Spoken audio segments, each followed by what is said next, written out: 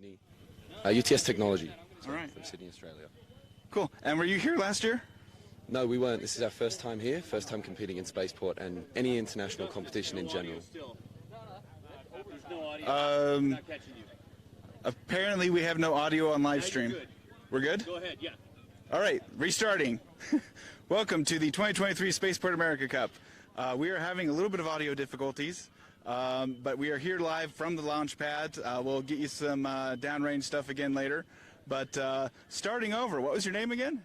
I'm Sam Kane. I'm from UTS Rocketry. We're Team 140 from Sydney, Australia. All right, thanks. Have you ever been here before? No, this is our first time at Spaceport America. First time at any international competition, so this is a big win for us. Awesome. Have you been able to launch this rocket before? Yes, we've made 3 test flights of various versions of this rocket, so we've actually made 4 identical versions of this rocket, and this is the last one to fly. So you're pretty confident that you're going to pick up your sister school's win this year? I'm pretty confident, but hopeful. Definitely hopeful. If our air brakes work, then yeah, we should be all good. Fantastic. So can you tell me what you've been doing here this morning? This morning we got in real early, 5 a.m. here to set up, get first in the launch queue, go out in the first salvo here with these other teams. We've just gone from horizontal to vertical behind me, and then the next step will be to arm energetics and get away from this pad as far as possible. All right, thanks. Can you tell me what they're doing right now? So they're setting the exact angle of the rail. Tripoli has specific rules that state that it can be no less than 4 degrees pitched over. So at the moment I think we are at about 3 based on our phone, so we asked them for a better calculator. And now I think they've pitched it over just a touch more to get that 4 degrees. And for the viewers back home, the reason we do this is base camp is directly behind us in that direction. So we like to angle them such that they will more often go away from base camp and land downrange where there's a lot less people. So what is the next step after we get this rocket pointed? So after the rocket's pointed up, we have to arm our energetics. So those pull pins there with the ESRA tag, they'll get pulled out. Everyone but our flyer of record will pull away when they do that, and then once those are done, we all step away with the rest of the teams. We'll all do this at once. We all head over away from the high energy explosives. Fantastic. Can you point out your team members and tell me what they do? So right here we've got Pavlos, he's our faculty lead. Then we've got Andrew, he's our safety officer. Then we've got Robin, he's our technical officer in charge of all the integration. And we've got Hugh, he's our electronics avionics lead. Fantastic. Can you show me that very lovely checklist? Very lovely checklist here. It is very important for safety to have checklists, and so I love to show those off. And then also procedures and off-nominal. We've got procedures with this and off-nominal checklists as well in case anything needs to go wrong and we need to disarm. Fantastic. Great. All right. Would you like to say anything to anybody back home? Actually, I would. We have our faculty supervisor, Fatma, who has done incredible work getting us to this point here. Unfortunately, she wasn't able to come at the last minute, so we're really hoping that she's here with us in spirit, and we're trying to take as many Fatma selfies, and she'll know what that means. I'm sure she's probably awake in, what time is it local? 2 a.m. 2 a.m. So, yeah, there's a lot of people awake not sleeping right now, isn't there? Possibly, possibly.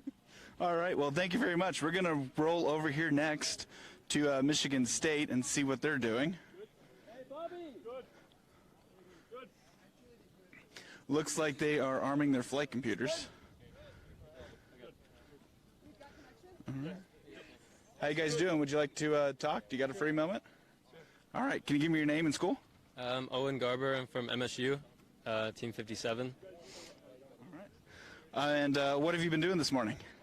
We set up our electronics, so we just turned our screw switches to complete the circuit so that we have our altimeters working and our GPS, and we just got signal that it works. So. Fantastic. Have you confirmed with your downrange team if they have signal? Yeah, they're in the car there. They just gave us a thumbs up. So. Awesome. Can you give me your name? I'm Lizzie Koistra. I'm from Michigan State too. All right. Cool. So what's it been like competing this at the competition so far? Really exciting. So the team has not come to the competition since 2019. We lost a lot of experience in 2020, so It's the first time we've been back, and we've worked really hard to get this rocket put together and bring it to the competition this year. So it's really exciting to like come back and get the experience for the new members. Fantastic. What are the signatures over here? That's the names of all of the crew who's here. So we've got 7 people here on the team with us. So everybody just signed it. Hopefully, if we can recover it, we can bring it home and set it up, and people can look at it. Bobby signed it like an alien abduction. So, nervous at all? A little bit. Like yesterday, we got out on the pads and had trouble connecting with our GPS, but we are connected now, and it's good. So we feel pretty good about the rest of our flight. Yeah, I mean, I feel pretty good about it. I'm a little nervous, but I feel good. So you mentioned out at the pads. Does that mean you were one of the teams that had the scrub yesterday? Yes, yesterday at like 2 p.m. roughly, and by that point it was kind of too late in the day and it was too windy, so we just decided we would come back early and try to get out first today, and it worked out great. So. Fantastic. It is a lot less windy now, so hopefully you have a better flight. Yes. Thank you. What's your projected altitude? 10,300 feet roughly. Okay. Cool. And solid or SRAD? Solid COTS. It's a M1939 by Aerotech. Nice, nice. Anything you want to say to people back home? I don't know. Just stay passionate. Next year we're looking to get a hybrid done. So we definitely need to bring like the passion from the competition and that excitement from this year and apply it to next year, work really hard, and hopefully get here with a hybrid next year. Awesome. And how did your safety checks and everything go on the first couple days? Honestly, like really smooth. We were thinking that maybe we'd have a few issues, but really we had like a few minor issues, like we had to put the numbers on there, like our team number, but like nothing big, nothing major. Like we got our safety checks done the first couple days. Our launch safety check went really fast, really easy, so yeah, it's been pretty good as far as that goes. All right. Fantastic. Well, thank you very much for talking with us. Anybody else want to say anything? Say hi to your families. Go green! Yeah. Our car like broke down on the way here, and Lizzie's parents drove like 3.5 hours to come get us and bring us a new car, so thanks to them. All right, well, thank you very much. We're going to go ahead and move down the range a little bit, find another rocket to talk to.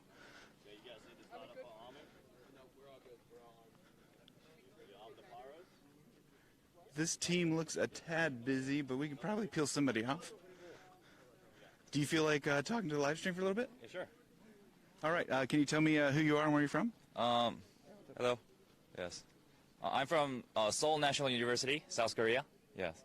And my name is Jae-yoon Kang, but you could just call me as Jeff. Yes. I made my English name anyway. Yeah. So, yeah. So is this your first time competing here? Yes, it's my first time, but our team is third time. Yes. Awesome, fantastic. How'd you do in previous years? You mean our team? Yes. Yes. We're just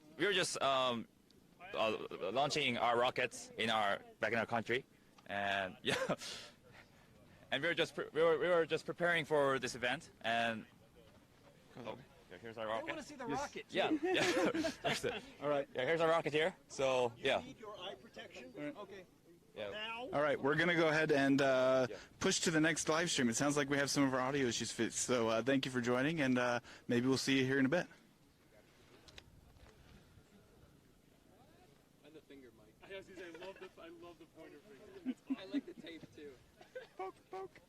Sorry, I was trying to show Sorry, you you're good. rocket at the same time. Oh, how's my thinking? Fantastic. Very good. I got very nervous. Oh no, you were fine. Okay. You were good.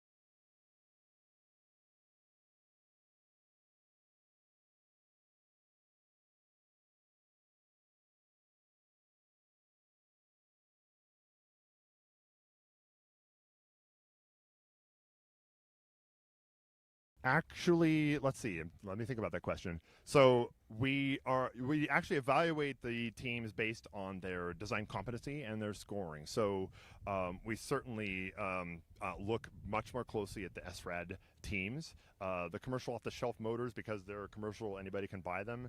I don't know if we exactly. Nope, that's correct. We actually do give some SRAD bonus points. I had to think through my rules. There's, I don't know, about 20 pages of rules, so I have to always refresh my memory. So yes, we do consider SRAD components for rocketry a significant piece of this competition. We always evaluate as well on flight performance, so that's obviously half of this competition in terms of overall points. Not only the academic work that has to happen before they show up, but once the teams are here, how well that motor actually performs is what's really key. So as we earlier mentioned, there's been 74 rocket launches already, which is pretty amazing and pretty epic. Has there been any particular standouts that you've watched and seen so far that made you go, oh wow, that was pretty impressive to see? Or have there just been so many of them that it's difficult to really tell at this point? It is difficult to tell for me. I'm really busy running around making sure we've got people taken care of and that the elements of the competition are happening. So I see the rockets flying. I don't always hear which ones, which teams, but I tell you, you watch some of these rockets, the ones that take off and just head straight up, have a beautiful flight. They get their drogue chute right at apogee, and you watch it come down very nicely with main right at the correct altitude. And you can hear the teams. I'm sure you've seen them on camera. They just erupt in joyous, just cheering. It's great with the cowbells going. I hear it. It's great. So it's just super fun. And even the teams that came and their rocket didn't make it, it either shredded on the way up or maybe the main parachute didn't come out. I think they should all be super proud of their accomplishment. And I think even though there's some disappointment and it didn't perform exactly the way we wanted it, just getting here is a huge achievement. And the other piece of that is there's an enormous amount to learn. Every failure, you learn so much more. When you have a perfect flight, you learn some things, but it's perfect. No changes need to make. Oh, it didn't make it? All right, we've got to make some serious, changes and figure out what went wrong and what we can make better for next year. Yeah, I'd say that's almost an advantage to those teams that do have that unplanned disassembly, as we call it in aerospace. When they realise that actually they need to go and look at that data, figure out what went wrong, and it's a really good opportunity for them to learn and grow. And as somebody who has worked at our launch facility, actually at this launch facility before in the past, I can tell you that is quite nominal. It's normal for there to be, even with professional groups, that these things happen. So it's a really good learning curve for these students to come out here and see what happens and what goes on. So we're expecting another, for 74 has already gone, there's 116 altogether. Quick calculation, 52 rocket launches over the next couple of days. About that many. About that many? Do we think we're going to do it? I'm very hopeful. There's a set of teams that are ready right now. So as soon as we get them loaded and ready to go, we're going to get them up in the air. There's any other teams that still have some either remediation work to do. So the safety team is reviewing these rockets. Oftentimes we find some issues that need to be repaired and fixed before they're allowed to fly. So sometimes those teams have to do a mad scramble to figure out what they're going to do to make adequate adjustments to their rocket. And once they've done that, then they can get out on the rails and go. So I'm hopeful we'll get everybody. I've just noticed over your shoulder a red flag. That's a pretty telltale sign, right? Can you talk to me about your flag system again? I know we touched on it yesterday, but there might be new people that have joined us. Yeah, by the way, welcome to the live stream. This is the second year now we've done a live stream for the Experimental Sounding Rocket Association, bringing the Spaceport America Cup to you. And anyway, it's just very exciting, and I'm really happy to see the viewers there. So shout out, what's up? The flag system, we've got 3 flags for each of our pads. There are 3 pad areas. One is the solid rockets. To my left, your right, kind of behind my shoulder. And then we also have the hybrid rocket pad area for where we launch our hybrid rockets off that direction. And also further off to that direction, a little bit past the hybrids, is where we have 2-stage rockets launched. They're solid rockets. Each of these pad areas has flags. There's green, yellow, red. Green flag means the range is open for that area. You can drive cars, you can load and unload rockets. Once we go yellow flag, that means that the rockets are starting to install their igniters, get their energetics, and that's the time for basically limited movement around the pad area. Once they switch to red flag, that means all the igniters are loaded. They are ready to get ready for launch. So you'll see a whole convoy of cars and students and ESRA personnel step back and get past the safety boundary, and then you'll hear a launch control officer start doing the countdown for those rockets. And that's true for all the different pads. They have the same system. And so again, we just wanted to get them all in the air today. So again, we've got that red flag just over our shoulders here over at the solid rocket area. So we are waiting for launch control, which is just over to the other side of this connex that we're standing on right now, making sure that they've got their final checks in place and they're ready to start pushing the buttons. And as soon as those launches go and as soon as we hear the PA announcement, we're going to stop talking and we're going to let you watch those launches. But while we're still stood here and we're waiting a little bit longer for it, what is it we need to be looking out for today? We did mention earlier the weather. Is there any other safety things that we need to be concerned with? Good question. So there's a couple things happening today as far as our launch windows of opportunity. One, we've got the hold until 9 a.m. Here in Las Cruces time. And then also there's a temporary hold from 10 to 11 a.m. So our goal is to get the rockets salvo off, if you will. There's a group of rockets launched individually one at a time, not all at once, because we're not doing that. So we'll get those rockets launched, and then during the time that we have this hold from 10 to 11, we'll hopefully get some of those rockets reloaded and ready to go. We're here. That is live. Okay, so we're going to throw you over now to Abby. Abby is over with the students, and we're going to find out what they're thinking and feeling right now.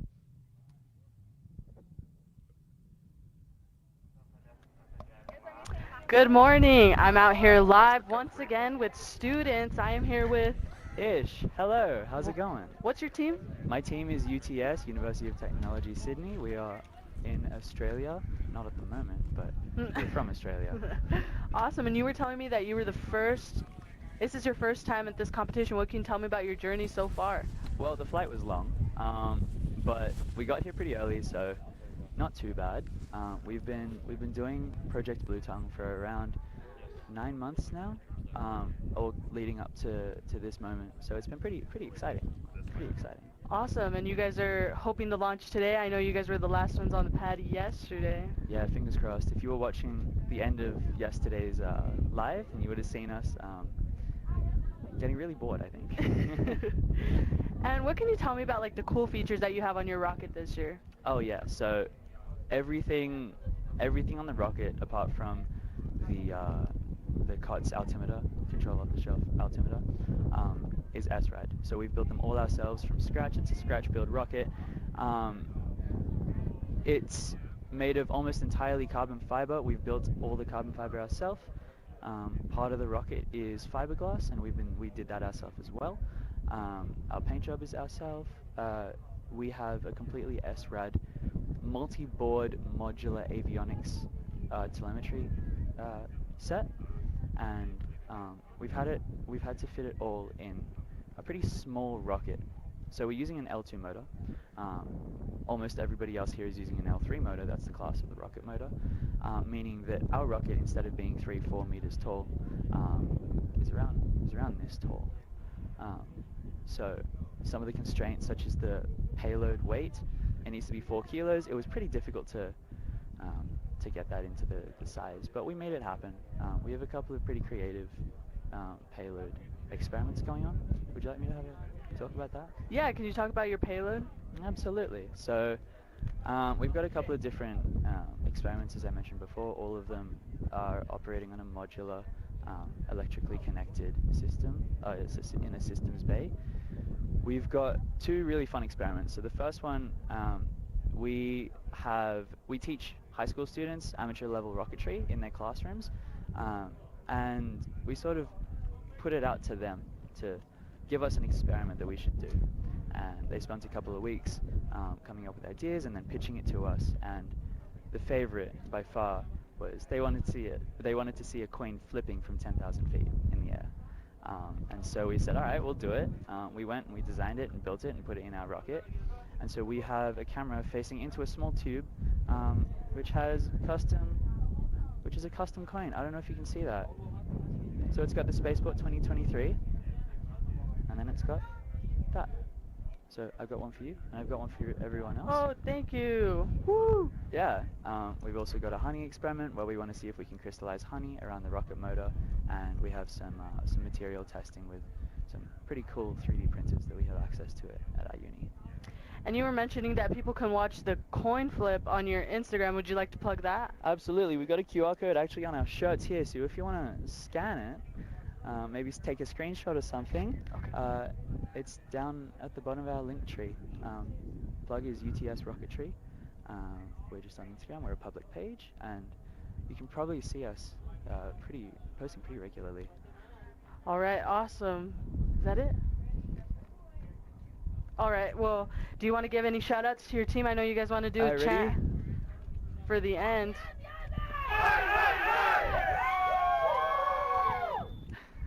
Thank you, and good luck to the team.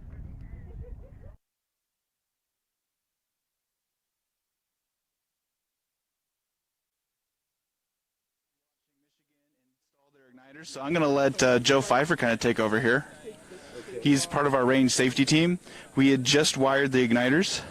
What you're going to need, so go ahead and slide this up to the top of the stick so it will be at the top of the motor when you put it in. You are narrating on our live stream, Joe. Okay. So the teach us about the igniters that we just messed up on the wires. A requirement here to reduce misfires is that every rocket have 2 igniters that fire at the same time. And that's what these guys have here. You can see 2 sets of leads coming down. And what we just did was we twisted the leads together so that when we fire it, electricity will go to both igniters. Fantastic. Now, there was some space between the igniter and the top of the stick, and you want the igniter up at the top of the motor, not part way down. Okay, now is that going to stay? Is that taped well enough? I can get some duct tape. Let's what get some tape on that. What are those chunks made of up at the top? The igniter? Mm-hmm. Some sort of pyrogen, which just means some sort of chemical that lights really easy. It's really easy to burn, and it burns really hot, so that it will ignite the motor. Fantastic. The motors are made of ammonium perchlorate composite propellant, and the way they work is you light them at there's a hole going up through the middle of the motor. You light it up at the top, and the gases come down the whole channel in the middle of the motor and out the bottom. And that way you basically get the entire surface of the grain ignited and burning at the same time. And that's what gives you enough pressure to actually take off. Cool. And while we wait for the tape, can you explain the next step of the process once we get the igniter up and into the motor? Let's see, he probably can't get a camera here. But the motor nozzle is right up here. And what we're going to do is we're going to slide that igniter. And let's go way at the bottom here, because we don't want to have to burn through all the duct tape. So. Okay, now she's going to take that igniter and slide it up the motor here.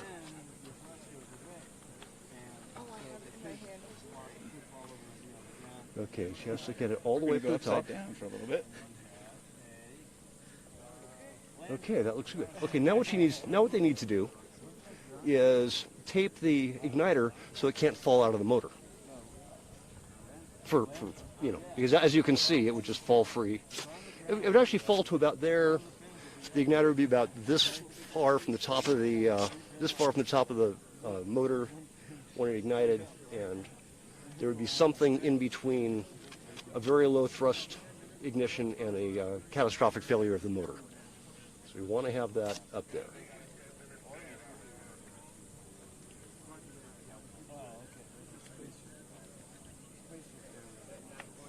Okay, let's put a little more tape there.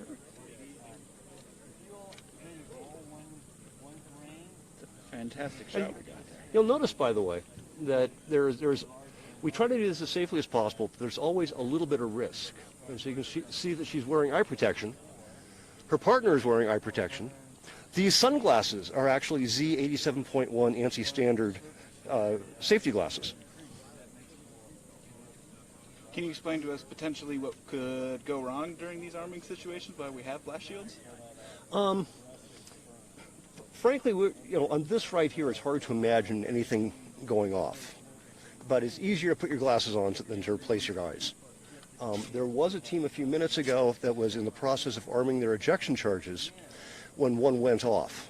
And fortunately, the student was wearing a full face shield because the gases got him in the face. And he is totally uninjured.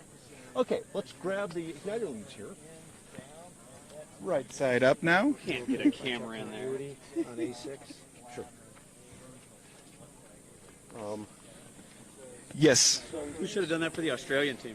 These are the electrical connectors to the pad box.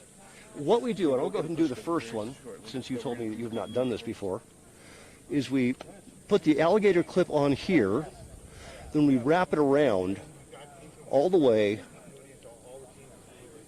until we run out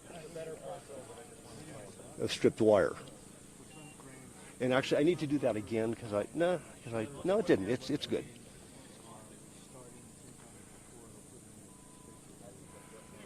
So by wrapping it around, we're increasing the surface area. So for the electrical engineers, we'll have more chance of continuity. Right. Okay, now what we want to do is move the alligator clips out of the way of the rocket exhaust so we don't burn them. And you can see that they're separated by air, so there's no short circuit. Let's take a little bit more. It's okay. What? Boss one. We're ready to get out. Okay. Yeah, go ahead and get her ready. As soon as you're ready, we'll check continuity. So we are going to let them tape up. We're going to come over here for a split second and show you the continuity box and how they check continuity. And then afterwards, I believe we have a sponsorship ready for you. But first, let's do one last continuity check.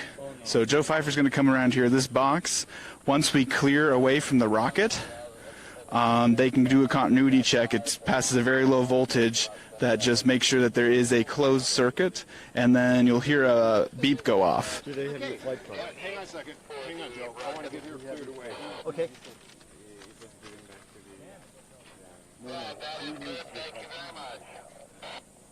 Go give it to him. Yes, don't go back. Don't go back. Oh. Once it's, yeah, get back here. All right, we're re-clearing the rocket real quick. Oh, okay. I'm trying to stay out of the way so we're not slowing down the process here. But as soon as we do a buzzer, we'll go ahead and kick it off to our sponsors. Okay, going to check continuity. Oh, okay. Going to check C2, or A2, excuse me, A3, A4, A5, A6, A7, and 8. Do we have one on 8? Yeah. Yes. We do not have continuity on 8. And so what you just saw there is the very last button didn't have a buzzer, so we know there's no continuity.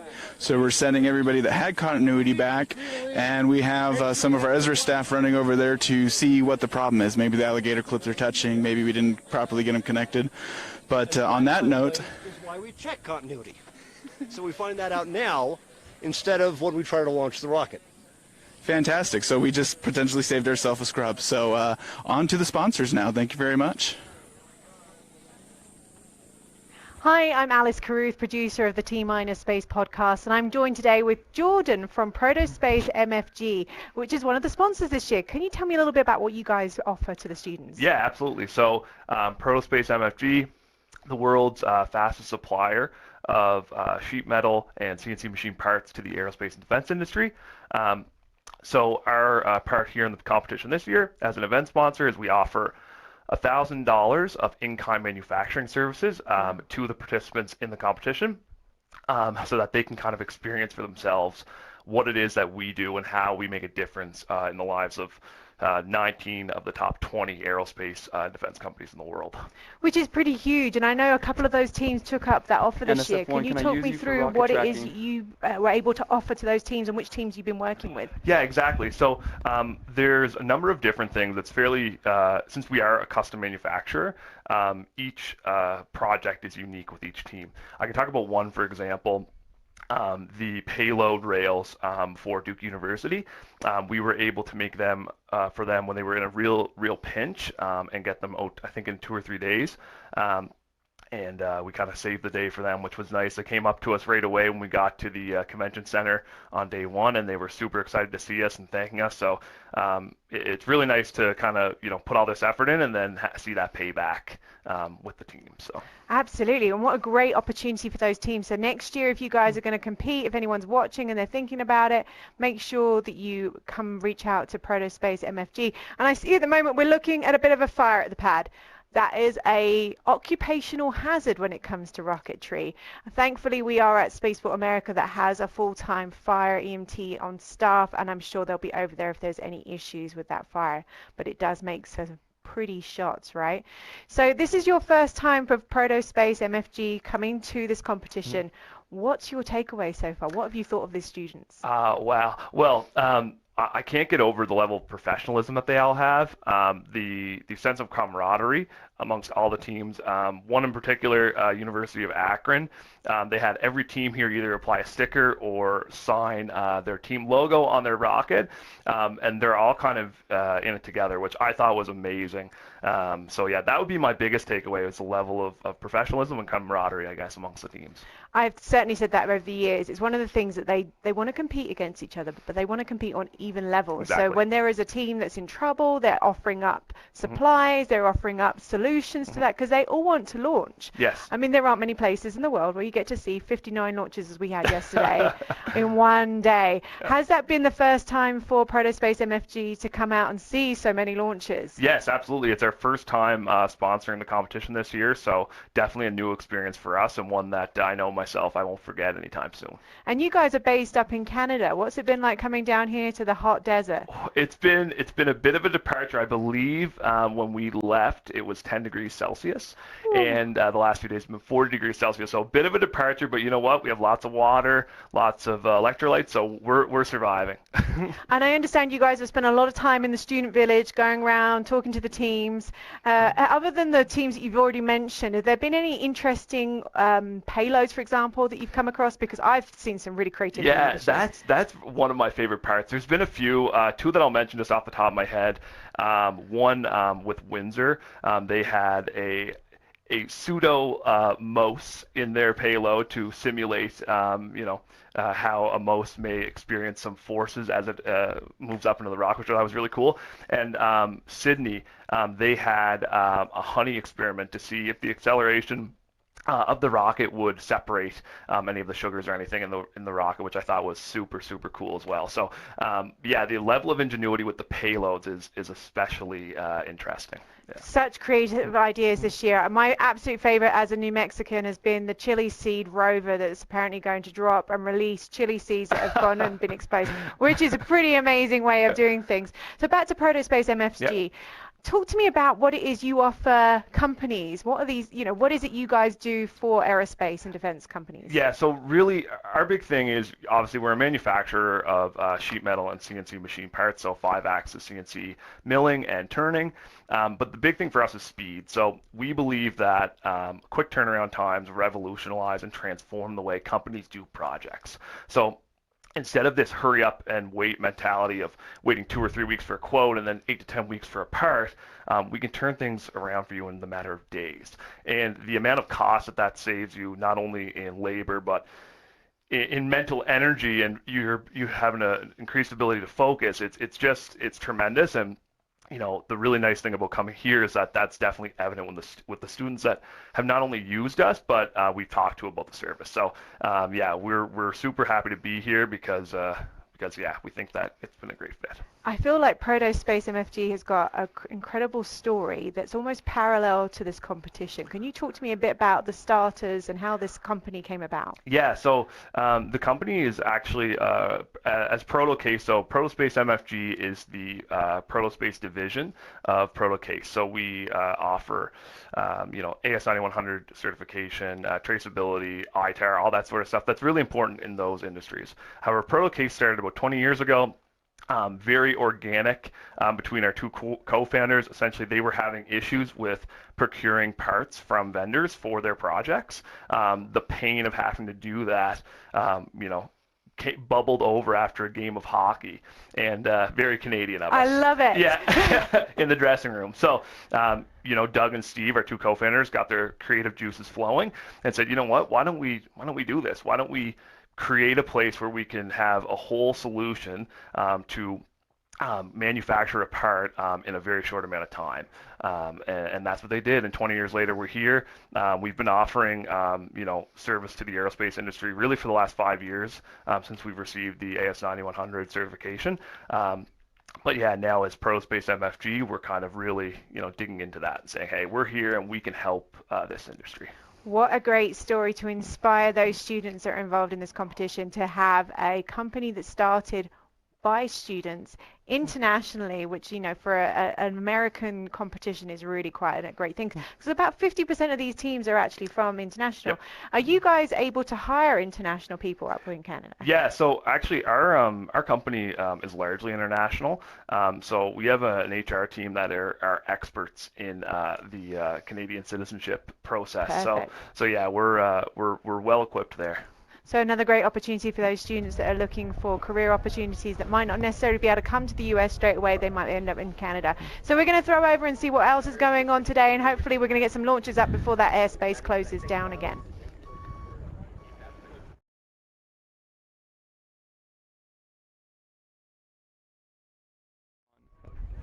Awesome. Once again, I am live out here with Marcelo. From what team are you guys with? Minerva Rockets and Minerva Sats. We're from Federal University of Rio de Janeiro in Brazil. Awesome. What can you tell me about your guys' first time here and the journey there? Wow, this is our first time here. We're very excited about it. Actually, we came here by plane around 10 days ago, and we came first to LA to visit some places and visit our mentor, which is Rich Mashek. We love him. And we're having the time of our lives here. I can say that. I'm pretty sure of it, because we visited many times. That was our dream to see them, like California, I already said, Las Vegas and the Grand Canyon. And here, this is the biggest part of our dream. And we always knew this would be the most important part of our trip. And we're pretty nervous. There's no wind here, as I said to you before, but I'm trembling a lot. And this is a dream to me. This is a dream to all of us. Awesome. What can you tell me about your payload and your rocket? Okay, our rocket is 10K feet, solid as red. It's a pretty big red rocket. We're really proud of the beauty of our rocket as well. And we're confident that we can have a good launch. There are our friends that were in the launch pad. That's because our team is screaming right now. And our payload is a payload that carries 2 species of bacteria that feed themselves with O2 and CO2, and we want to analyze their growth in high altitude, high pressure, the conditions of a rocket flight. So that's it, basically.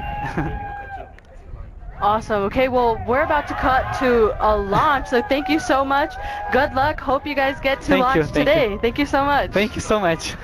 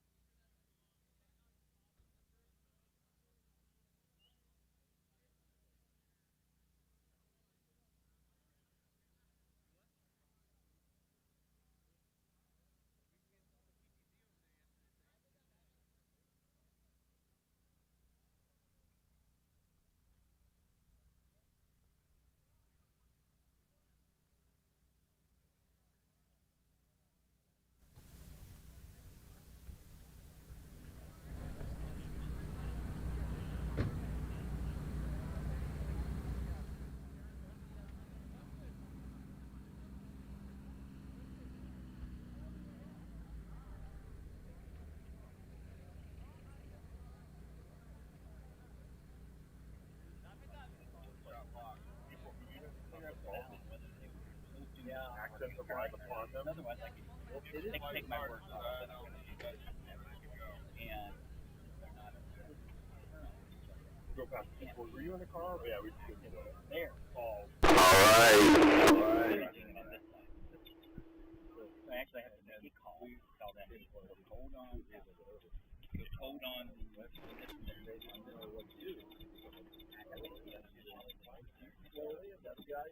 They will. The cows are like, oh, if you're not moving, we're not moving. Sometimes they're attracted to that means the pickup drops off the tail. There's a calf chasing after, so he was just having fun. Yeah, they can bring you, but I imagine you probably don't want to get out of the vehicle. Hold on. You know, that's weird. I have had bull encounters. We guys come from bull and they never the walls have in this area. Same thing. They came by like, you know, if they're allowed to exhaust their energy without probing their my grandpa. All right. We are starting flying. We're waiting on 8.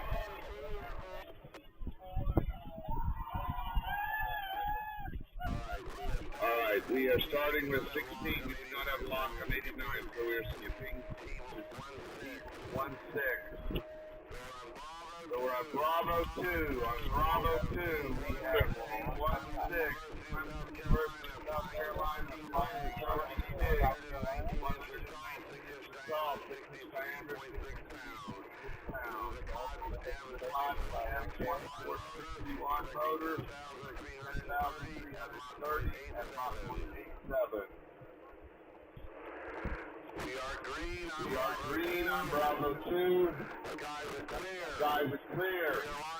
We are launching. 5, 4, 3, 2, 1. We have liftoff.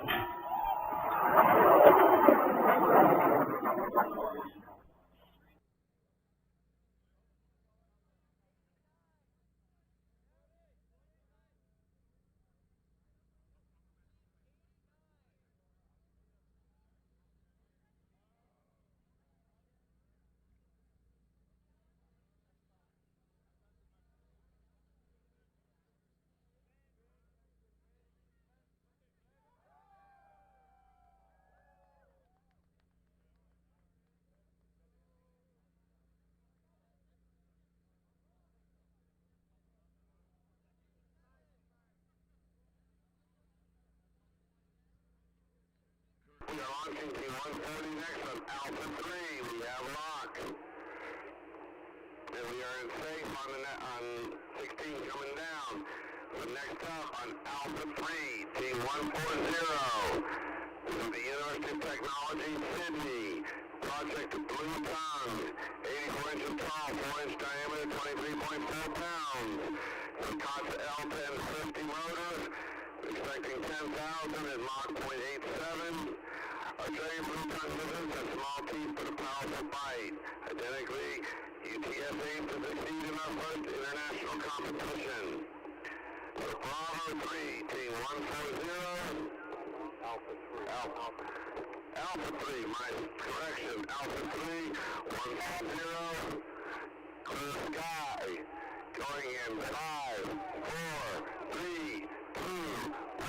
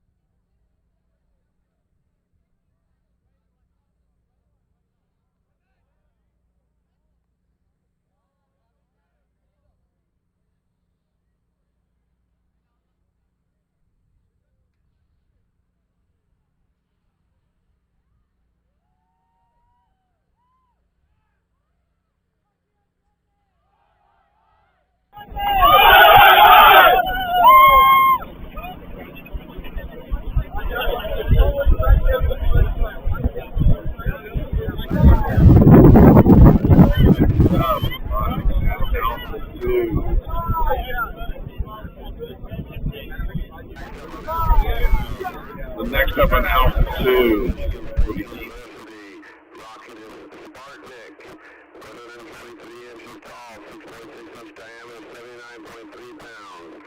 The COTS N2174 motor, expecting 11,873 at Mach 0.84. We're waiting on clearance from the previous launch. As soon as we have that, we will launch Team 57 on Alpha 2.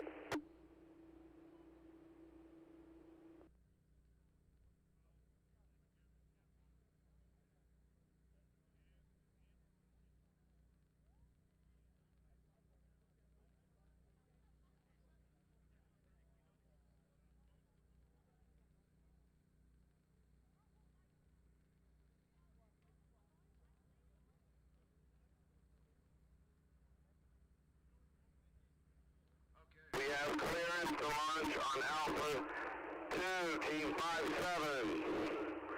Alpha 2 is green. The skies are clear. Launching in 5, 4, 3, 2, 1.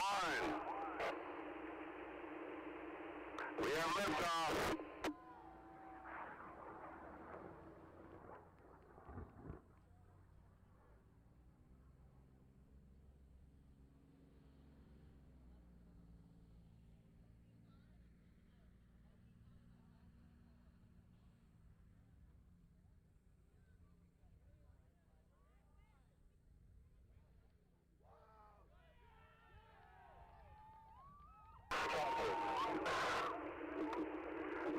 Next up on Alpha 4 will be Team 55.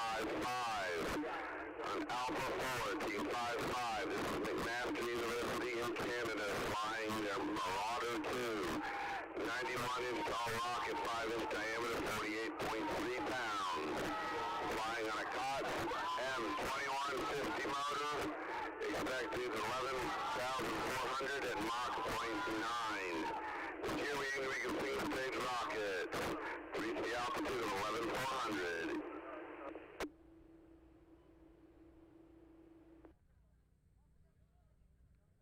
Cleared to go on Alpha 4. Team 55 on Alpha 4 is green. Sky is clear. Launching in 5, 4, 3, 2, 1. We have liftoff.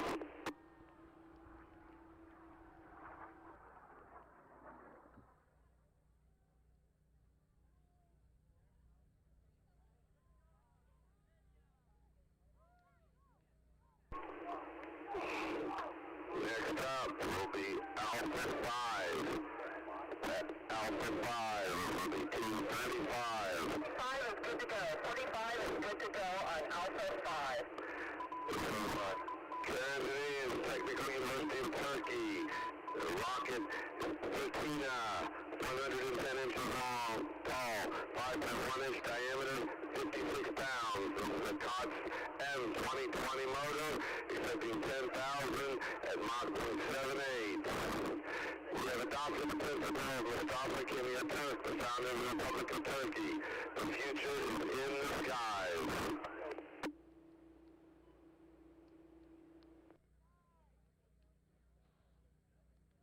Waiting on our spotters and then we'll go.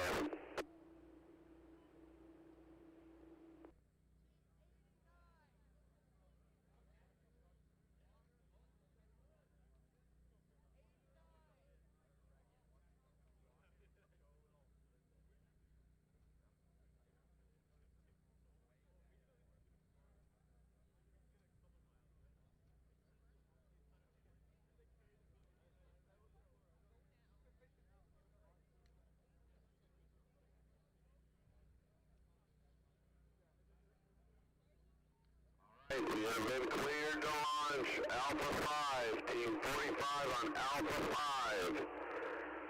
We have a green light. We have clear skies. They're launching in 5, 4, 3, 2, 1. Liftoff.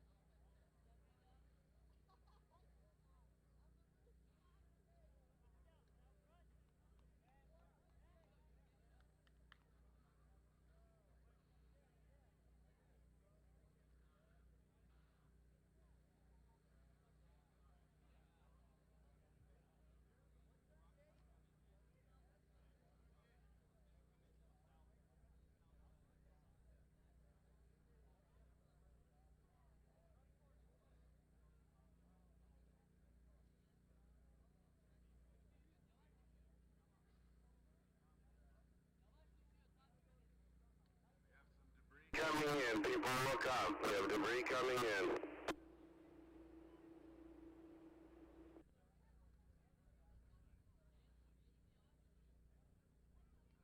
Next up, as soon as we get clearance, at Alpha 6. On Alpha 6, we have Team 24, Federal University of Rio de Janeiro in Brazil. The rocket is the Lenoir 3-kilometer CubeSat launcher.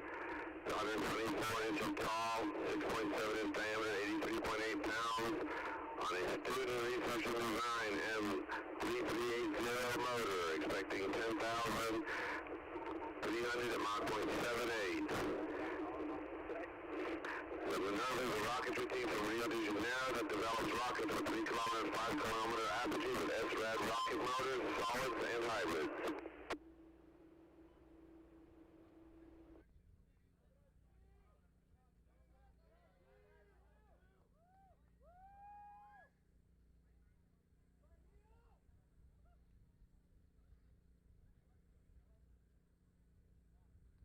We're good to go with Team 24. We are on at Alpha 6. We're green. We are clear sky launching in 5, 4, 3, 2, 1.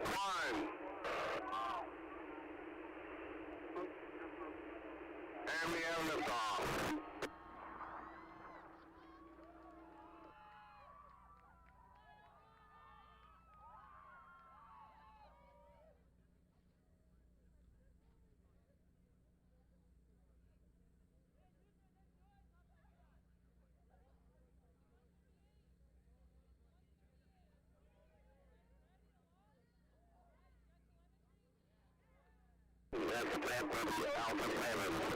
That would be Alpha 7. Alpha 7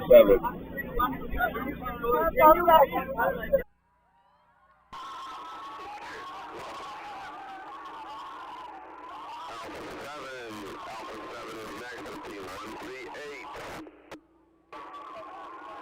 138 is the University of Sao Paulo in Brazil with the rocket Juno 2. 148 inch tall, 5 inch diameter, 72.6 pounds. It's on an SRAT M1294 correction.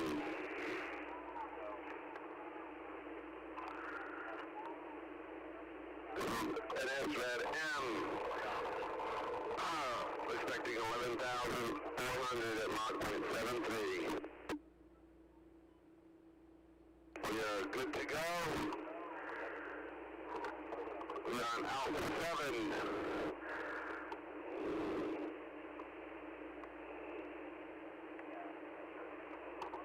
And we have red on Alpha 7. We now went green. Alright, clear sky is going in. Launching. 5, 4, 3, 2, 1.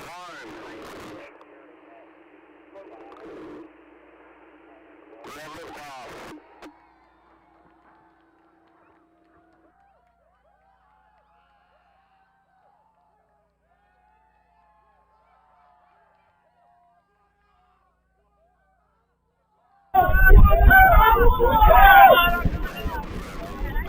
Next setup will be Alpha 8. Alpha 1851 on Alpha 8. Lenoir, Rhyne University in North Carolina. Rocking, taming, and the sequel.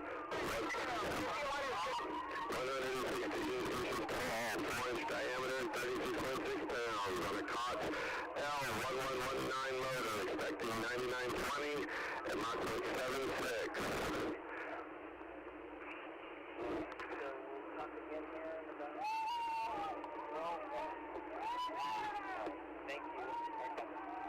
Alright, we're good to go on Alpha 8. Light is green.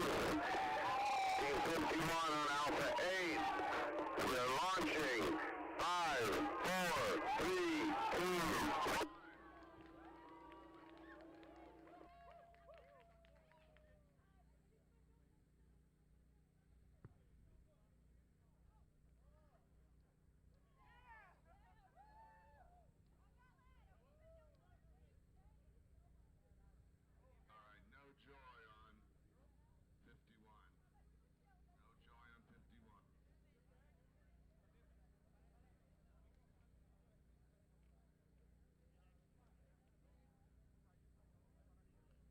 Up on Bravo 1 will be team 109. Bravo 1, 109. Toronto Metropolitan University of Canada.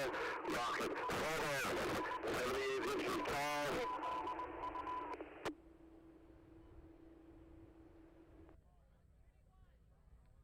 78-inch tall, 4.1-inch diameter, 37.8 pounds with the COTS. 131 is good. 131 is good to go.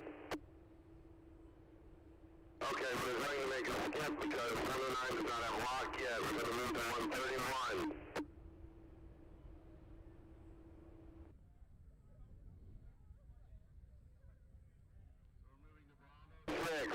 Bravo 6, University of Missouri, Columbia. Space Moped, 113-inch tall, 6.2-inch diameter, 65.4 pounds. From ESRA M1682 motor, expecting 10,518 at Mach 0.81. Moving on, Bravo 6. Green on Bravo 6, clear sky, launching in 5, 4, 3, 2, 1. And we have liftoff.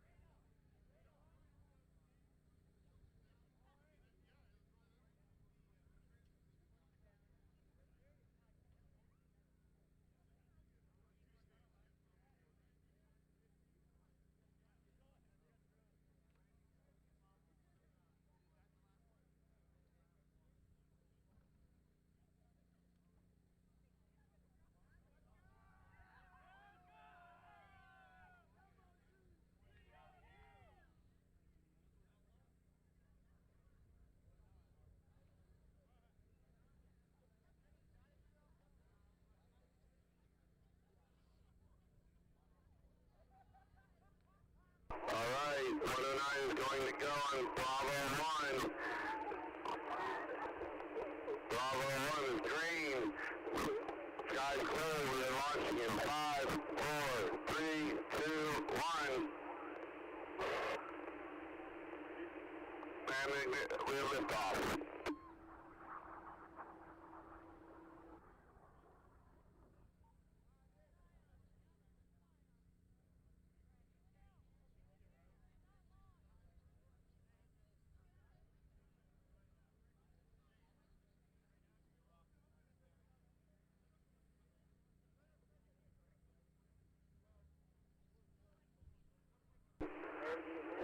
Next up on two-stage Delta 1, two-stage Delta 1, team 159, University of Texas at Austin, flying the S3, 207 inches tall, 6-inch diameter, 134 pounds. From the COTS N5800 and 2505, expecting 30,958 Mach 1.44. It's based off a previous design from May 22 to through to 8K.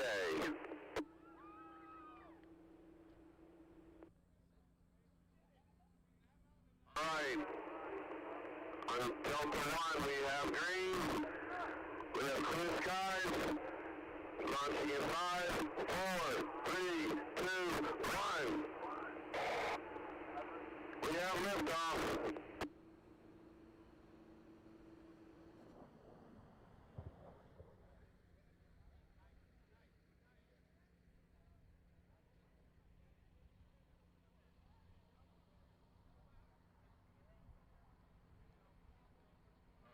We have clearance from our last launch of this morning's salvo, which off of Delta 2, team 29, George Washington University in District of Columbia. Rocket 2020, 215 inches tall, system diameter 91.9 pounds. This is an SRAD M2135 booster, an SRAD L2922 sustainer, expecting 11,080 at Mach 0.65.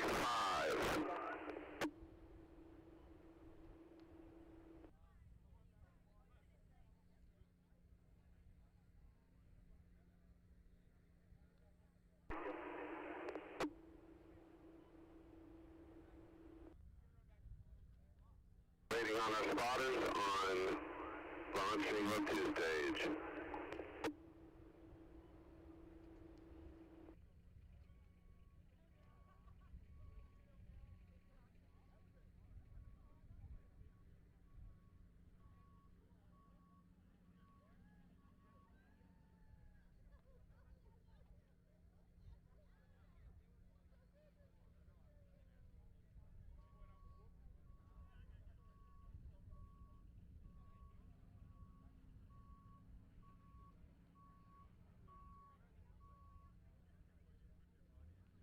We have been given clearance to fly Delta 2, Team 29, George Washington on the crew stage. We have a green and clear skies. They're launching in 5, 4, 3, 2, 1. And we have liftoff.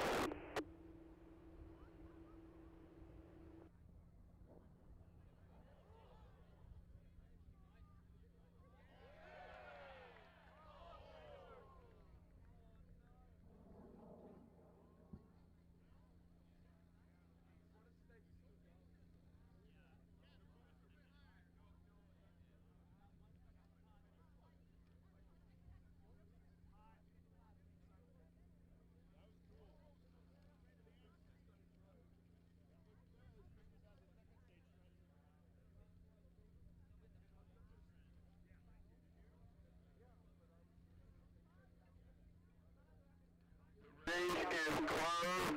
The range is now closed. We have closed the lasers for our stoppage.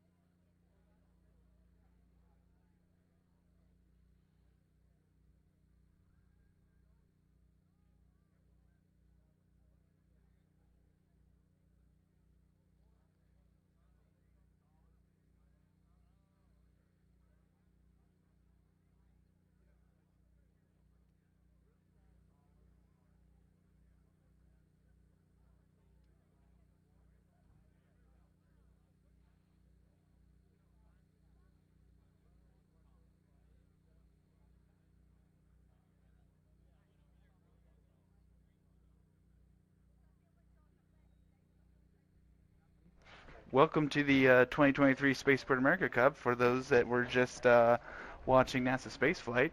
We just finished launching our whole salvo. We are currently streaming the hangar as we clear up the range, and then we're going to send out a whole slew of new rockets. Yesterday we launched 59 rockets.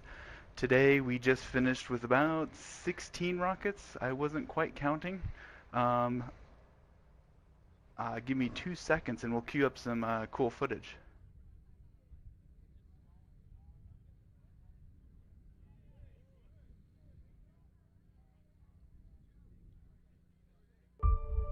Earth. Earth, our blue origin.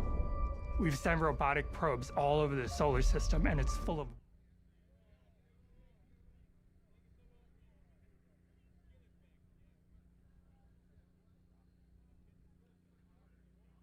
wonders, gas giants, rocky moons. Despite the variety, despite the wonder in the solar system, Earth is the best planet. There's no place like home.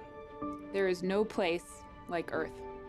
All life on Earth are uniquely matched to this planet. There's nothing like it anywhere else in the solar system, not even close, no way. Earth has things that we need to work on in the here and now. But there are also long-term problems. We can't wait to work on the long-term problems. We have to work on both. We have no choice but to preserve Earth. Preserve this planet, this one. we get to focus on the future, and the future is nothing without Earth.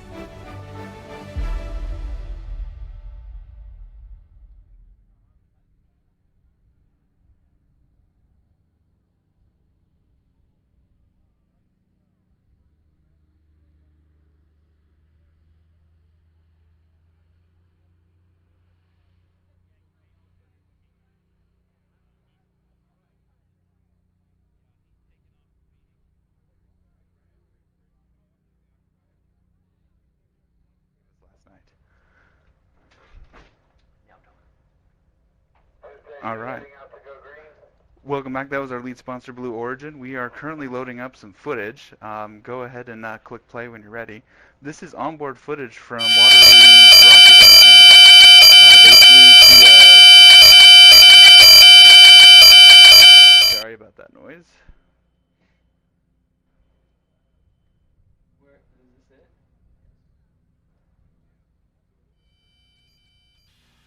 All right, that was their flight computers going off. Here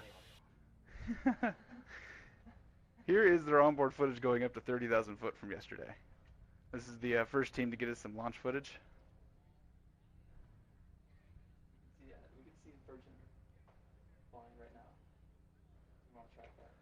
Yeah, after this, it looks like we're tracking a Virgin Galactic plane, doing some test flights. We have actually lost the range for a little bit.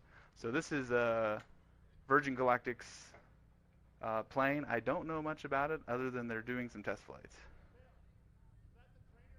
So we lost the range for an hour, which means we won't be able to start launching rockets till 11 o'clock. NSF2, we had you. But that means we have an hour to get the next salvo of planes out to the range. So we have a solid pad, a bank of 17 rockets, rocket pads that we can launch at a time. And then we have a hybrid set of pads. We had a rocket out there trying to launch today. I don't know if it'll make it. Is he on now?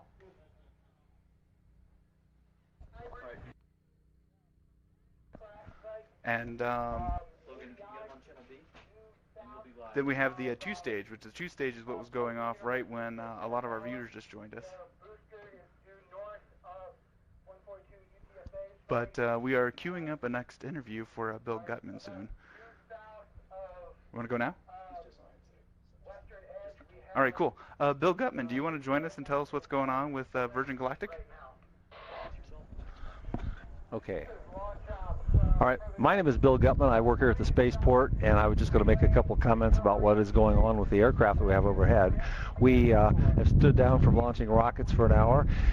Virgin Galactic has a couple of acrobatic aircraft, and under their license from the FAA, the pilots are required to maintain G-force tolerance, and so they use those aircraft. They can pull actually a lot of Gs. They can pull 7 or 8 Gs. It's not unlike say an F-16 in terms of the magnitude of the G loading. And so that they use those then to maintain that. So all their pilots will fly those aircraft on a regular basis for that purpose. And they also use a couple of other aircraft to maintain currency and other types of aircraft as well. So what we're doing today is some of that training, and they're also doing, I believe, some payload mounting testing, because in addition to carrying people to space, they will be carrying lots of experiments as well, and the mounting hardware and so on, all that equipment has to be tested, and they're doing some of that as well, because we're coming up on their first commercial flight, and it will be a combination of experimentation and personnel from the Italian Air Force aboard that flight. Thanks, Bill. So, in case you weren't aware, we have a lot of viewers that aren't familiar with the 2022 Spaceport America Cup, or 2023 Spaceport America Cup. Would you care to give us a description of Spaceport America and what you guys offer us? Yeah, he wants.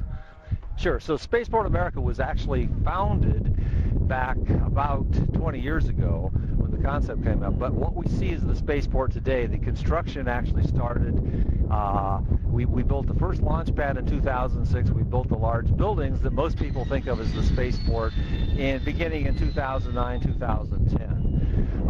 The spaceport has about 26 square miles of state land, and it was designed and developed for the purpose of supporting the commercial space industry, specifically the suborbital commercial space industry, because we have yet in the United States to launch an inland orbital flight.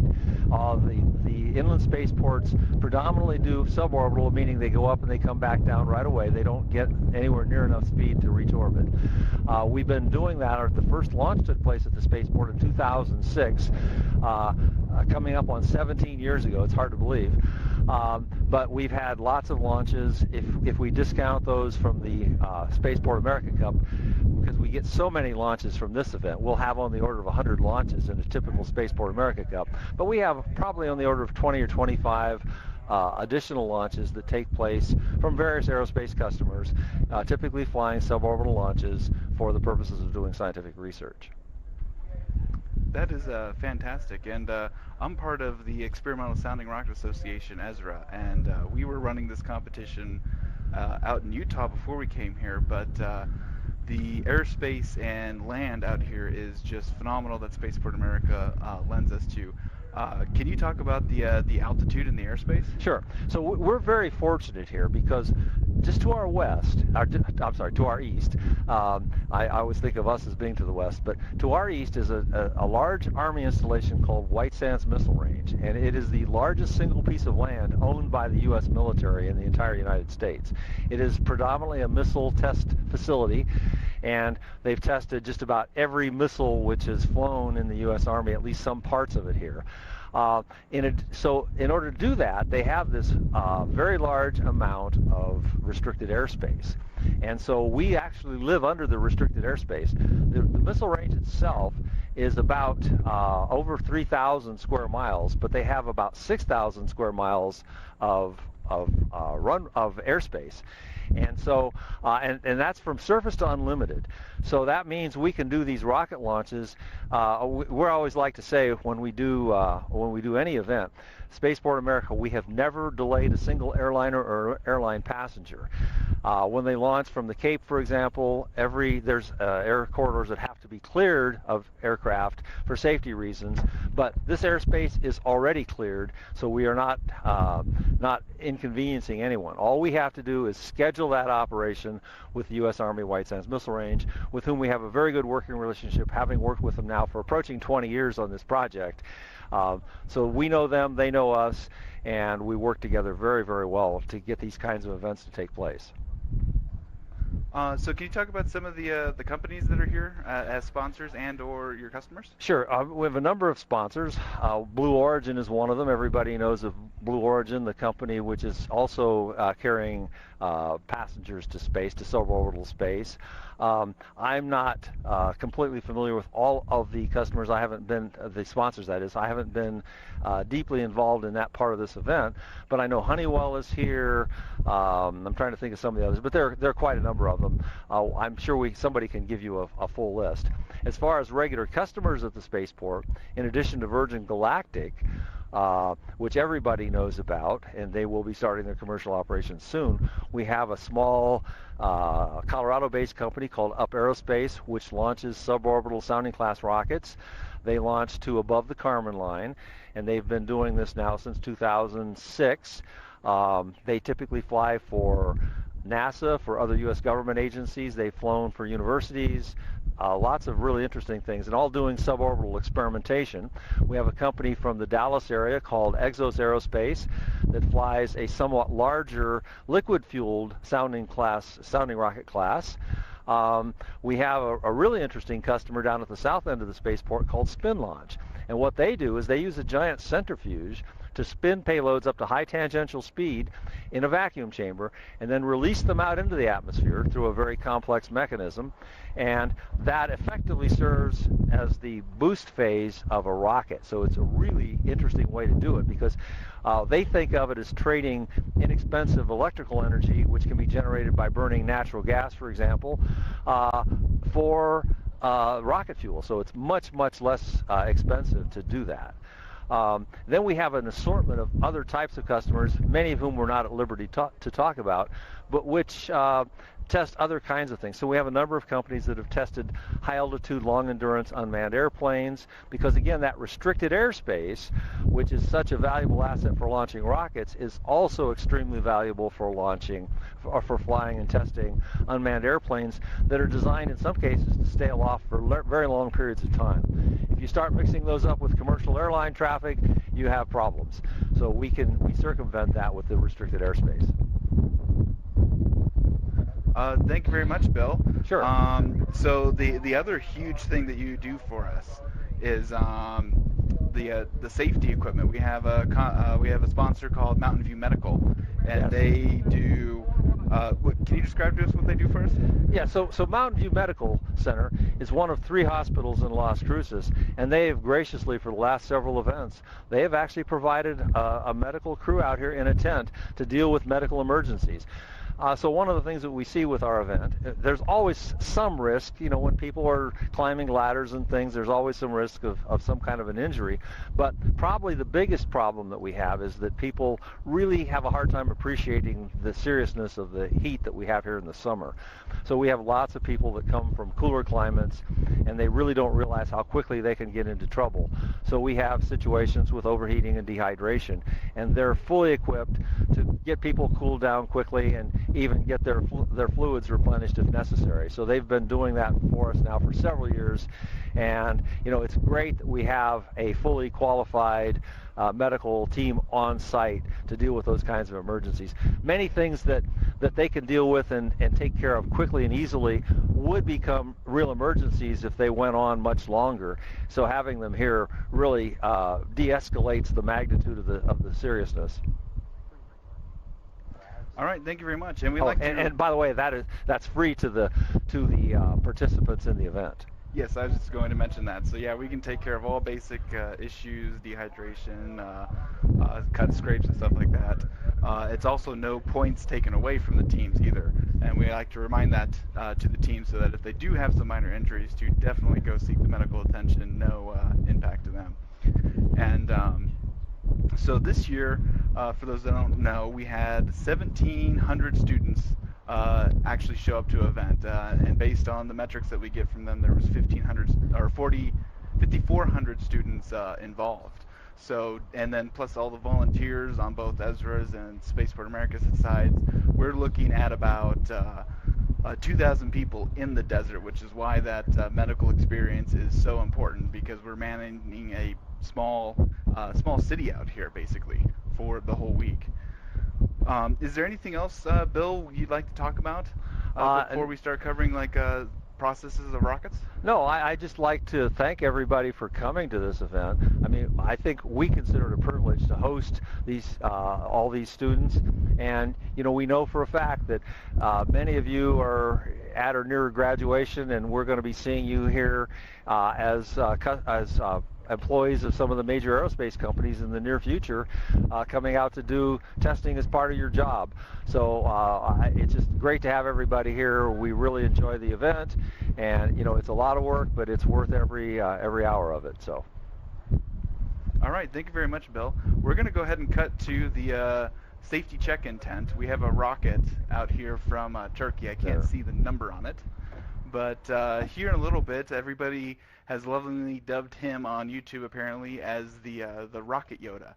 This is Harry Spears. He does all the safety check-ins. He just walked off frame when we cut over to him, unfortunately. But this is the area where the teams come to get their final check-in, safety check-in. So what happens is the first 2 days of the event, which we don't live stream, there is a registration day, and then there is a safety check-in and poster session day. And then they will get all the rockets checked for that. And then things like fin attachments, recovery systems, whether or not they're safe or not, in their design methods. We do allow the students a lot of flexibility, which is different for other competitions, because we want this to be an engineering competition. We also have a requirement that they must lift an 8.8 pound payload to their altitudes, and that is to drive the size of the rocket to what the hobby industry calls a level 3 rocket. And so that gives us much better. Yeah, do you want to cut to that? We're going to finish off the Waterloo clip that we were playing earlier. This is Waterloo's flight to 30,000 feet. It's reaching apogee here momentarily. You'll see it kind of tip over in the recovery system deploy. This is honestly the first time I've actually got to watch this whole clip. But there you can see the Spaceport America runway down below as it rotates. Here's the recovery system going. And this is why we have to do those safety check-ins, because the recovery system is very important, because had that not deployed, now we have a free-flying rocket from 30,000 feet, and we like to try to avoid that when possible. But coming back to the event, so the teams will come into Las Cruces. We go to Las Cruces Convention Center. We get all of our safety check-ins. The teams have a poster session where the judges can come and judge them, and they give like a 5-minute presentation. Some teams will apply for technical awards, and once nominated, they have to give a longer 20 to 30-minute presentation to the teams, and we have them split up into podiums, and people can come and visit and watch those. And then once they're done there, ideally most of them will have passed their safety checks. We did phenomenal. Well, I say we. The teams did phenomenal this year and passed most of their safety reviews out there. Then once they come to the range, they will do one last final safety check. So they come in, they set up, we have base camp, and then they'll go through a process where they come to the recovery tent that we were showing earlier with Harry Spears. He'll do a final check, because at the convention center they obviously can't have live pyrogenics or motors assembled. So they come in here, there's Harry, there is Rocket Yoda, as we lovingly call him. And so he will, they'll come in with the final rocket. At this point, the motor's fully assembled, nozzles in, retention rings are in. The flight safety computers and pyrotechnics required to separate that stage and deploy the parachute like you saw a little bit ago are all armed and ready to go. And at this point, Harry's going to go look at it and make sure that, yes, wiggle the fins, they're still attached. Let's make sure everything looks like the retention rings are on, you're not missing anything. Ask them a few questions to check what they did, make sure they have their O-rings in their motor so that they didn't forget that, and make sure that everything's kind of in a working order condition. Like I said, we've already done most of the safety checks, so this is kind of more of a final review just to make sure everything was assembled properly.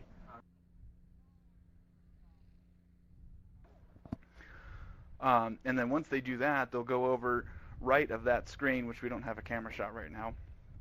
But once they're cleared to go to the range, they will rack and stack into columns of cars. And so a little bit ago you saw the next salvo going out to the range. And so there, here we have it again. Those are all driving up to the solid pads. We are at green flag so we can arm. And the goal here is to get all those rockets on the rails with igniters in, computers on, and get ready to launch. And then we'll pull back out. And hopefully as soon as we get the range back from Virgin Galactic, we can go ahead and start hitting the launch button immediately.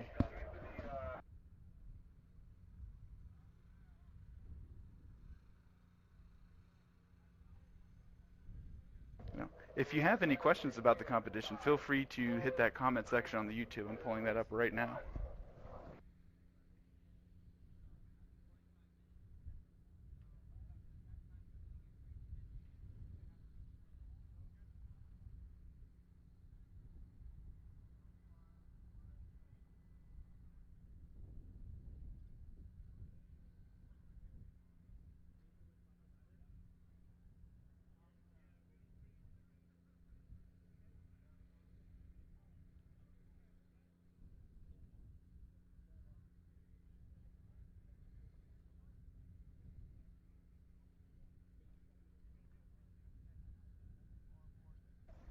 Yes, for those of you that don't know, Doss from NASASpaceFlight, he is here, and we were doing roaming interviews out at the pad ranges at the beginning of the live stream this morning.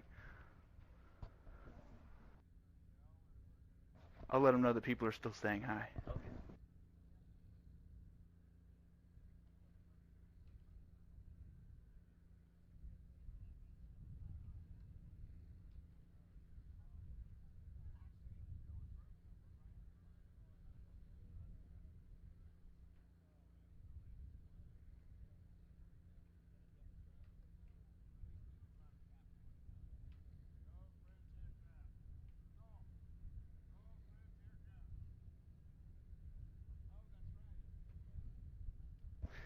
Doss has been hiding behind the camera, and now it looks like he's hiding behind the chat somewhere.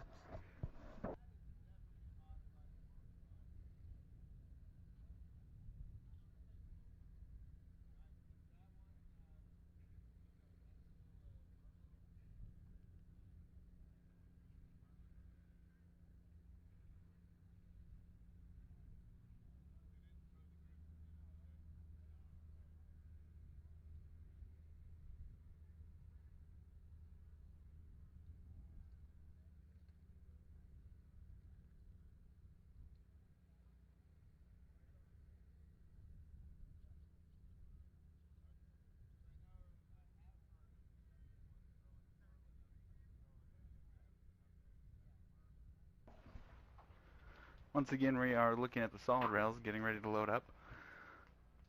We likely sent about 17 to 18 rockets out there, and hopefully we'll get into another salvo of rockets.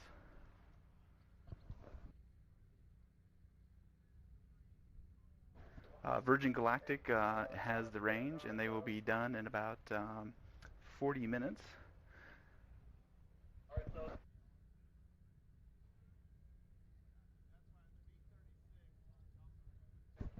Here's a shot of the Mountain View medical tent.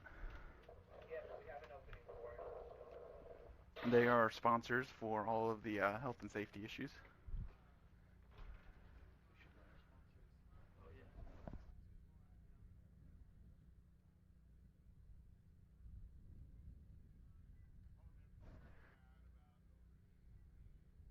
Is a sponsor video from one of our prestigious sponsors.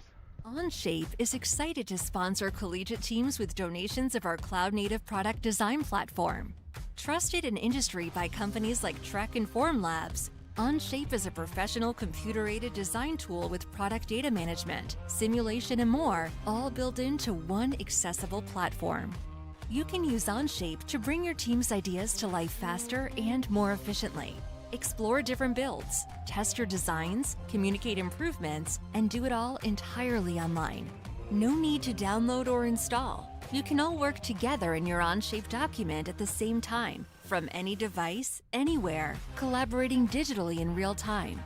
Learn more about getting your team sponsored by Onshape by visiting us at onshape.com/edu.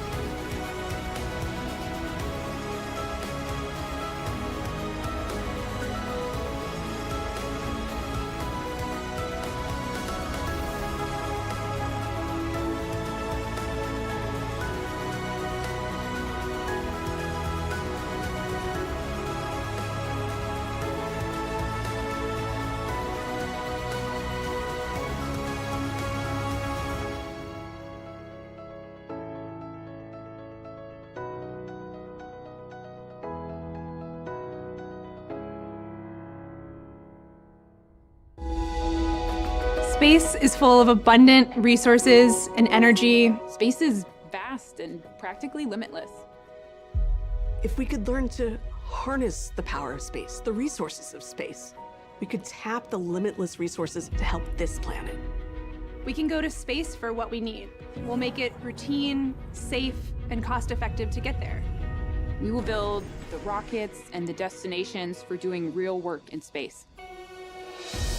We can move the most polluting industries from Earth into space where they can't hurt the Earth or the environment. We can return Earth to a beautiful natural state, like a garden, like a national park. A place for education, for creativity, and for recreation. A place for enjoyment and for nature to thrive. And we will do all of this for the benefit of Earth.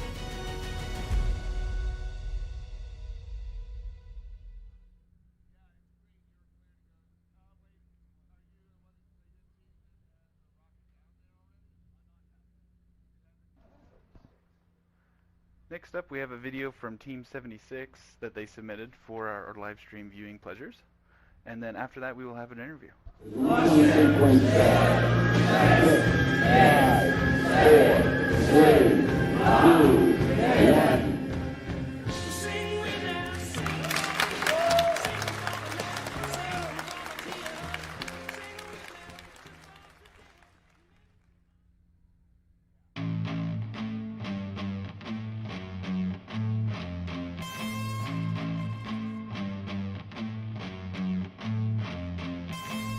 Hello, my name is Bartosz Buda. I'm graduated in mechatronics and studying mechanical engineering. In PUT Rocket Lab, I'm the team leader responsible for management, public relations and collaboration. I'm Piotr Zacholski.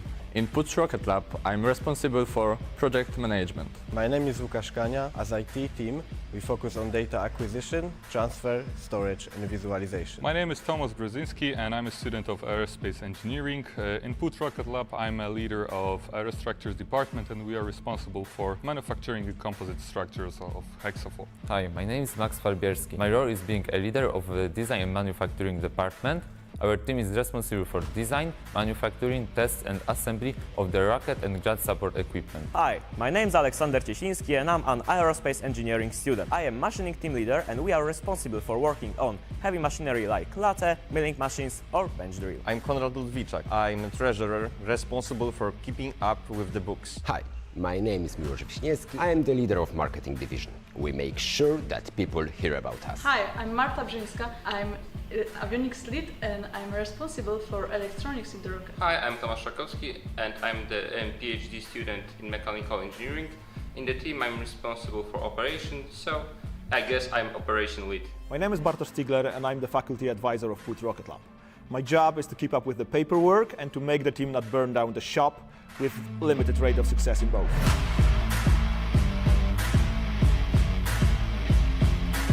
Poznań is known as a major academic center in Poland. It is home to several prestigious universities and academic institutions, including Poznań University of Technology, placed above the beautiful river Warta. This year's rocket is called Hexa-4, a one-stage rocket with a hybrid engine system. The entire rocket measures 4.2 meters, or a little less than 14 feet long, and 16 centimeters, or 6.3 inches in diameter. This year's rocket utilizes the same engine as in previous years, the Broomstick 2 Plus, since it has proven to be robust and reliable.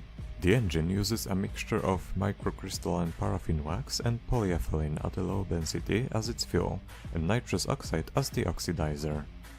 It's the sturdiest hybrid rocket engine to be brought to life in Poland. During the test we have achieved 4.8 kilonewtons of thrust. To connect all of the main components, we took advantage of Radak's joints coupling system. Another piece of the puzzle is the avionics of our rocket, that detects the apogee of the flight and initializes the recovery part of the mission. We have a constant stream of data being sent from the rocket to computers on the ground, which gives us the possibility to track the parameters of the rocket on the fly. The descent part consists of a two-stage recovery system. During the fall, at first, a joke parachute is deployed to slow down the descent rate of the rocket. Then the deployment of the main parachute takes place a few hundred meters above the ground. PUT Rocket Lab promotes rocket science and encourages more and more people to partake in construction of rockets and testing of new technologies for rockets. The Science Club has many different tasks for various technological branches, such as electronics, mechanics and chemistry, among others. This fact ensures that the majority of PUT students may find themselves interested in the process of developing rockets with us. Our team provides lectures, open days and takes part in various competitions in order to get more and more people interested in the projects being worked on. Furthermore, our science club finds help from external sources that in the future develop into close relationships, providing excellent opportunities for personal post-education development.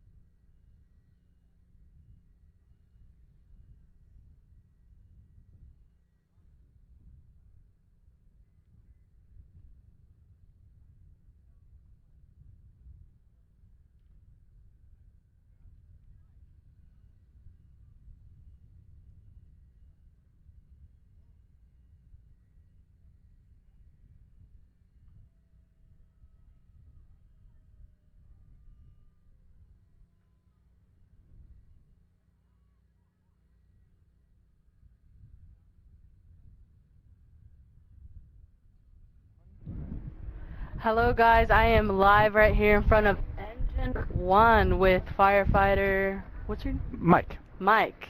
Yeah. So Mike, can you tell us about your role here at Spaceport and what preventative measures you guys take to keep the people safe here? Sure. Well, I guess the most common thing we do is we hand out water. The heat is probably the first health threat that we worry about. So we hand out water. We go around and we hand out cool towels. We have a med tent over here with nurses from Mountain View, for people with heat exhaustion or whatever else might happen to them. So that's the first. The next is obviously fire protection. We have a brush truck here. We have our engine, and obviously there's rockets shooting out there. So any kind of brush fires or anything like that we can respond to as well. So those are our two main ways to help out here. And do you have any tips for the people to keep safe out here to prevent? Drink water, dress for the heat, stay out of the sun as much as possible. That's probably your safest bet. Is there anything else you would like to add? No.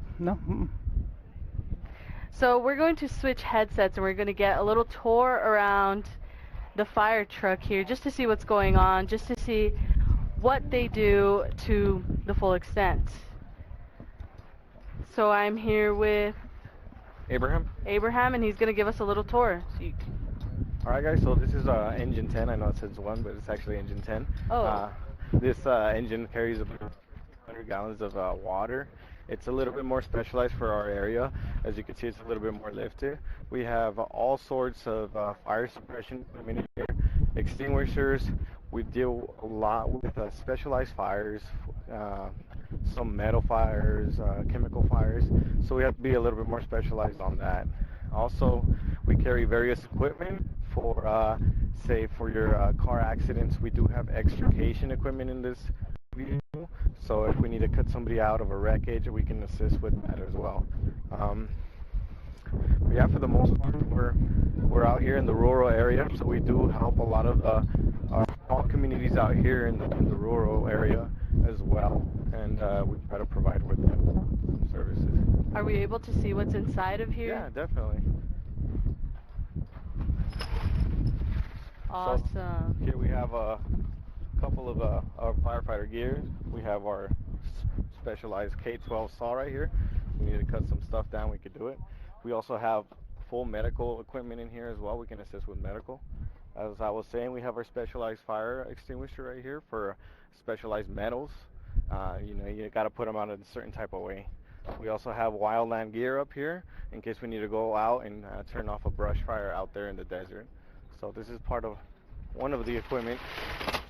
We also have hose, extra hose right here.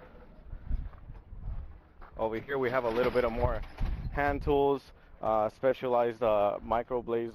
This is to put on chemicals that get spilled. That way we clean up the environment and take care of our water sources underneath the earth. Okay.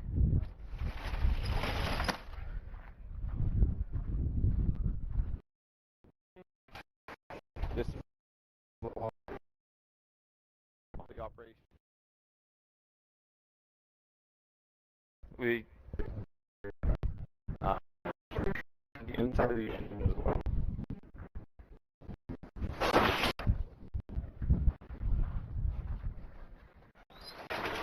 We go over here. We also have an extra tank, so it's called an SCBA, where it helps us breathe under smoky conditions or hazardous conditions as well. Regular tools and equipment also in here.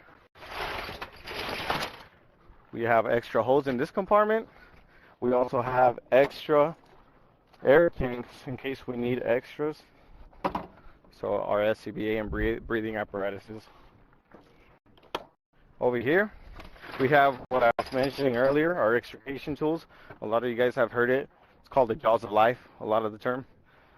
We got our pump for that. We got a big fan over here to extinguish a fire in a structure. We can evacuate all the smoke and stuff like that out of the building. That's what we have as far as equipment. This truck carries about 5 passengers. Each passenger has a tank equipped on the seat itself, so they're ready to put it on as fast as possible when we're on scene. And if we go to the front of the truck, we also have a bumper crosslay. This makes it very fast and effective for us to get a hose out on the fire scene. And we also have a turret in the front.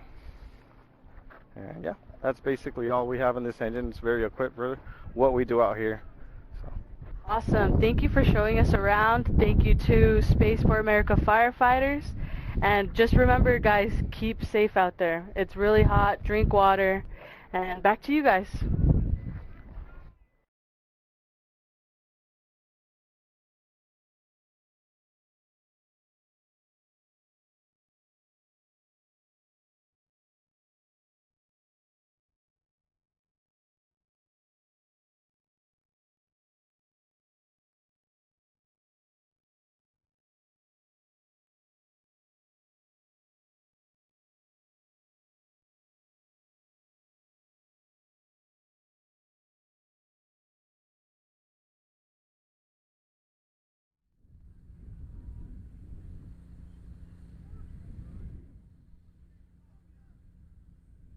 Yeah. Wow, the bit rate's a little low over here, but maybe if I put it on my back. Should have audio as well. The bit rate's low right now, Patrick, and that's what I'm looking at. There's too many vehicles between me and civilization. Live with me? Oh, I can, yeah, sure. Tell me when. Signal's a little and we're going tough to check from here, out but Doss that's okay. from NASASpaceFlight and how he operates his mobile packs here at Spaceport America. Doss, to you. All right, so let's put that up so they're not all hearing me twice. I've been behind the camera a lot this year, but we've got a couple folks from the NSF team out here supporting the live stream from Spaceport America. Hopefully y'all can hear me and stuff like that. We were making sure all the lights were blinking correctly this morning with the audio and stuff. But right now on the front of me, I'm wearing one of our mobile packs. This is actually all on cellular signal right now, and this allows us to go way out away from the control center. So there's a couple of remote cameras that work around the control center, and you sort of have to be close for that. I should have audio coming from this mic right here. You have to sort of be close to the control center. But those mobile packs that are a little bit more real time can't reach all the way out to the rails or all the way up to the front of the place. They start to drop their signal. So are we having audio troubles? No, you're okay, cool. So with that, I will actually bring this pack with me, which out there connects. Or you're just wanting to poke me. That's what's going on. So we'll take this pack out here that has a video encoder device made by LiveView. It's a LiveView Solo. And inside the pack, I've got 4 LTE modems. I'm not going to tell you which networks it's on because I know the ones that work, and I don't want you to know the ones that work so that mine keep working. Everybody's like, oh, use this modem, use that modem, and I don't want anybody to know what actually works out here. So when we do that, we're able to go out there to the rails. You saw them doing some setup this morning, verticating the rockets. The team's putting the igniters in and stuff like that. We got that awesome safety check, looking at their checklists and things, showing exactly how they connect the igniters and stuff. And then we saw the continuity test as well, all the beeping, just a little bit of behind the scenes sort of thing, so you can see all the work that happens sometimes away from and behind the cameras. But that's what we're out here doing. Also behind me, I think I got it in frame, don't I? Yeah, the green Skyjack back here. That's where you see some of those shots that Jack Beyer is operating, also with NSF, helping out the ESRA team and Spaceport here, share things. But if you got one of the camera angles that's sort of looking down a little bit, but not flying around like a drone, that's Jack up on the skylift. We're in a sort of pause between the launches right now, it sounds like. Oh. Whose plane is that? Virgin. Oh. That is Virgin Galactic's plane. They are practicing G runs for their G-force training. Well, there you go. I wasn't aware of that. I heard something about an airplane earlier, but that's why we got you. I'll be danged.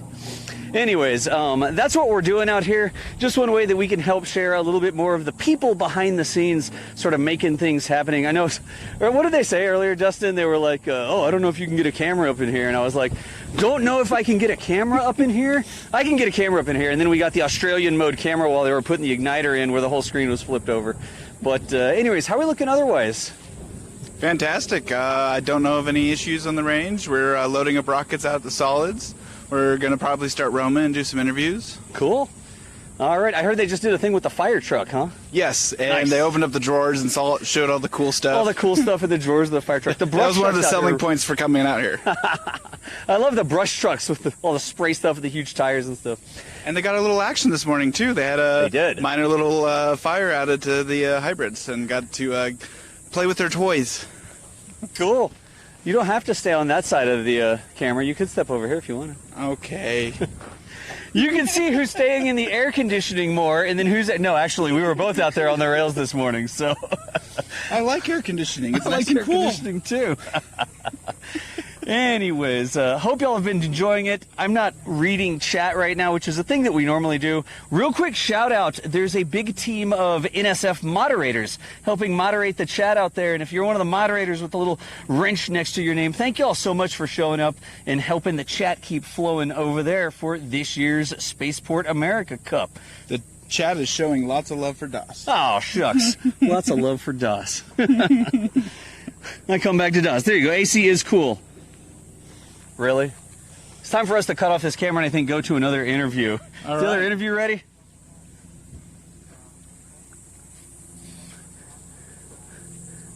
Ah, it's Alice out in the field we're going to toss to. All right. Tossing Good it luck, Alice. to Alice out in the field for some more commentary. Here we go, Alice.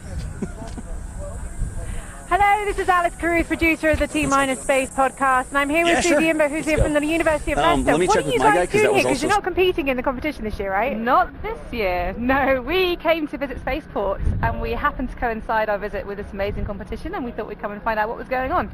So it's been only a couple of years now that the British teams have been involved in this competition. Last year we had the University of Leeds, we had Strathclyde. Strathclyde have come back this year, and UCL, who I'm going to chat to in a minute, actually launched third.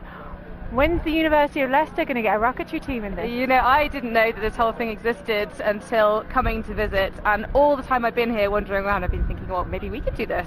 Maybe we could enter. You know, it's such an amazing program, so many students, so much enthusiasm, so much knowledge and skill, and they're working together so nicely as well. You know, it's not a sort of head-to-head competition. It's very collegial, it's very friendly, and it feels like a community that we should be part of. So absolutely, I think, you know, the UK is making huge advances when it comes to aerospace. It's always been a great producer of satellites for many years, but now we're starting to see Spaceport Cornwall's come online. I think Saxaford's close to coming online, and UNTS. It's really going to start taking off in the UK soon. Now, obviously, you work in aerospace. I believe you were a finalist, or even the finalist, when it came to a competition to become a national astronaut many years ago on television. I remember that because Susie was on here before. Can you talk about what the UK is doing to sort of make people understand the importance of the space industry in the country? I think that's a really interesting question because obviously we've been a player for a really long time, as mainly as part of the European Space Agency, for example. We've had a large scientific community really leading the way in exploration of planetary science on many different fields. Now we're beginning to launch rockets from our home soil. It's really made the public realise what a big player the UK is in this industry more broadly, and there's a lot of excitement, there's a lot of interest looking forwards, and that's really reflected in our student population as well, who are also excited in the future because our industry is growing so massively. They see a place for themselves in the space industry now over the coming decades, and so we want to foster that as much as we can at the university, and a great way to do that would be to build a rocket and try and launch it to 30,000 feet. So. Absolutely. I mean, I've been speaking to the UK Space Agency and saying, you guys need to get behind and support this competition because at the moment you can't launch to 10,000 feet in the UK. We can do it here at Spaceport America. It really gives us that competitive advantage. So what is it you actually teach at the University of Leicester? Can you tell me a bit about the students you brought with you as well? Yeah, absolutely. These are my third year students. Some of them are graduating, some of them have 1 year left, and they are doing mainly space physics. So I'm a space physicist, a planetary scientist. Yeah. And so we have been working on a program alongside Virgin Galactic for the last few years, giving them experiences to help them understand the space industry. They have mentorship, and they're part of a sort of a broader program of scholars that Virgin supports. And because of COVID and various other reasons, we haven't made it out here yet. And so sort of the jewel in the crown of the whole program, which is now coming to the end of its third year, is a trip to come out to the spaceport. And to be the birthplace of the US space program, because that's what New Mexico is. In fact, this is where Clyde Tombaugh is. So as a planetary scientist, this is where he did most of his work for over 50 years, and he's the person who discovered Pluto, for those of you who aren't space nerds like I am. And it's also where a lot of NASA astronauts trained, over at Kilburn Hole. So if you guys are here, make the most of coming to New Mexico and seeing some of the space history. Have you guys been out to the museum over in Alamogordo yet? We've been to the museum. We went sand dune surfing yesterday at White Sands, which was amazing. It was 100 degrees. Oh gosh. Fried to a crisp, but we loved it. Yeah, we're really trying to we're only here for a few days. We're trying to make the most of it, of course. And you know, most of our students haven't been to the US before, so it's a really eye-opening experience for them. What a great opportunity to come and see exactly what goes on with the aerospace industry here in the US, particularly in this commercial Space Valley area down here in southern New Mexico. I'm going to go and grab some of the students in a minute, so I'm going to throw it back to you guys for a little while, and I'm going to go find the University College London because they actually launched on Wednesday and were third in, so I really want to get their perspective of what it's like now they've launched and recovered their rocket.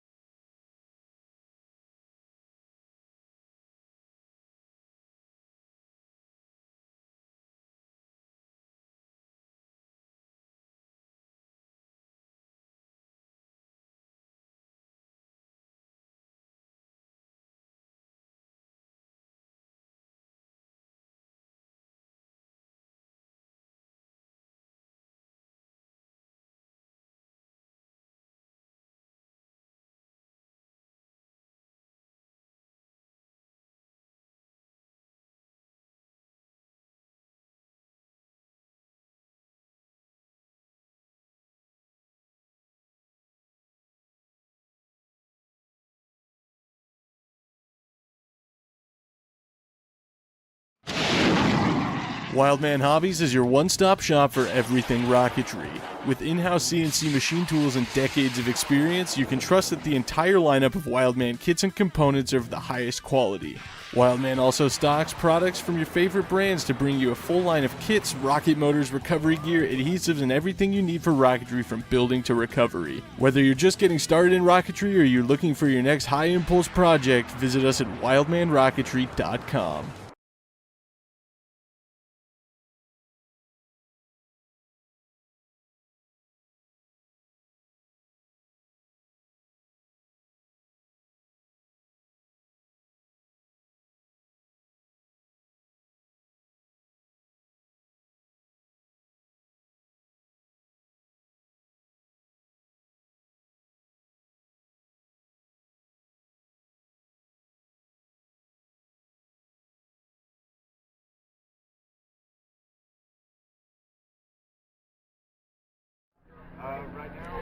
it's Alice Carruth again from T-Space Protocase, and I'm here with Adrian Coultant, who is the lead for the University College London team, or joint lead, and you guys launched on Wednesday. Tell me about that experience.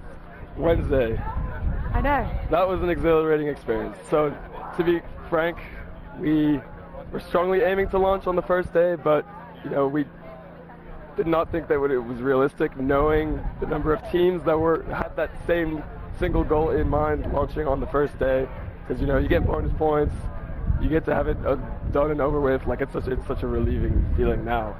And so when we were in that queue passing the flight readiness review, and we just kept getting to the next step, it was just like, is this really going to happen? Or are we really going to make it?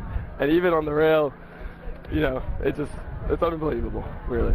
So you guys were the second to go through your safety checks and the third launch, but I believe the last to recover on day one. Please tell me about that experience, because it's a lot more difficult than what people realize. Yeah, so, well, the first thing that we did as soon as the rocket launched was we stopped and had lunch, because we'd been up really early that morning, we had barely had a breakfast, and we'd been so busy with the launch that it was nice to just take a break, sit down, eat, fuel up. And even though we reviewed our packing list a few times, we still managed to forget our tools to deactivate the avionics on the rocket. We managed to find a fix, but just getting out to the desert was quite a long process, because we had to figure out the coordinates that we wanted to use. The coordinates that Da Vinci was giving us were off. They were saying the rocket had landed in the camp, which is quite crazy. We went to the 3 different tents and no one really had an answer for us as to why that was going on. But luckily, our avionics specialist, August, while the rocket was falling, he had the antenna pointed. I remember, yes. Yeah, so he was pointing the antenna like this, and we were getting live GPS coordinates. And when it was about 90 meters in the air, we lost track of it. Yep. But you know, that's close enough that we were able to pinpoint on the map where it was. Once we actually got out, the challenge was getting the car as close as possible to that place, because it was about, I think, two miles away, which walking from here would have been quite long and would have been hard to kind of fan out and not get separated and, you know, dehydrated and all. People to realise we're actually on the high desert here, which is all full of mesquite bushes. There's rattlesnakes out there, scorpions, tarantulas, very, very sharp bushes, which I don't think people really appreciate. So getting to any area outside of the launch complex is actually really difficult. So you guys did a really good job at least finding it. That was a big part of it. So what have you been able to find out so far from your rocket? What kind of data have you been able to recover? So as soon as we got it back, we were able to listen to the beeps from the flight computer, which read out 3147, which was our final apogee, recorded apogee. Only 22 meters off our simulated apogee, which is really quite decent. It's quite good. Yeah. I'm happy about that. You know, I was working on the simulation on Open Rocket. We have been working on the payload data, but I think it needs to be cleaned up. Because we were working on the payload in the morning, turning things on and off. There's lots more data than we thought we'd be working with, so we still have to come through that. Then just in terms of the frame of the rocket, we had two minor damages. Obviously, when we came back, we had to do the post-flight review. Anita and the other judge were, you know, looking at a rocket and kind of deciding, you know, is this fixable within an hour? And we had not broken fin, but it had detached. And he asked me, you know, how would you fix that in under an hour? And luckily, they helped us out a little bit. But, you know, I think it's doable. So excellent. It's all a learning process. We were talking about that. You said, can I talk about how things we've learned from this process? And I think that's really important. How much have you learned? What do you think you would do differently if you came back next year? I think make a better procedure / checklist for the launch pad, because we also forgot tools there and we're scrambling. Luckily, Jason and our flyer of record, Connor, were just coming in clutch for us. They had just, you know, I told you we were having issues with the rail pin. They were there for, absolutely, yeah. And they were we were freaking out, and they were totally calm and collected, just helping us get through it, find solutions. And then the other thing, the other checklist would be for the recovery, you know, making sure we don't forget any of the tools that we need. And, getting out there earlier, because I feel like we kept the organizers a bit later than they would have liked. But they were just super helpful, and we're so thankful to everyone who So we're not going to dwell on it too much, but we did have a bit of a medical emergency go on with one of your team, and I'm assuming you got a lot of help from that. Is there anything you want to say to the other teams that are still working here? Remind them to do certain things. Stay hydrated. I can't stress that enough. You know, it's been said so many times, but you know, we'll say it again. Drink water, lots of it, and check up on your teammates. You know, that's super important. If we look out for each other, it's much less likely that this will happen. And we were looking out for each other, but you know, sadly, it happened exactly. And he's fine, which is the good news. Fine, and yes. they've had a day to recover now. And you guys are here again today because you wanted to come and watch more rocket launches, I'm assuming. Yeah, that's exactly right. And we're here to help out. Yeah, which is fantastic. That's really the great thing about this competition is that the teams want to be part of it. Even after launching, even after a day of recovery, although you hung out and did some sports over at NMSU, which I think is really great. And hopefully they'll get to see a bit more of the team. I know they're going on a road trip after this competition, which I think is really exciting for them to be able to see a bit more of the Southwest region. So I just wanted to really thank you, Adrian, for coming over and talking to us and telling us about what you were doing. And hopefully we can get those rockets up and launching again as soon as that airspace opens again, because I've seen some teams loading up and getting ready to go out again. Thank you, Alice. Hey, thank you, Alice. I am here with... My name is Robert Sanchez. I'm a nurse from Mountain View Regional Medical Center. Awesome. And can you tell me about the role that Mountain View has at Spaceport and the preventative measures you guys are taking to keep people safe? Absolutely. So Mountain View Medical Center is a sponsor of Space Cup, but we're also out here to provide medical support to the fire department and EMTs from Spaceport America. Our hospital provides the staff and equipment and limited medications to the event in the event that there's some type of medical emergency where we are there to help the students. Our tent is visibly labeled with our logo on it, so look for the big purple logo for Mountain View. And inside we're equipped to handle 13 to 14 patients. We'll treat anything from minor injuries, a lot of insect bites we see out here because of all the insects that are out here in the desert. But the majority of our folks who come to see us is because of heat exhaustion. So again, I know everyone's been talking about preventative measures for heat exhaustion. We want to remind everyone to be hydrated, stay hydrated, keep up on those fluids, make sure that your teammates are being hydrated, watch your surroundings, make sure that you're not standing on any anthills, you don't get bitten. Sunblock, we brought sunblock out for our folks to pass out for free. We also have some little first aid kits that have some band-aids and topical antibiotics and that type of thing. But yeah, we're here. We've supported the Space Cup for the last 5 years that I'm aware of. This is my second event. I'm here every day of the event along with other staff members from the hospital. And again, we want to reiterate that we are here to support the event, and everything that we do in the tent is completely free Dunbacher. to all of the participants and staff. So there is no fee. We collect some information for demographics only to keep track of who we're seeing and treating, but there is absolutely no charge. Awesome. Is there anything else you would like to add? Any tips for students? Again, we really want them to stay hydrated, keep eyes on each other. We also can supply some cold drinks for them. We've got those in the tent. They can come by and grab some. Really just be aware of your surroundings. I know that a lot of the folks who are here are international students and those that are also from the parts of the U.S. that aren't used to the heat here. So be very, very aware of the dry heat, hydrate, and know your surroundings. And you mentioned that this is your second year here. How could you compare last year to this year? Really different. The weather has been really, really different for us. Last year we did have some rain, and it was muddy, so we had a lot of humidity.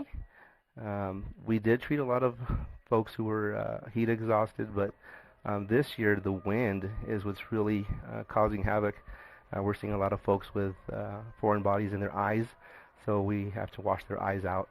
So a lot of that kind of stuff. So thank you so much. Remember, please, if you are feeling sick or if you're feeling any different, do not be afraid to go check out the med tent. It is completely free for anyone. Absolutely. Thank you, and let's go back to Dustin.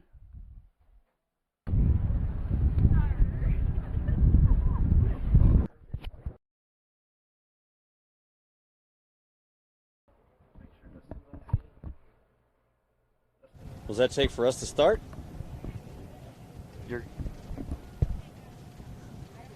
I'm confused. Me too. This is just Well, like, maybe Yoda will help me get unconfused in a moment. this Are we is- live? This is just like my days in TV. Okay, we are live. All right. So this is Dustin with Ezra, and here I have a special guest that many of you have been requesting, Rocket Yoda or Yoda Spears. What do you prefer? Neither. Just Yoda. Although one of the guys said, is it baby Yoda or old Yoda? And then I heard I've been flying for 1,000 years, so I guess it's old Yoda.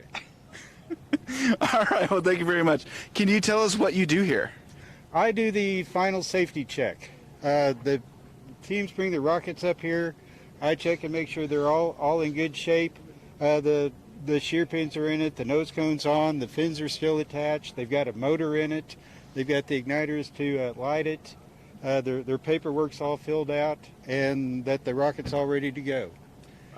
Are there any technical things that you look at? Like, do you have to wiggle the fins? Do you look at things? I wiggle the fins to make sure that they're still attached and don't look like they're going to fall off, which I see a few still have fallen off.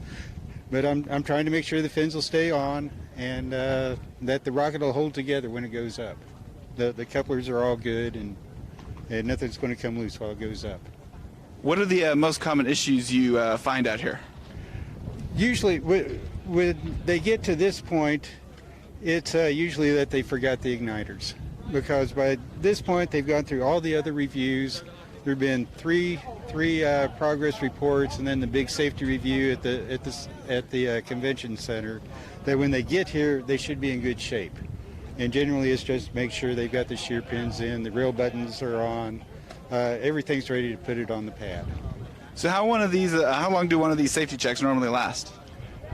These days, about 5 minutes. If they've come up here for the first time. Since we had the delays the other day and everybody was coming back up for a second check, those were taking about 2 minutes because I already knew how the rocket was. I'd already looked at their paperwork, their checklists, so I had a good idea what condition the rocket is. So I was pushing those through fairly quick. Awesome. So what do you do when you're not here in the middle of the desert? Well, I'm retired.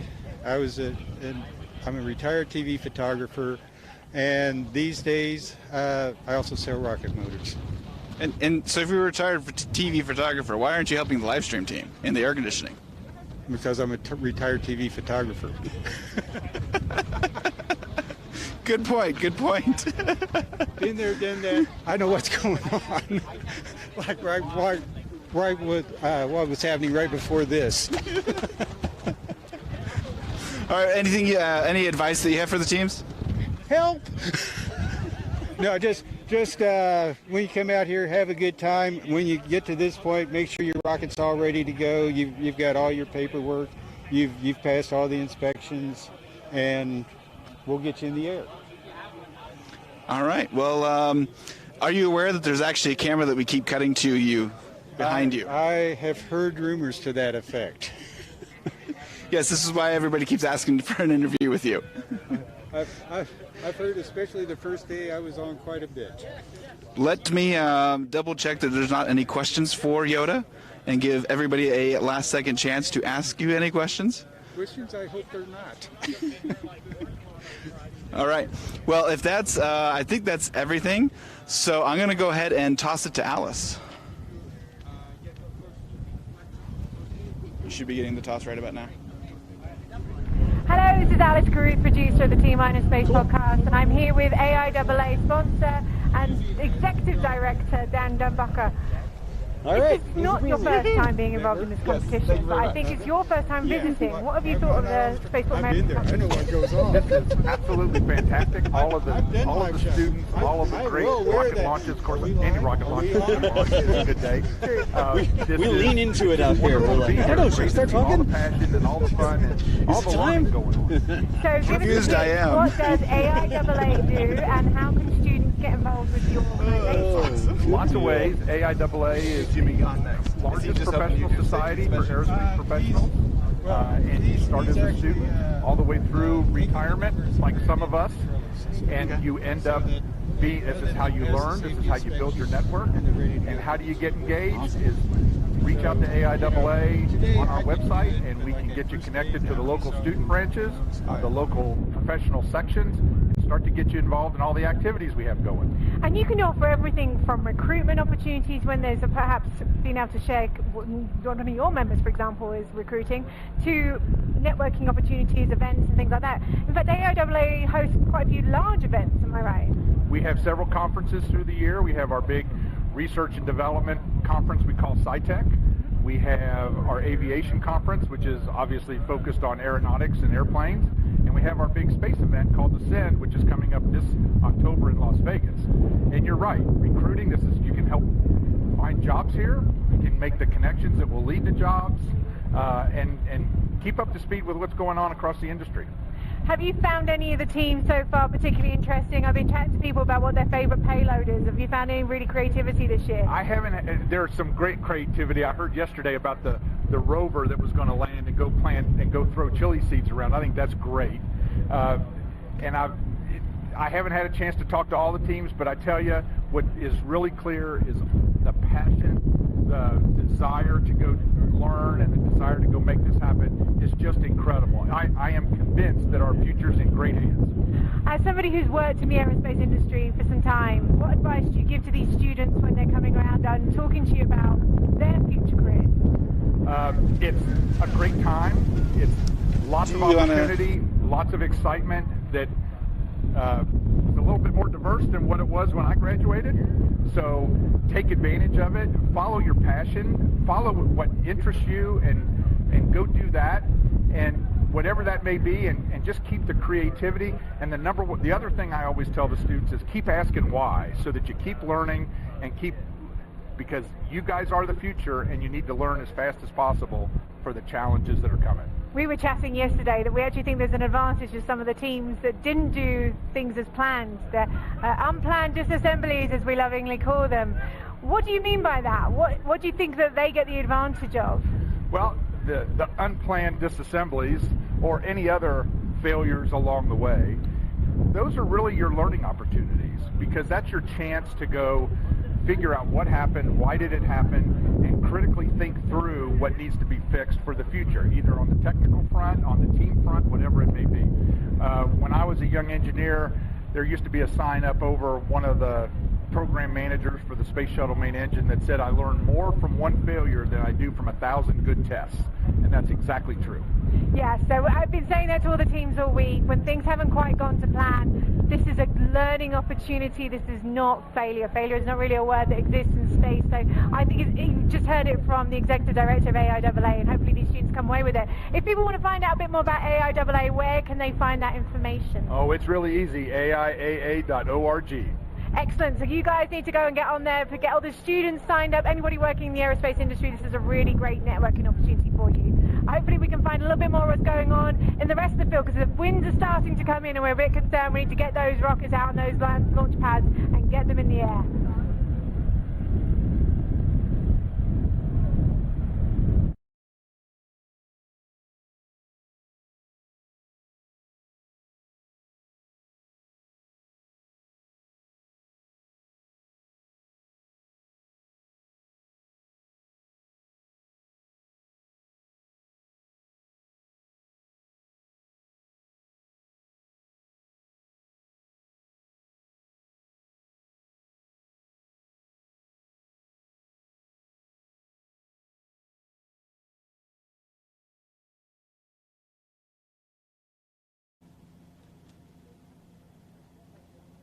All right, back here again at the range safety tent, this time with Jimmy Yawn. Can you tell us about yourself? Oh, about myself, one of my favorite subjects. My name is Jimmy Yawn, Y-A-W-N. I want you to know that because I'm a career counselor. I was born with the absolute best name. I'm a career counselor at Santa Fe College over in Gainesville, Florida, a couple of thousand miles that way. So anyway, and I'm proud to be here as part of this competition. It's one of the most amazing things I've ever done. That's amazing. So what got you into rocketry? I was born this way. For some people, rocketry is a hobby. For some people, it's a job. For some, it's a passion. And for some of it's a terminal disease. I was born for it. So what site do you launch out of? What type? Well, no, what site? Site. I launched mostly from 2 sites in Florida, one near Tampa and one near Palm Bay at this point. Occasionally one in South Alabama. It's a little further drive, but it's a very good site as well. Awesome. I actually met Jimmy Yawn back in college about 10 years ago. He would fly a lot of our rockets. Loved it. Great, good student. Good student. All right. Can you tell us what you're doing here? What I'm doing here, 2 roles. One is as flight safety reviewer, where we look at the rockets ahead of time and make sure they're assembled reasonably well, that they have a fairly good chance of flying okay. Notice my weasel words. You never know if something's going to work or not until it has either worked or not. If you can't imagine how something would fail, you lack imagination. So we encourage people to use their imagination effectively to imagine failures ahead of time, but then sometimes these students don't have as much experience with materials and what's going to happen to their materials when they actually launch the thing. So we have experienced old guys like me come in and look at the rockets and see if they're well built, well designed, it has at least a reasonably good chance of accomplishing their mission, which is to go up and come down without any 911 calls. I see your shirt says lead SRAD solid motors. So what kind of motors do you normally fly? Well, my specialty is sugar motors, made with sucrose, dextrose, sorbitol, some other sugars. It's a very simple recipe to use and very good for amateurs to start with. We use it a lot in education to help students learn how to build a motor relatively easily. And it's a fairly good propellant too. Some of the rockets we saw here today were flying on sugar, and in my observation, they did pretty well. Awesome. So if it's sugar motor, does that mean it's edible? Yes and no. The sugar is clearly edible, although there's those who'll say you should never ever eat it. I've proven that it doesn't kill you right away. Not my dentist likes it. I've started putting my money where my mouth is because of excess sugar consumption. But it also contains potassium nitrate, which is somewhat edible, but in large doses it's toxic, so you don't want to eat too much. It's about as poisonous as table salt. So if you wanted to eat like a quart of table salt, then maybe you'd do that, but I don't want to put it on my breakfast cereal. So how many times have you proven people wrong? Have I proven people wrong? Hardly ever. They're almost always right. I just have to find a way of making them right. That's one of the tricks of counseling, is you make the customer right, but you help them towards what's right before making them right. Awesome. Well, I see a rocket coming up here, so let's kind of pivot over here and actually see the rocket recovery or rocket safety checks in person. Yeah, exciting. What team are you guys from? We are Team 36, Team Abhyuday. From India. From India, IIT Madras. And are you heading out or coming in? We are here for our final safety review. We'll be heading out to the pad now. No. Awesome. Mind if we record your check with Harry? Yeah, of course. Man. That'll be that. I'm sorry, I meant Yoda.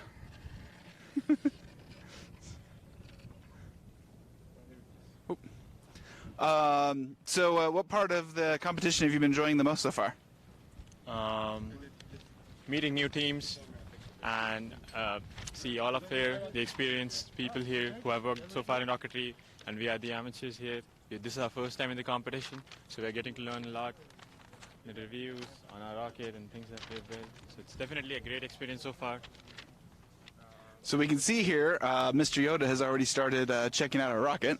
So see your flight card and your checklist. Okay. Okay. And you have your igniters. Okay. And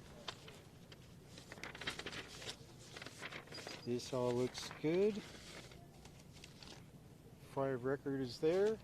Okay, we'll start up here. Where does it break apart at? These are the shear pins. Okay, those look good.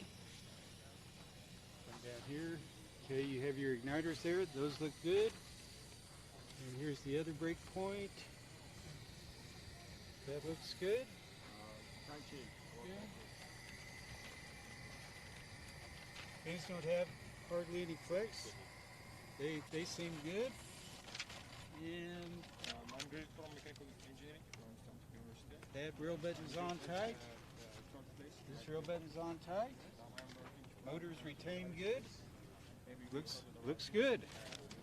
So now I'll sign them off and send them over to the queue to get in line to fly. All right, before we cut out, do you want to say anything back home? Yeah, so this is a work of our team for like last 2 years. We've been working so hard on this, and it's finally coming to play. We're so excited for the launch. Let's hope it goes well. Yeah. So have your family, friends, team? Yeah. So everyone watching there from India, wish us luck. NMSU, they have worked so hard. Ken, right there, NMSU. The machine shop, they have helped us a lot to fix this motor. Yeah. The students, the alumni there. Our alumni great here people there. and the NMSU here helped us a lot. We had a lot of difficulties yesterday. That's why we couldn't come to yesterday to the pad. But NMSU's workshop helped us a lot. They provided us with a lot of facilities there. So they helped us a lot there. It wouldn't have been possible without them. All right. Thank you very much. Well, with that, we're going to go ahead and pass it off. This is Dustin from the safety recovery tent. No, not safety recovery, safety check to launch pads.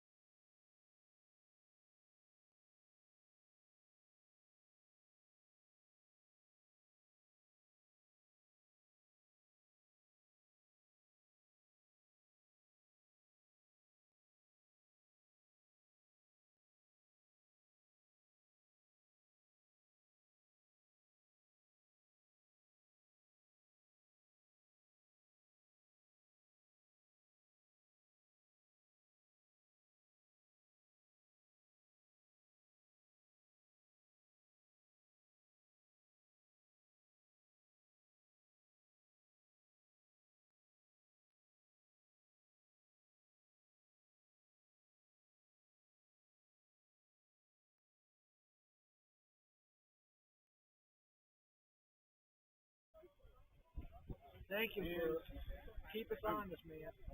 You're not getting ready to do 74. Okay, your paperwork. Yeah. Wire alert.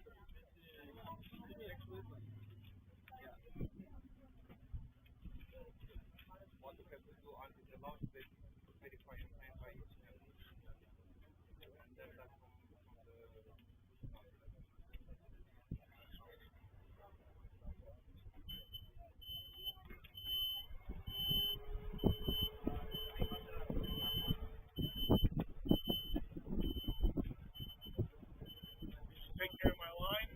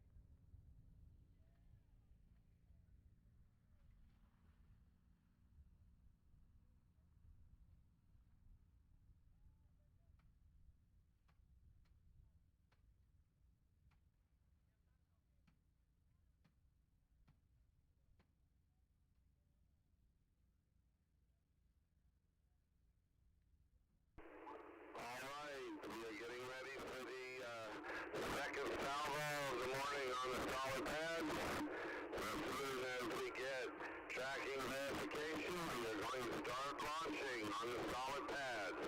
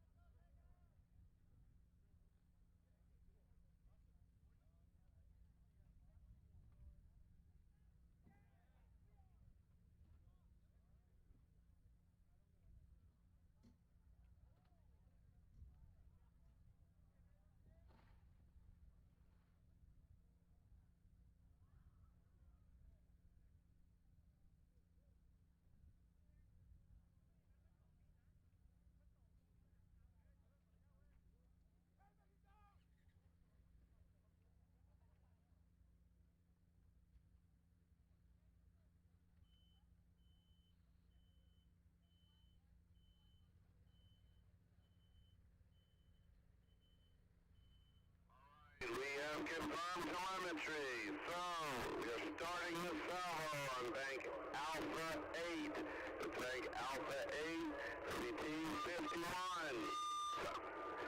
Team 51 from Lenoir Rhyne University in North Carolina, flying Taming the Bear, the sequel. 116 inches tall, 4-inch diameter, 36.6 pounds. The COTS L1119 motor, expecting 99 feet, 9,920 feet at Mach 0.76. And we are green on Alpha 8. Skies are clear. We are launching in 5, 4, 3, 2, 1.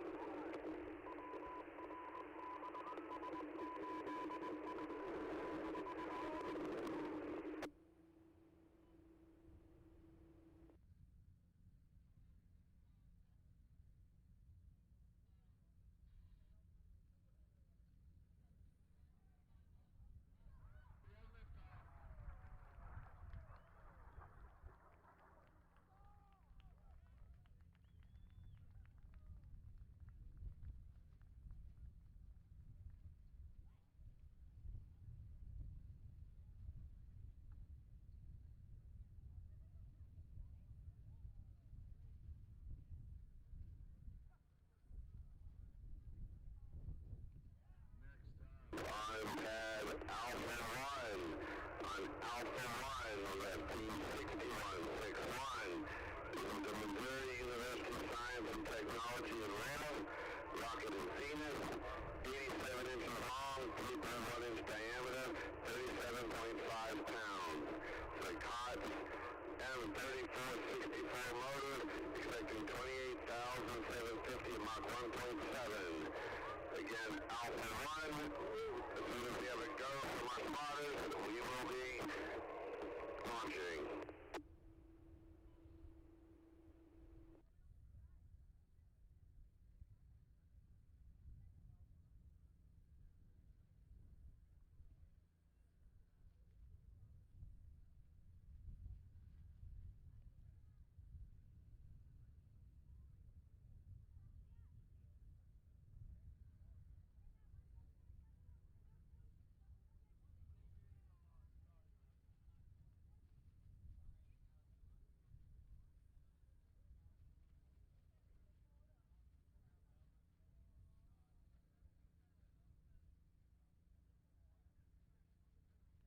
Right, we have clearance from the spotters. We are going with Alpha 1, Team 61. Alpha 1 is hot, it's going green. Skies are clear. We're launching in 5, 4, 3, 2, 1.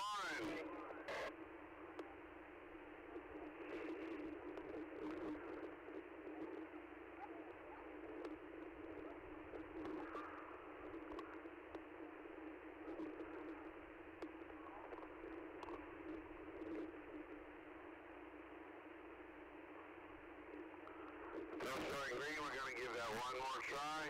5, 4, 3, 2, Joy on Alpha 1. We'll move to the next.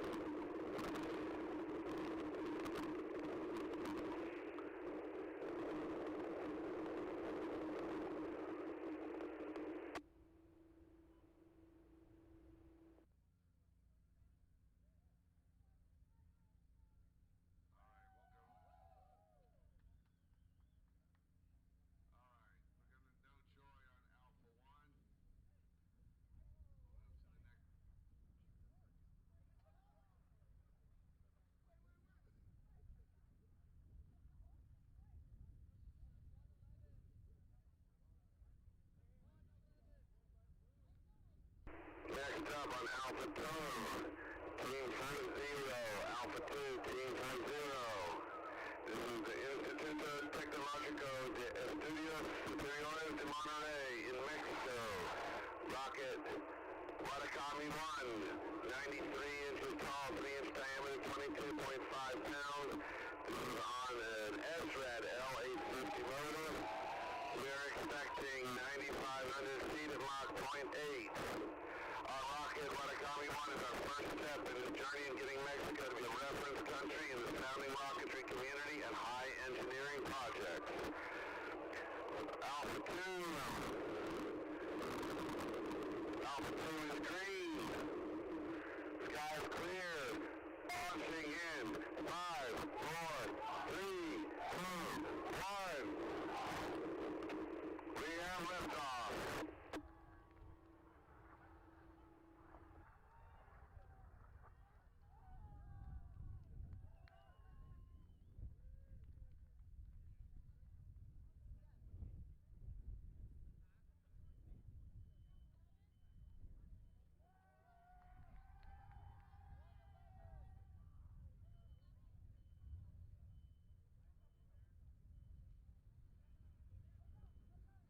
Next up on Alpha 5.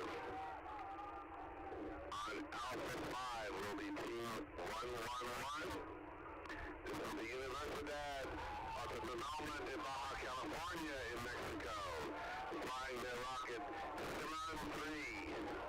It is a 98-inch tall rocket, 6.5 inches in diameter, 58.2 pounds. Flying a COTS M2500 motor, expecting 10,070 feet at Mach 0.8.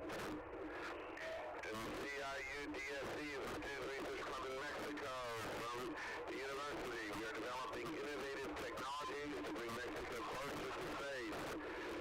Our objective is to transmit live video.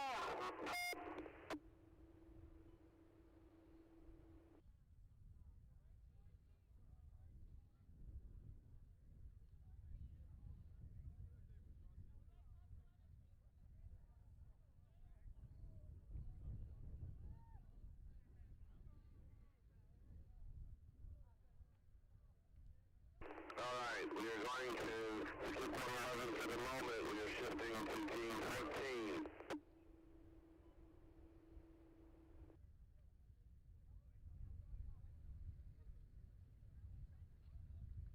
Okay, on Charlie 2, we have Team 14, Team 14. This is Chulalongkorn University in Thailand, and I apologize for that pronunciation. This is Rocket Cursor 2. It's a 103-inch tall rocket, 5 inches in diameter, 77.1 pounds. This is on a COTS O 5500 motor, expecting 30,000 feet at Mach 1.76. Last year we became the first team from Thailand to reach 10K feet in the SAC, and now we are striving to reach 30K feet altitude. Alright, Charlie 2, we are green on Charlie 2, we have clear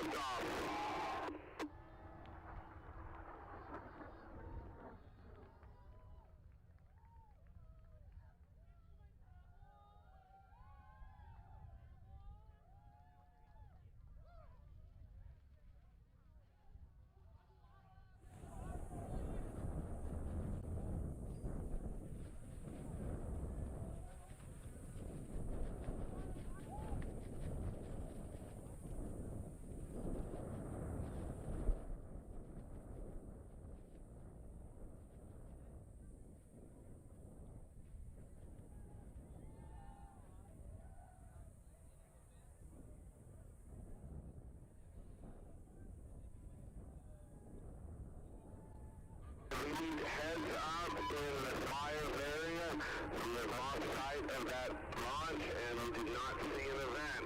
So please everyone, eye in the sky.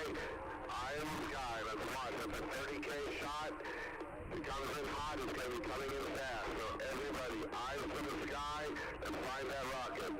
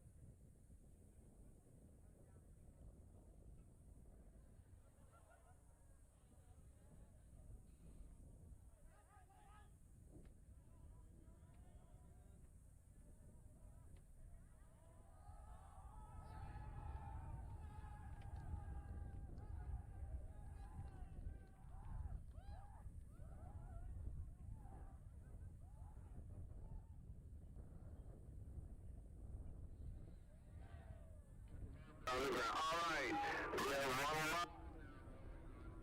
live. This is the Universidad Autónoma de Baja California, Simon 3.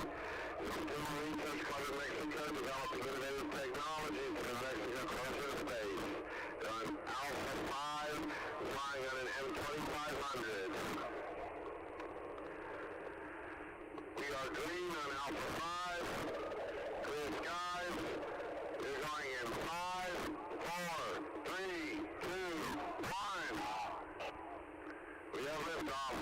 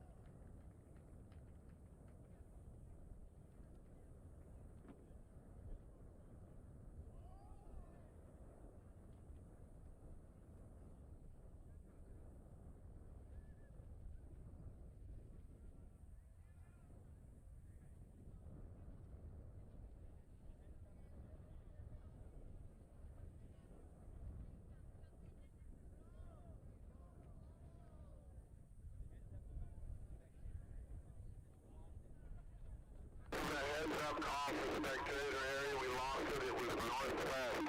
Heads up in the spectator area. We're not sure status. So please, heads up in the spectator area.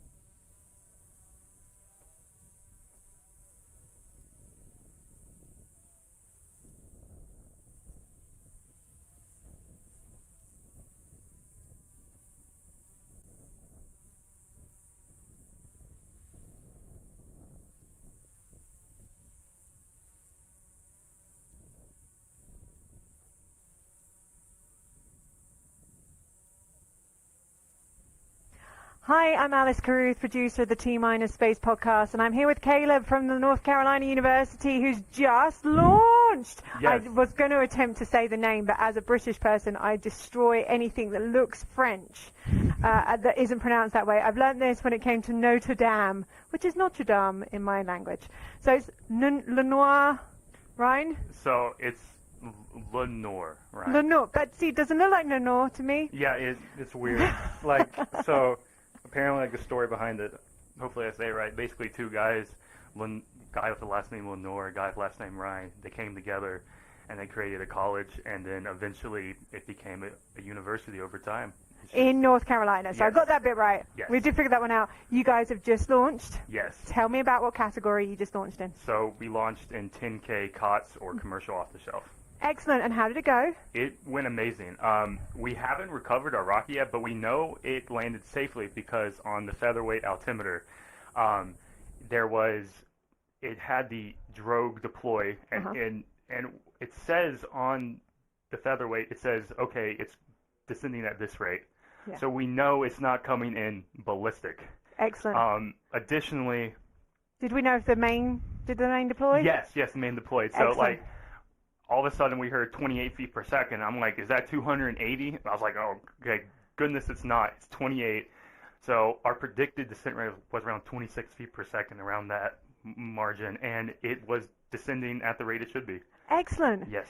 So to explain to people, why do we use a drogue and then a main parachute? Do you know what reasoning behind that? Yes. So the drogue parachute usually comes out at apogee, maybe apogee +1. It depends on your rocket configuration and your payload, what you want to do.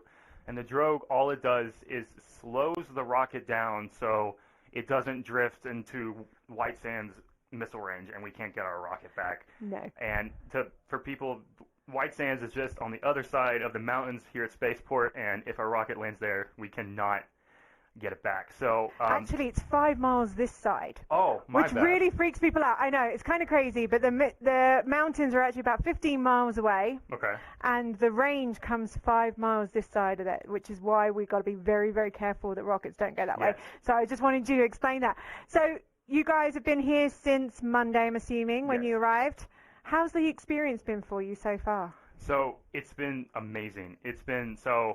First day we got here, we went to Walmart, got some groceries, of course, got everything ready. Then the past couple days, or past days leading up to this, it's just been prep and getting ready for everything. It's been long nights, short nights too. They've been long nights leading into short nights to get up for long days. I get it. No, I do. And I think I forgot to explain the main parachute as well. So the main parachute, it comes out when the drogue is carrying it. The main parachute, it will deploy, and that will cause it to fall at a much more slow descent rate so the rocket can survive.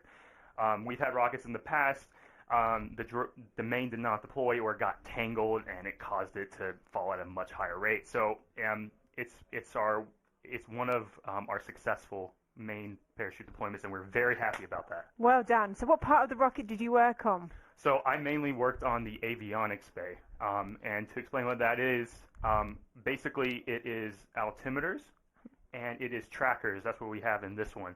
The two altimeters, we have a primary altimeter and a secondary altimeter. Those two altimeters say, okay, the primary one, I want to, like, we're talking about apogee. So the primary says, okay, go at apogee. And the secondary is like, okay, if you don't, like, it's going to go anyway. Like, but it does a backup at apogee +1. So it's like 1 second after apogee, it's like, okay, I'm going to go. And then the same with main. Like, it says, okay, the primary main charge is at 800 feet.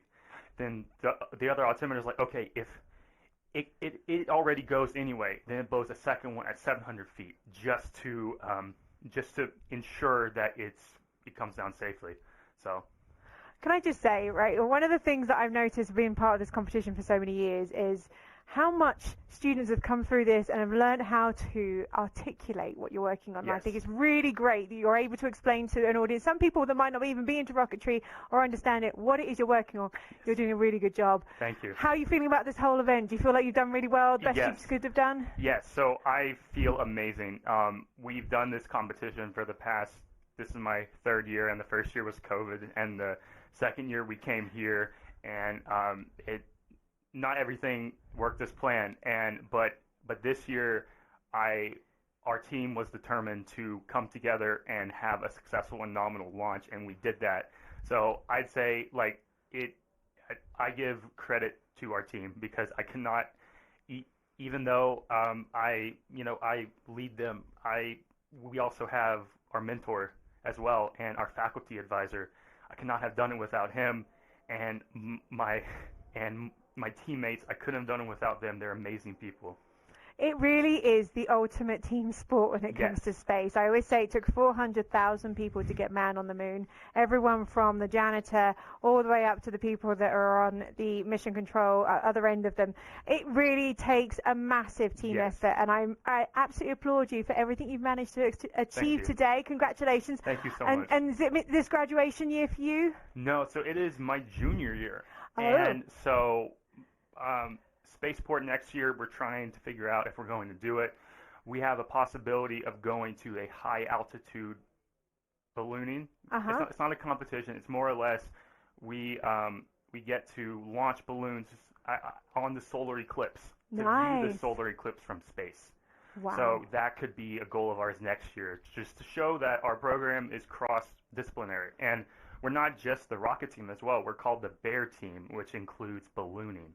Oh, nice. So we tried to show that we can do rockets, we can do balloons, we can do engineering, and it shows that let's say we want to do a rover competition one year. I'll be long gone by then, but if our team wants to do it, they can. So we like to be multidisciplinary as well. I love that. STEM really covers such a wide range of skill sets, and honestly, people who work in aerospace come from such a wide range of backgrounds as well, and a lot of those skills are cross-disciplined. Yes. So it's really important that you've got that. Thank you so much. No Congratulations problem. for everything today, and we hope you get a really good recovery and you can share the data with us tomorrow. Thank you so much. Yes, we totally will. Thank you. Great.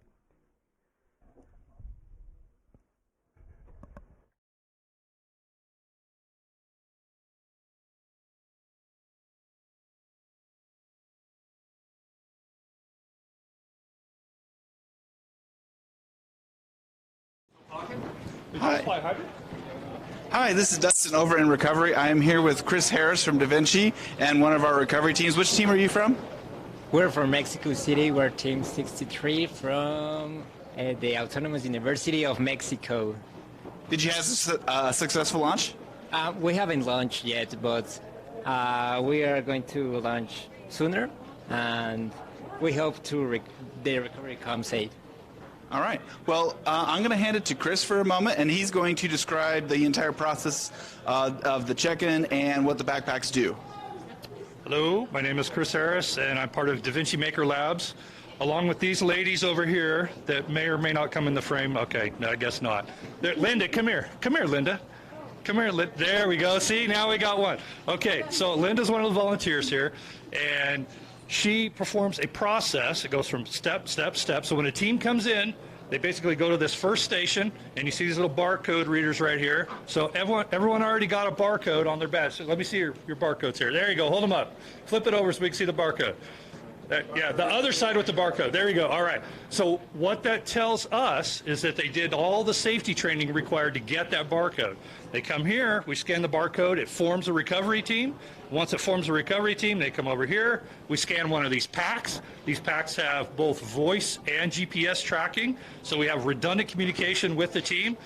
Once that team is formed and they have a pack, they deploy out into the field to go recover their rocket or pieces of their rocket, hopefully not. And then when they come back, they go to this third station over here, and Linda can demonstrate this. So, so they come in over here, that scanner right there, they scan each one of the members, scan the pack is released, and we have a head count for everyone that went out in the field. So we know where they're at, and we know their status all the time, which is very important. It's a very harsh environment. So that's basically it.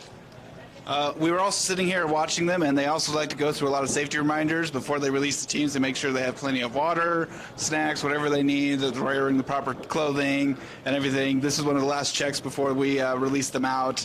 They'll go to a waiting line, and then as long as the range is clear, they'll go ahead and send them out. Anything you'd like to say back home, because you're not from the U.S.? Hola mamá, te quiero mucho. Hey.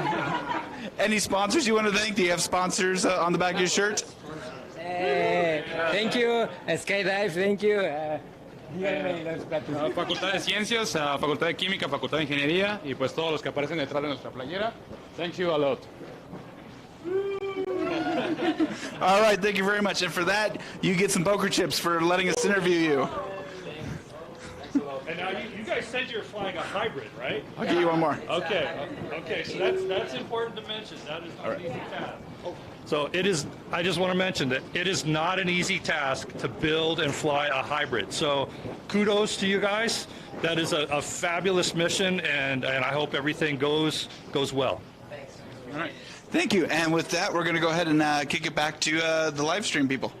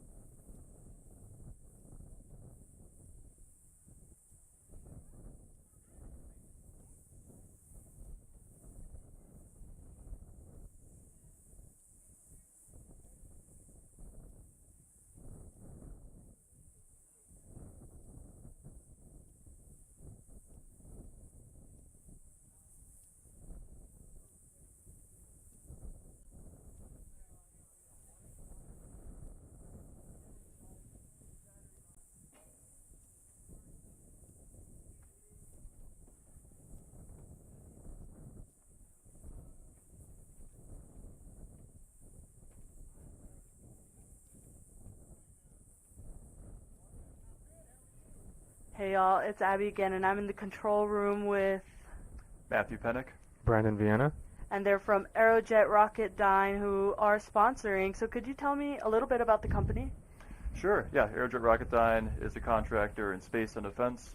We have projects as big as RS-25 rocket engine on SLS, as well as small as electric thrusters on small spacecraft, solid rocket motors, everything in between.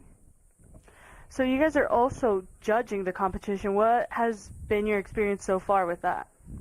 So just working with all the teams, we've learned so much. Honestly, just even being in the industry, seeing the innovation that some of these teams come up with, it's really fascinating. It's all these students are super brilliant. That's why we come out here, just to to be able to see these students in action and see if we can offer them a job. And this is the future of space travel and propulsion. And you mentioned jobs. I heard that you also got a job due to this competition. Can you talk a little bit about that? Yeah, in part. So in college, my rocketry experience was definitely a big focus of mine. Really involved with the Iowa State cyclone rocketry. Last year I was actually a student here competing. And when it came time to look for a job after graduation, I really leaned on my rocketry experience and talked about that a lot. I was able to leverage that, my experience in rocketry, operations, and just hands-on engineering experiences. That was, I think, the key for, getting a job in the industry. It's really awesome. That's awesome. And you talked about being a student last year. Can you talk about that experience too? Sure, yeah. So my experience in cyclone rocketry is definitely one of the highlights of college for me. Spent so many hours in the lab, working on the projects, working through problems. Yeah, great friend group out of that, great experience. And yeah, I'll always look back fondly on that. And I want to talk a little bit more about judging in your teams. Have all your rockets launched already, your teams launched? I have personally one more team that needs to launch, but but most of them have gone out, probably the first day and then a few yesterday.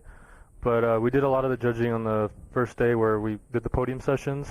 So we go and we look at the rockets, make sure that they're ready for judging, obviously. But we do a lot of the judging that day, and then we could come out to see them launch and just interact with all the students. It's been a good time. And what does it mean to be a judge? Like, what do you guys look for within these teams? So overall, we look, number one is safety. That's really what we look forward to, or look for, making sure that they are following all their procedures, that they have them in place. And then secondly, their build quality, what kind of analysis they go through, do they do any testing?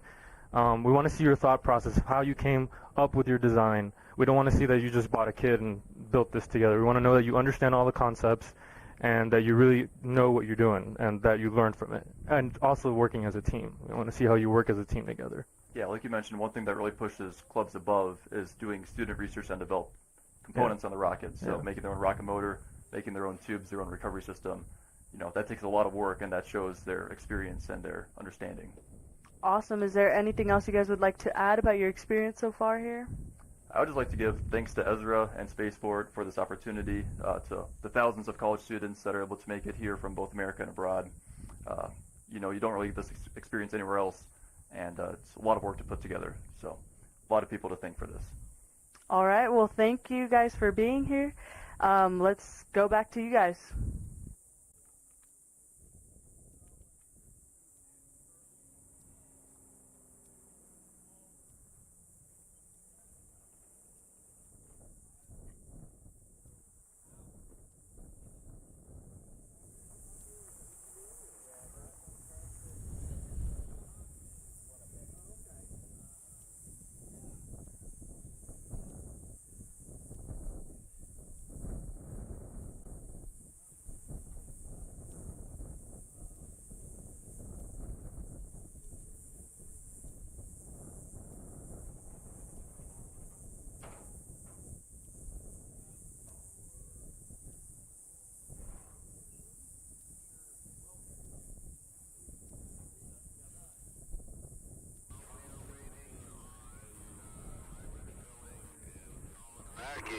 Time for your daily reminder to drink more fluids.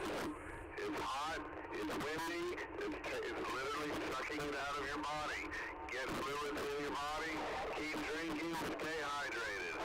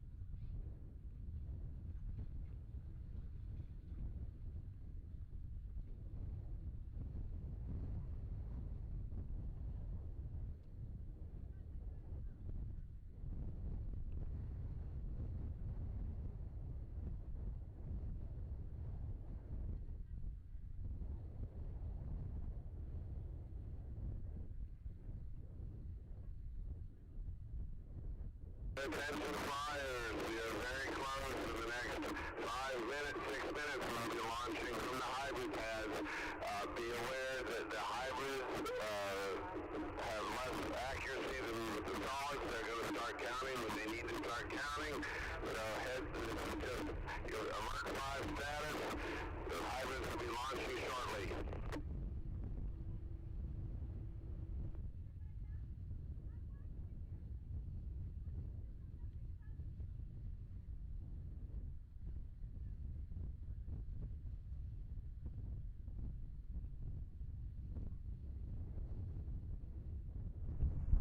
What's up? All right, so we just got the call on the intercom that the hybrids could go at any second, so I am making sure my camera is lined up. The tripod has a lock on the tilt and the pan, so you want to make sure those are unlocked so that you can, track the rocket when it takes off. Hopefully it takes off. There was a launch earlier today where I don't think the hybrid, there was a little bit of a smoke that wasn't launching, so we'll see how that went, but hopefully this one goes well. I've got a monitor here. I can see the rocket on the screen that way. It's a little bit challenging with the sunlight, but you do what you gotta. If it gets really bad, you can get like a shawl and put it over yourself and block the sun that way. But yeah, just hanging out up in a lift, trying to get some video of rockets for y'all.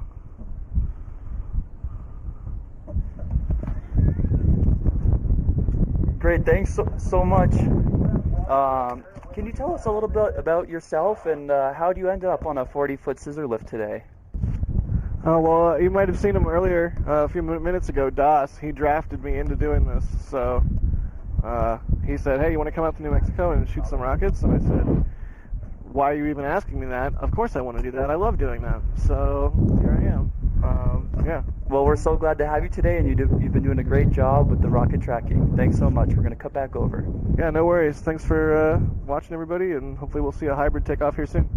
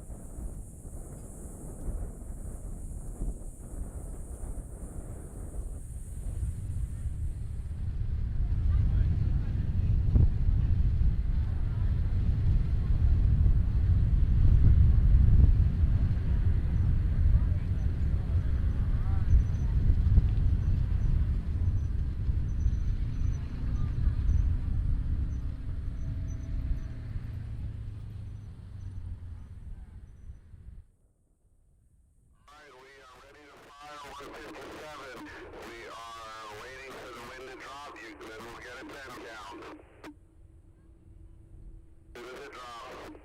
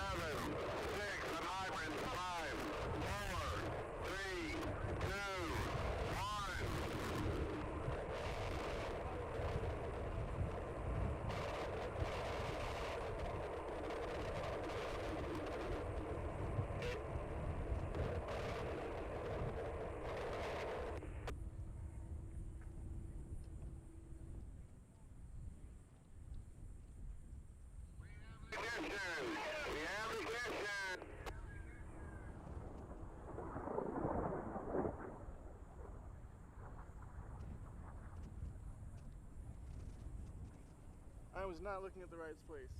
And Bob, in case we do not have an event, please have heads up in case we do not have an event.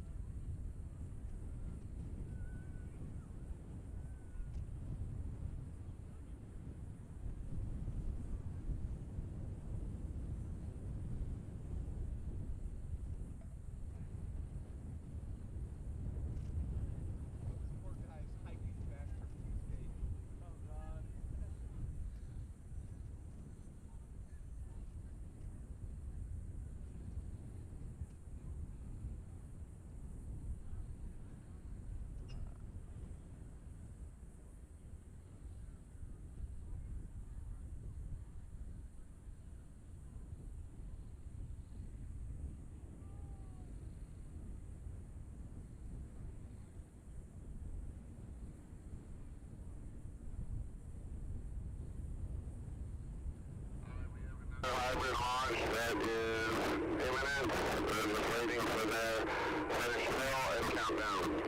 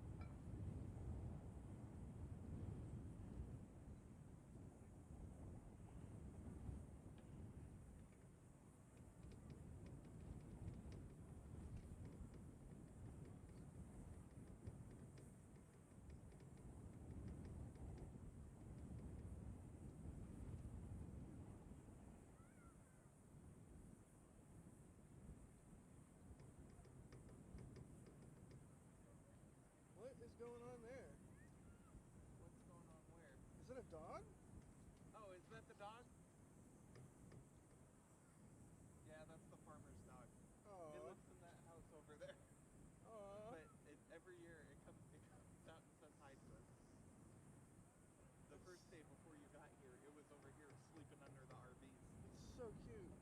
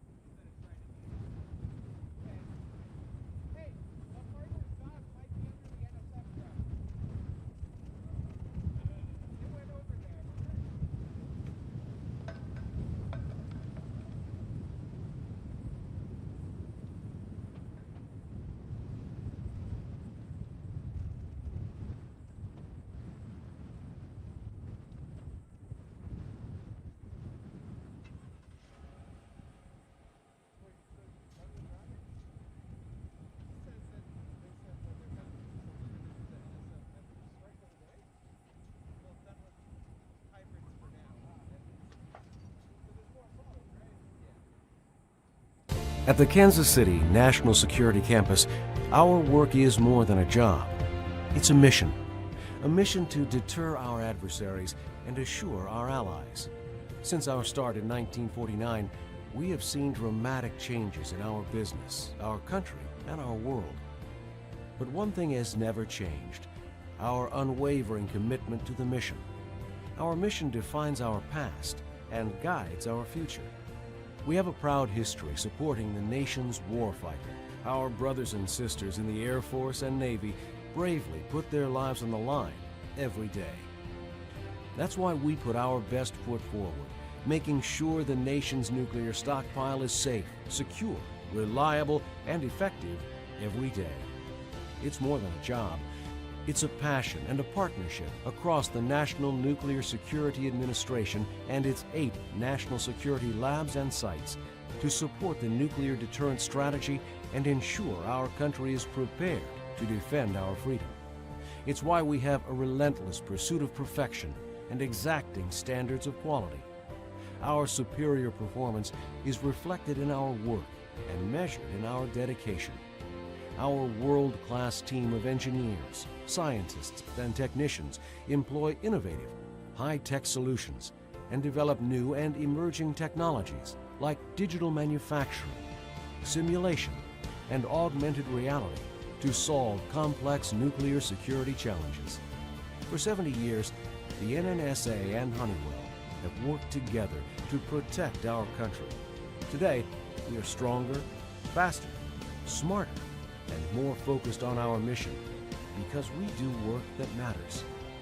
At the Kansas City National Security Campus, we are the mission.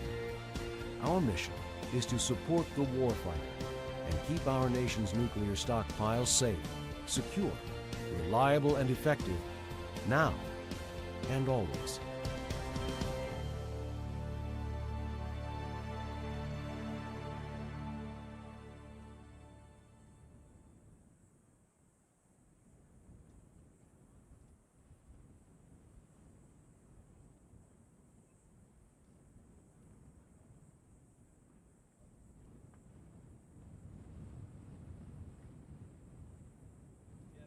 They get judged based on how well their rocket held up, too.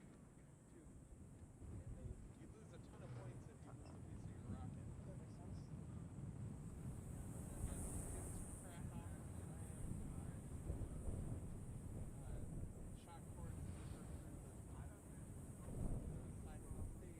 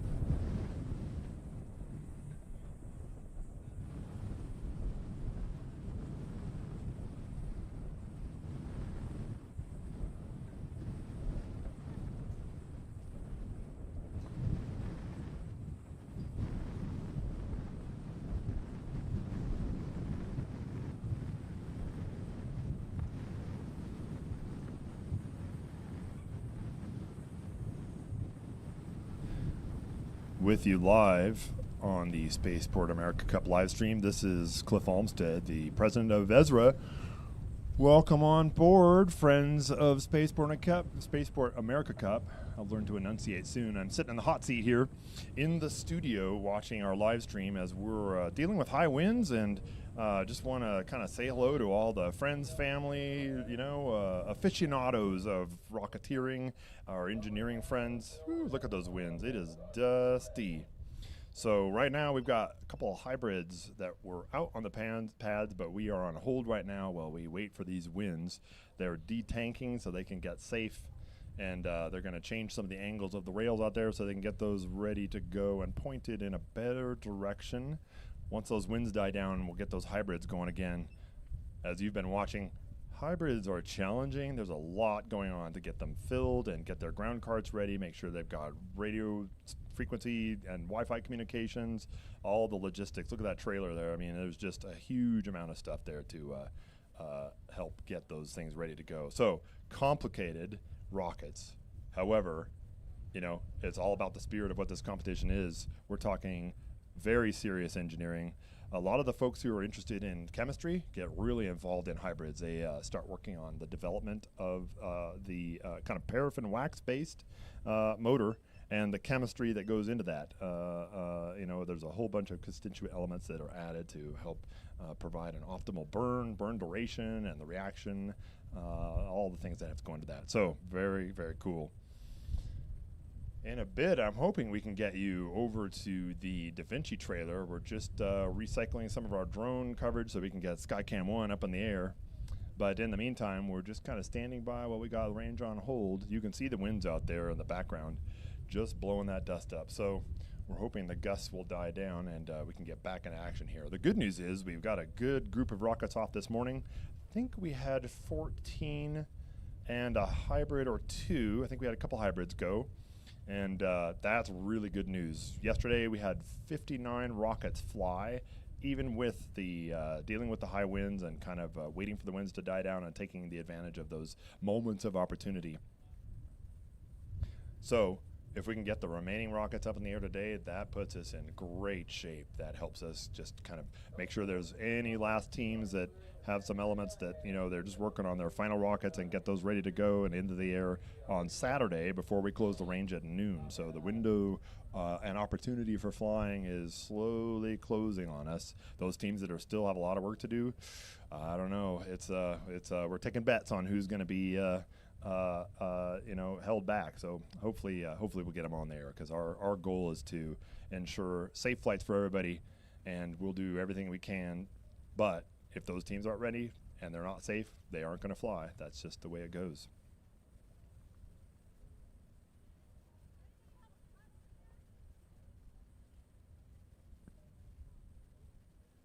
All right. Yeah, we just got a few shots out here, just seeing people kind of standing by on the range.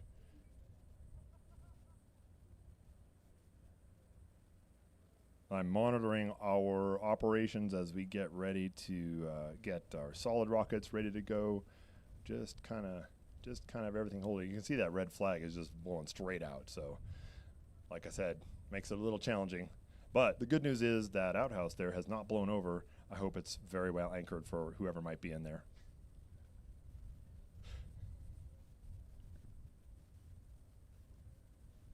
So far, so good.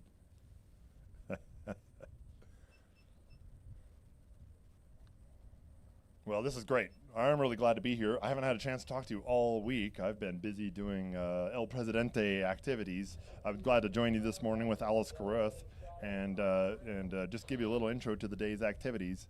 I think, as we said then, you know, the goal is to get every rocket in the air, and as many as we can get today, the better, because Saturday, the window is very short, and that makes it challenging, especially if teams have a lot of work to do.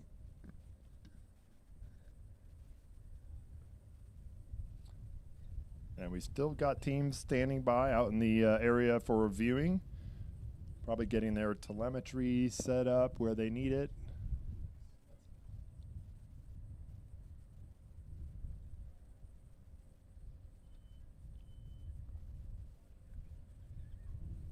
We'll get back in action right away.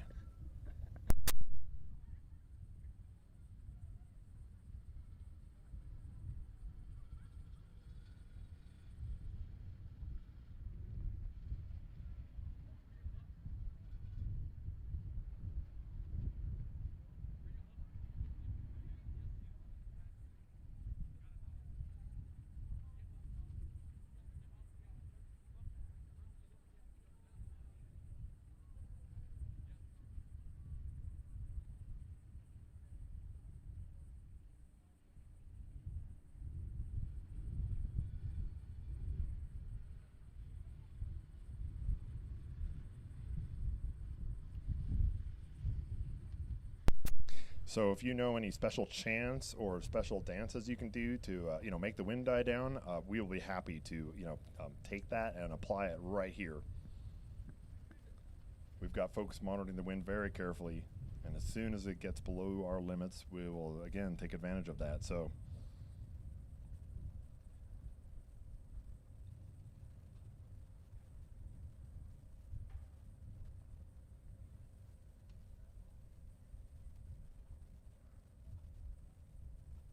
we do not have a schedule for the launches. We do our launches first come, first serve. So as teams are ready, they go through a series of safety checks.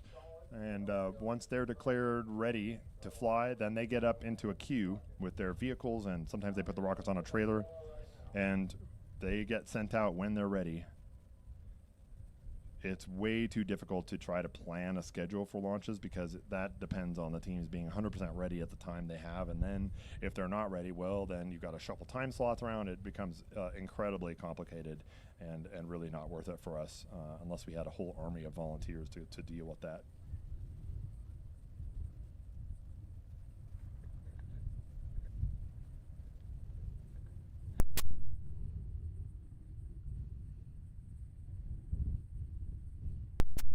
The good news is we got a couple rockets right here. This is, as you know, certainly those who've been tuned in with us for a while, Harry Spears is over there doing final safety checks for a couple of teams.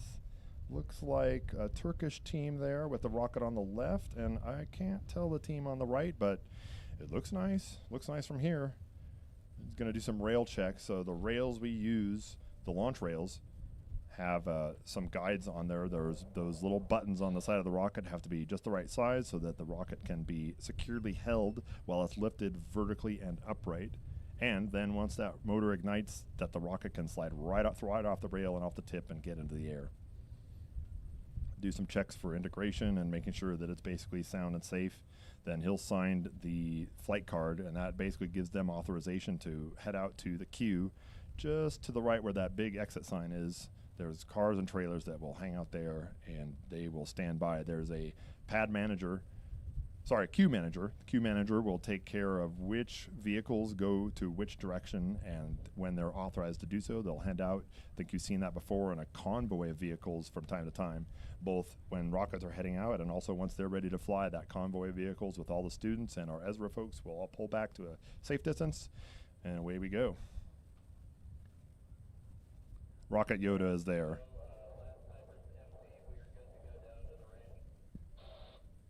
His wisdom is all-knowing.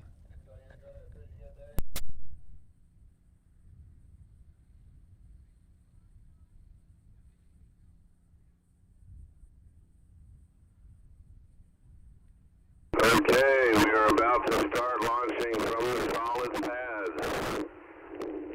So as soon as we get the telemetry sorted, we will begin launching in just a couple of minutes. Okay, I am hearing good news. We're getting ready on our solid rocket pads to get some rockets in the air, so stand by. I'm paying attention to our system for tracking which rockets are loaded and when they're on pads and ready to go. So as soon as I know who's going, we'll give you the information.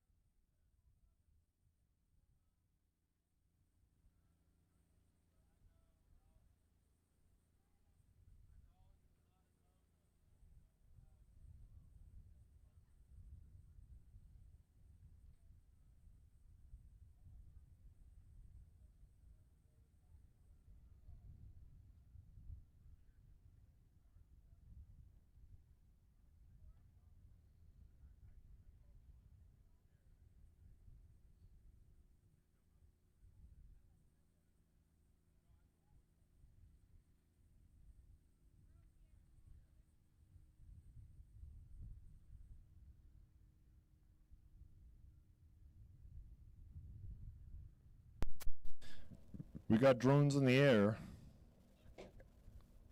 Nice view.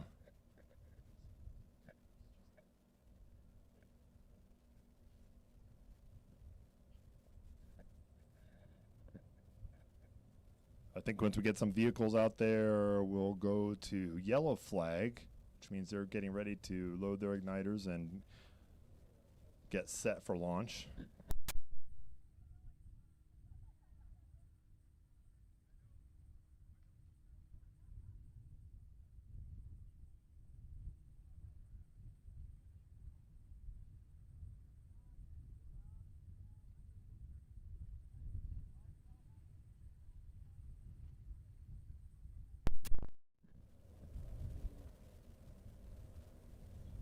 Okay, very good.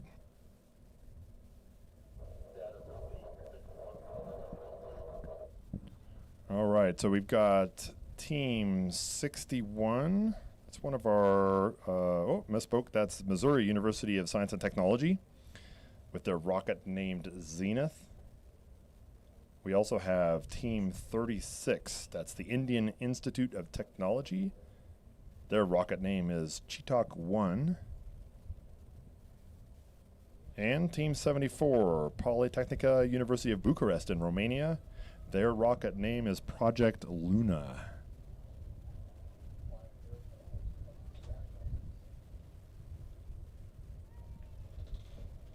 Looking good. Great aerial view right there over the pads.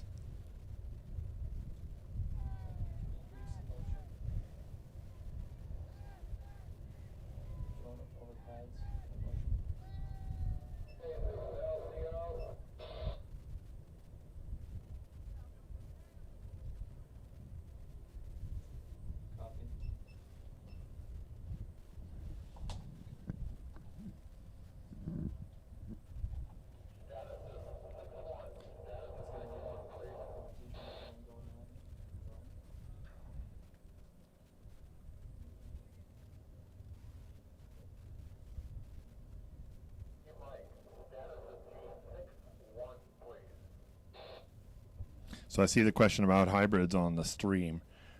Because of the winds, we're pausing on our hybrid launches. Once the winds die down a bit, we'll get those hybrids up and going again.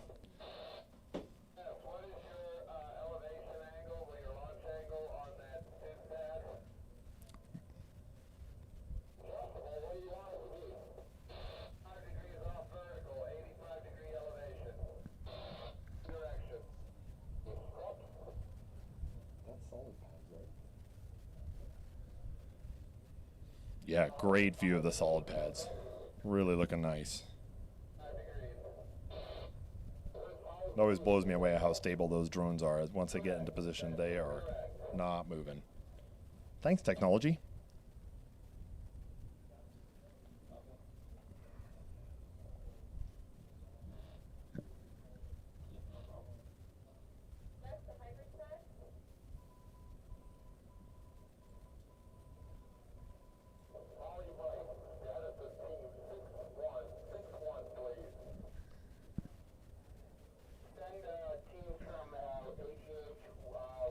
Yeah, so there's a nice view of Team 36. You can see on our new and improved signage there.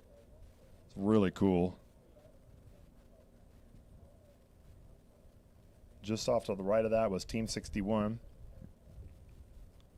Still breezy, but we're monitoring the conditions, so as long as we're still good for flight as far as wind conditions, we'll get those folks up in the air. There's Team 61.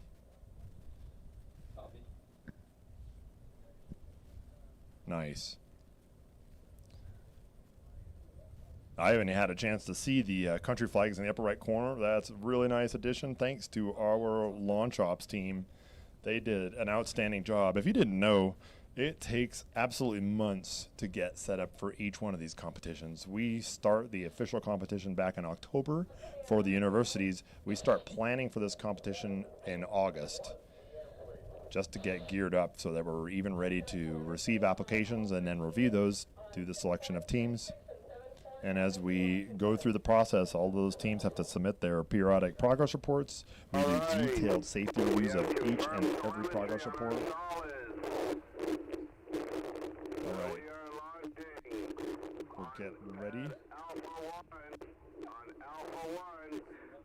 On Alpha 1, this is Team 61, Missouri University of Science and Technology. Science and Technology, flying their rocket Zenith, 87-inch long, 33.1-inch diameter, 37.5 pounds on a COTS M3473 solid, expected 28,950 a Mach 1.7. Okay, more information for this team. Let me just pull that We are up. green on A1. Good skies. Again, Rocket Zenith. We are launching in 5, 4, 3, 2, 1. Come on, burn, baby. They're holding that launch button. Will they go?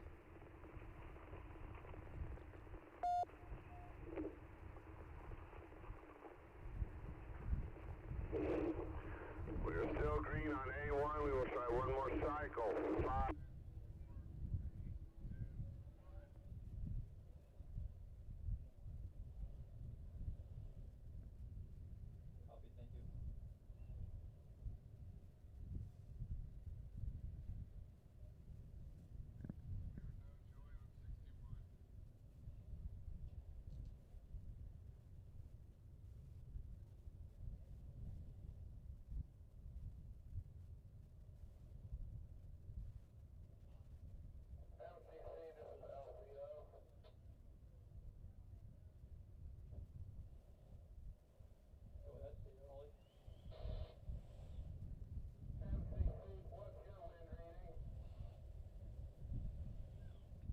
Sounds like we're standing by right on the edges of winds. There's a big gust blowing through the control booth here. Okay, we're gonna have to pause for wind. Sorry, folks. I wish I could get it going, but you know, we'll hold with that dust. Got to get that through. Let the winds calm down after this gust, and we'll try again.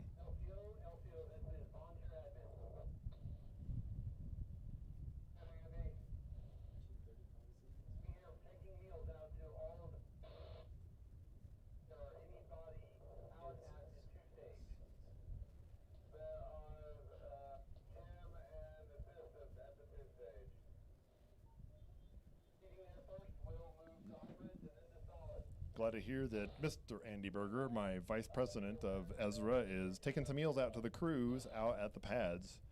Today's meal was pasta bolognese, and I've got to say it was tasty and delicious. Came with a little roll, some nice pasta, a little salad. It's pretty good. Crews get out here. We have some folks that stay on site overnight. The gates open at 6 a.m. and teams start rolling in and get their rocket set, get set up in the tent. Our launch window day opened at 9 a.m. So all those teams that are prepared, that's their job. Get in early, get set up, get through that safety review, and get out to the rails by that 9 o'clock time frame so they can get in the air in the first salvo of the morning because of these winds. I haven't seen what the predictions are like for the rest of our time here, but the good news is we have an earlier opening on Saturday. We do not have to wait until 9 o'clock. I think I got to double check our schedule. I believe our flight time opens up at 8 a.m., if not a little bit earlier, but I'll double check on that front and let you know. And while we are in the wind hold, we are going to go ahead and replace the igniter on 61. We're going to go ahead and replace the igniter on 61.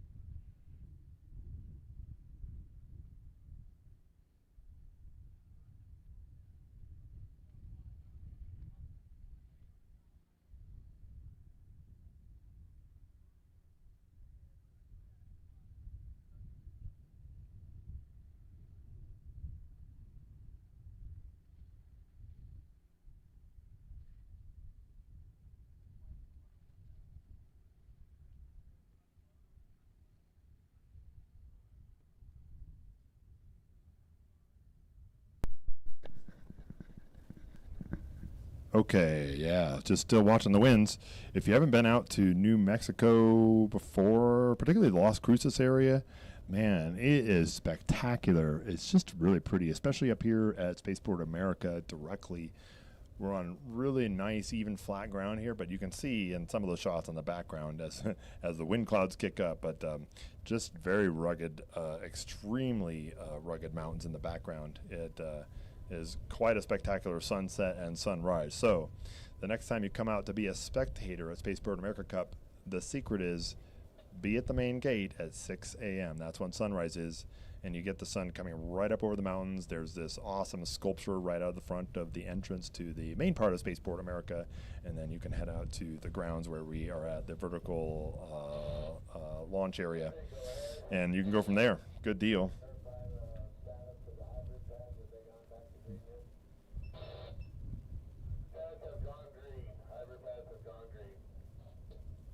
Yep, so our hybrids are back to green flag, so you'll see some cars heading out that way.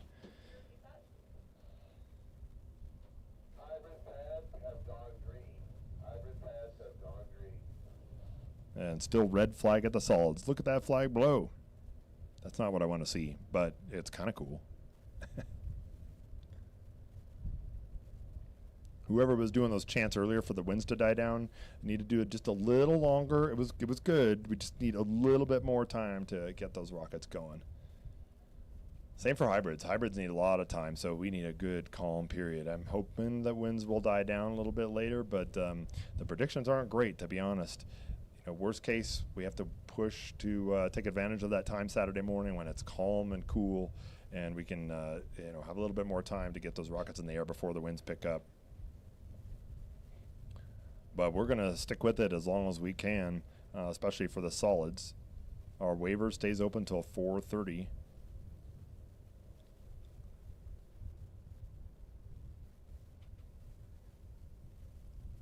And you're correct. Tomorrow is only a half day, so we close the range at noon. But we also send our judging staff off to do their final deliberations at that time. It takes time for us to collect all of the scoring information, and some of that scoring, a key piece of that is the recovery team. So there's teams out there now that have gone to find their rockets after they've launched and come down. Once they get those rockets back, they're going to take them back, get them inspected. We also obtain the official barometer altimeter data off of their flight computers, and that is part of the scoring piece for rocket performance. From an overall engineering competition, remember, there's two parts of this. There's the academic part of providing progress reports and that final technical paper written in the style of an AIAA format. That score is worth half of the points. So teams that write a well-written report, great, that gets you halfway there. The next half is your design implementation. We score you on your knowledge of your rocket, your design implementation, and then we also evaluate your overall rocket performance when it actually flies. So the only way for us to determine how high you actually flew, and again, our scoring, if you look on our website, soundingrocket.org, you can see all the rules there, right there posted publicly. There's a formula for how close you get to the target altitude. So say you select a rocket you're going to build and design to fly to exactly 10,000 feet. We provide a margin of scoring around that 10,000 foot target. And oh, by the way, I do want to switch to metric next year, but we'll see if it happens. At any rate, depending on how close you get, there's a sliding scale of points to that 10,000 foot target. If you fly to 10,000, let's say 11,000 feet, well, you're going to get fewer points, obviously, than someone that's closer to 10. Also, if you fly to 9,000, right? So you're dancing around and getting closer to that target. If you fly beyond the percentage limit, that actually results in essentially no points associated with your flight score. So you may have a beautifully written paper, but your rocket either underperformed or overperformed and you missed the target, then sorry, that's not going to result in points for you and really takes you out of the running from winning major awards. So again, the recovery is really critical to be able to get that scoring data, because we've got to get that data not from telemetry, but directly from the recovered rocket. Not only do we get the altitude data, we assess the rocket for flyability after it came back down. So the rockets that come down with a broken parachute or otherwise in pieces, unplanned disassembly, you're not going to get any score for that. So what that means for Saturday is rockets that fly in the morning, those teams have to go out immediately and get their rocket recovered as soon as they can do that. Bring them back, get them evaluated, and get that scoring data in, because once our judges leave, we really don't have the ability to get that final data. It just doesn't work logistically.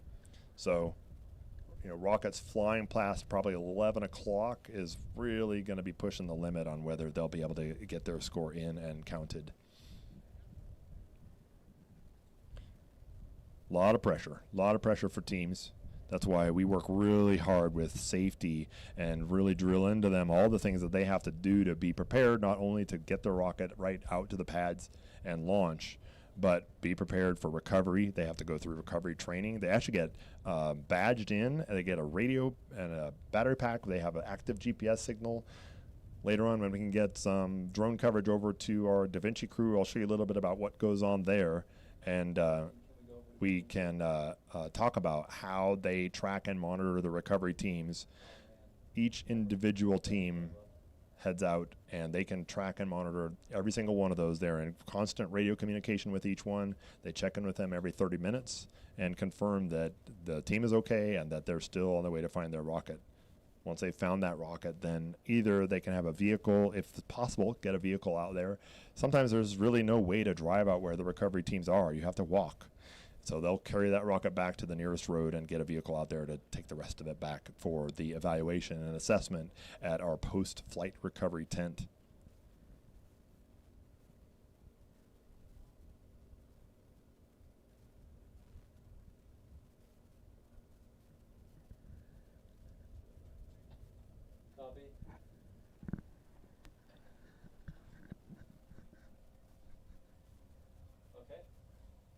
Huge shout out to a lot of our sponsors. Well, not a lot of them, all of our sponsors. I know we played a few of our sponsor videos as appreciation for everything they've done. This event, it is not cheap. Just renting porta potties, that's quite expensive, believe it or not, because we are in remote land. It takes a long time to drive out from the city. You've got to pay crews to get all that equipment out here. You've got to pay fuel costs. They come out 3 times at least a day to clean those out, replace all the supplies, all those kinds of things. That costs money. So our sponsors save the day for this competition. We could not do that without them. Blue Origin is our lead sponsor this year.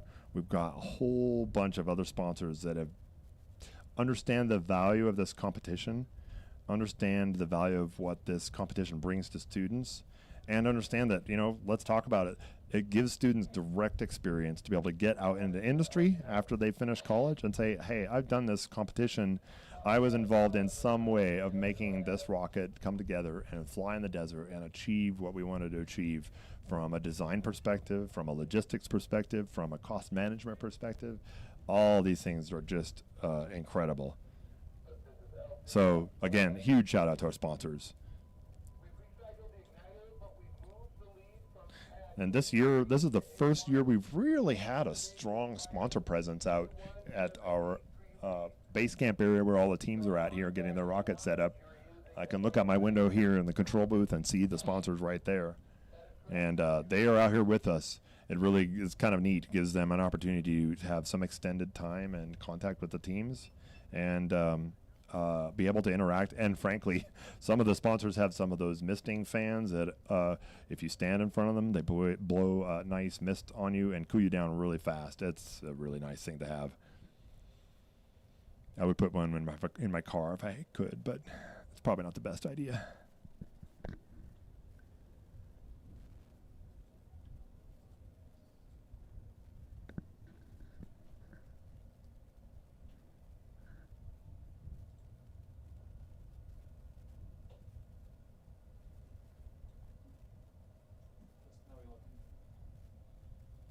So I know in a few minutes we'll get set up here and we'll do a few student interviews and make that transition they're just getting set up in the other booth so they can kind of show some of the things they do, and really great to learn about some of the stuff that the individual teams have to do and think about, and maybe a little bit about what this competition means for them.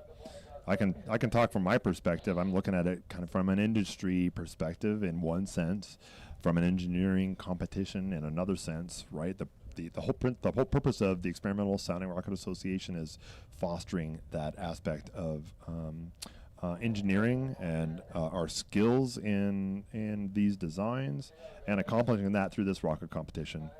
And it started with very humble beginnings. It was a few teams in the desert in Utah, and now we're on our 16th competition, but almost 16 consecutive years, minus one little pandemic.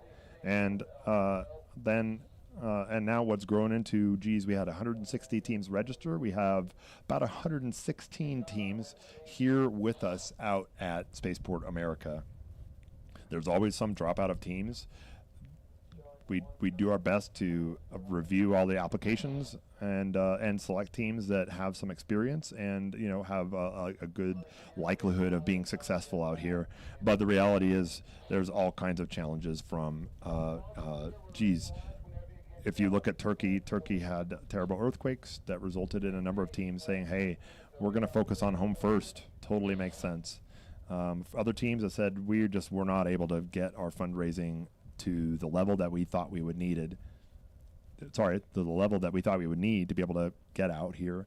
Other teams have testing challenges. They build a rocket, they do some testing, and they have a major test failure that really says, okay, we're just not ready to come out to the Cup this year. So that's why you see a significant drop-off in the number of teams that originally registered down to the number of teams that actually show up with their rockets here at Spaceport America.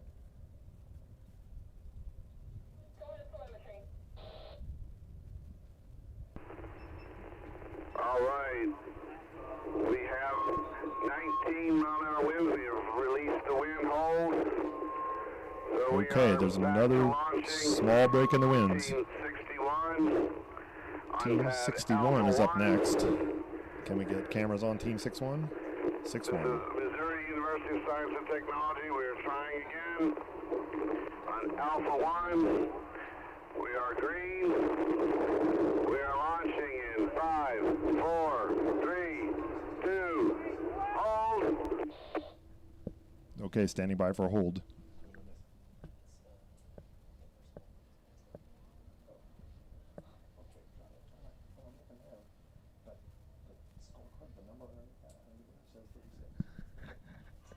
We are launching in 5, okay. 4, That's a camera angle thing. I got it. 2, Sorry. 1. Team 61, let's go.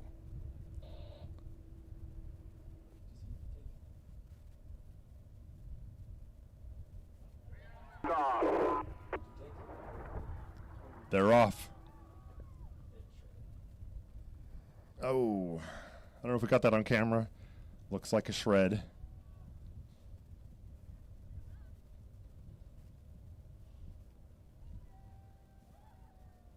Ah, that's unfortunate.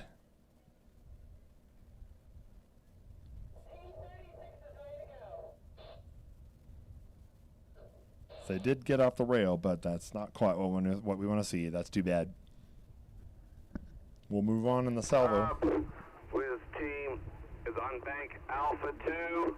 On Alpha 2 is team 36. Okay, we're going to switch over to the Indian Institute of Technology. Madras in India. This is the rocket Chetak 1. It's 106 inches long, 6.4 inch diameter rocket. This rocket weighs 66.2 pounds. It's got a commercial off-the-shelf motor. This is an M1890 solid. The expected speed is Mach 0.80.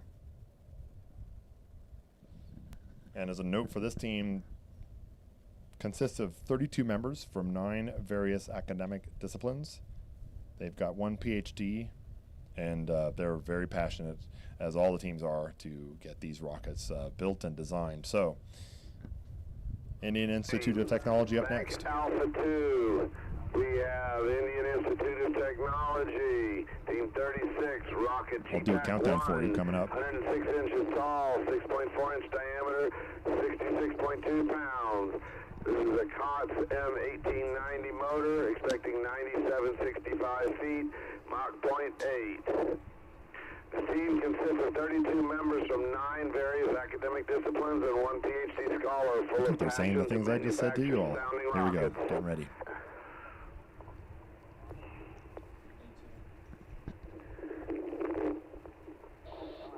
We are green on Alpha 2. There we go. Get your little ready Clear here. skies. Launching in 5, 4, 3, 2, 1. Wait for it. Liftoff. All right. In the air. Looking good. I hear cheers outside the window.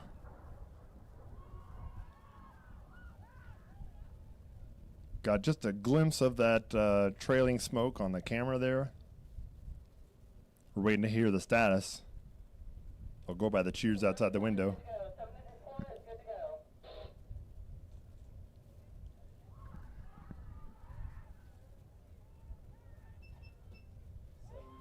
There you go. There's the team spectator area. Great job. Right. And our final launch. That was Indian Institute of Technology. Great job. On Charlie 2. These teams traveling from so far, the logistics are just incredible. So we're going to move on to Team 74. This is Polytechnica, University of Bucharest in Romania. It's 106 inches long. This is 5.2 inch diameter and just shy, 69.9 pounds. This is an O motor, commercial off the shelf, O 5500. This is a big motor. They're expecting 30,900 feet at Mach 2.05. About the space industry, especially rockets. Okay, here we go. Pause, please. 30K.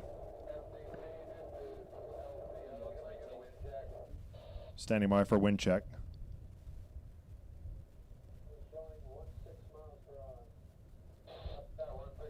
Okay. All right, winds are showing good. Winds are We good. on Charlie 2. Green on Charlie 2. Launching. Let's do this. 4, 3, 2, 1. Pressing that button. Waiting for that guy to go. I see smoke. There they go. Go, go, go. Ooh, I see some wiggles.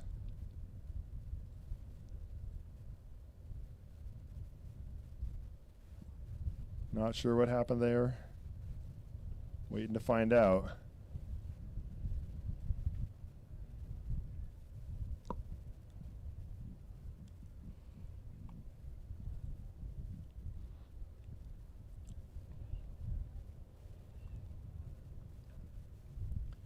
$30Ks, they are impressive.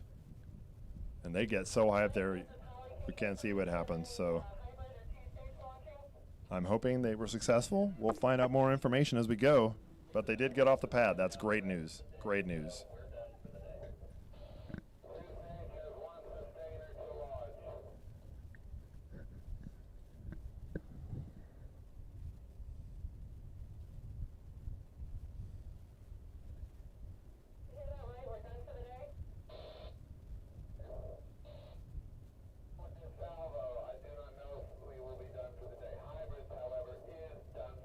Yeah, so our hybrids are shut down for the day. With the wind conditions and the scrubs, they need to get back. They're going to get ready again in the morning, and we'll hope to get those teams off as early as we possibly can. Wind conditions should be nice and calm. That's a really good advantage for them. So as far as that's concerned, we'll do everything we can so that any reasons for delays will be just due to the team and the technicalities associated with hybrids, not due to weather or any other ground conditions. In the two-stage area, we have the University of British Columbia. They are flying just their sustainer from their two-stage yesterday. So it's just their sustainer on Delta 3. This is an M1850, expected 11,000. There's a view of that dusty area. You can see the mountains, dusty air, and the mountains in the background. Launching in 5, 4, 3, 2, 1.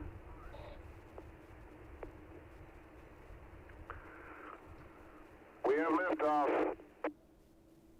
Okay, another liftoff.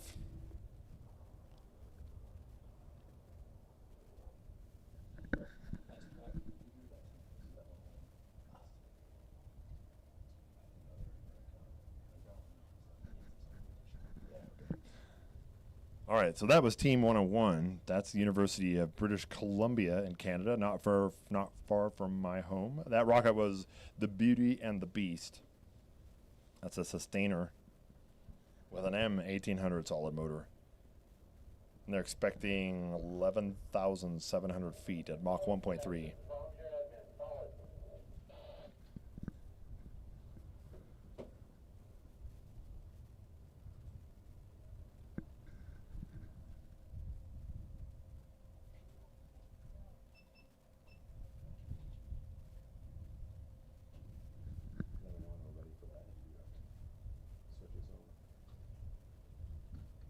When we're ready for that interview, I can.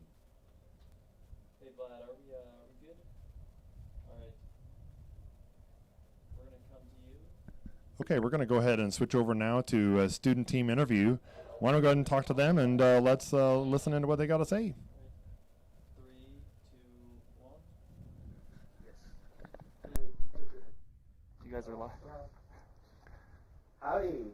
We're back at the Launch Live here with the team from Montreal. Howdy, guys. Rockets or ETS. Howdy, how are you? We're doing good. We're really happy. We're back here today to see some rockets, and we're just excited to be here.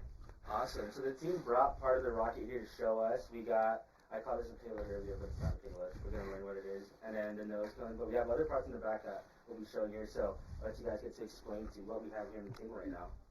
Yeah, first of all, we have the nose cone here. So it's just a normal nose cone made out of fiberglass, and we made it ourselves. So it's our first nose cone actually that we built ourselves.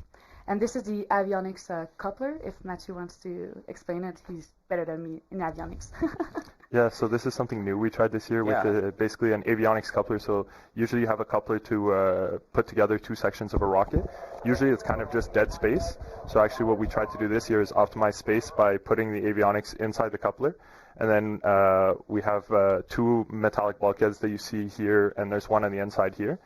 And there's military connectors that actually connect all the charges. And so the goal of this is to have a hermetic seal to protect the avionics.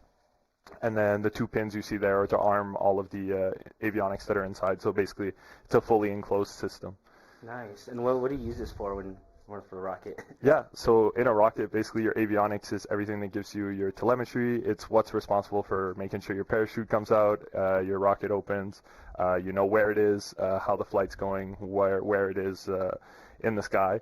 So it helps us, recover it after. Yesterday we launched. We had probably one of the easiest recoveries I've ever seen. Nice. We drove up to it, 15-minute walk, had it in our hands, back in the car. Oh, so, that's always great. Yeah.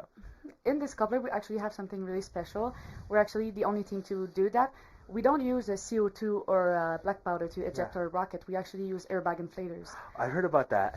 Nice. What was the reasoning behind it? Is that like a little chemical reaction with powders, or how does that work? So it's actually basically the same thing from a car. And actually how it works is it's a small argon gas canister, which is actually an inert gas. The whole goal of that is that usually teams will use black powder or some sort of explosive charge. Right. That can make a lot of mess. It can react with electronics. With an airbag, you basically have a really clean ejection, and it's a really powerful ejection too. So we're always 100% confident that it's going to open, and that's actually something we've used for probably up to 5-6 years now, and it's So it's Wow. really automotive grade. So Yeah. you can really trust it, and they're really consistent performance. Do you know of any other teams doing that, or you guys are the only ones? We're pretty sure we're the only one. That's amazing. Were you around when the team had the idea of doing that, or like what was the reasoning behind it? I mean, I already explained the black powder stuff, but like how did that even come up as an idea? It was a few years before either of us were there, I Yeah. think. But we've kind of just kept with it, and I'm not sure the original rationale behind it, but we've kind of gone through the steps of like why it would make sense, and I think they've had the same thought process back in the day.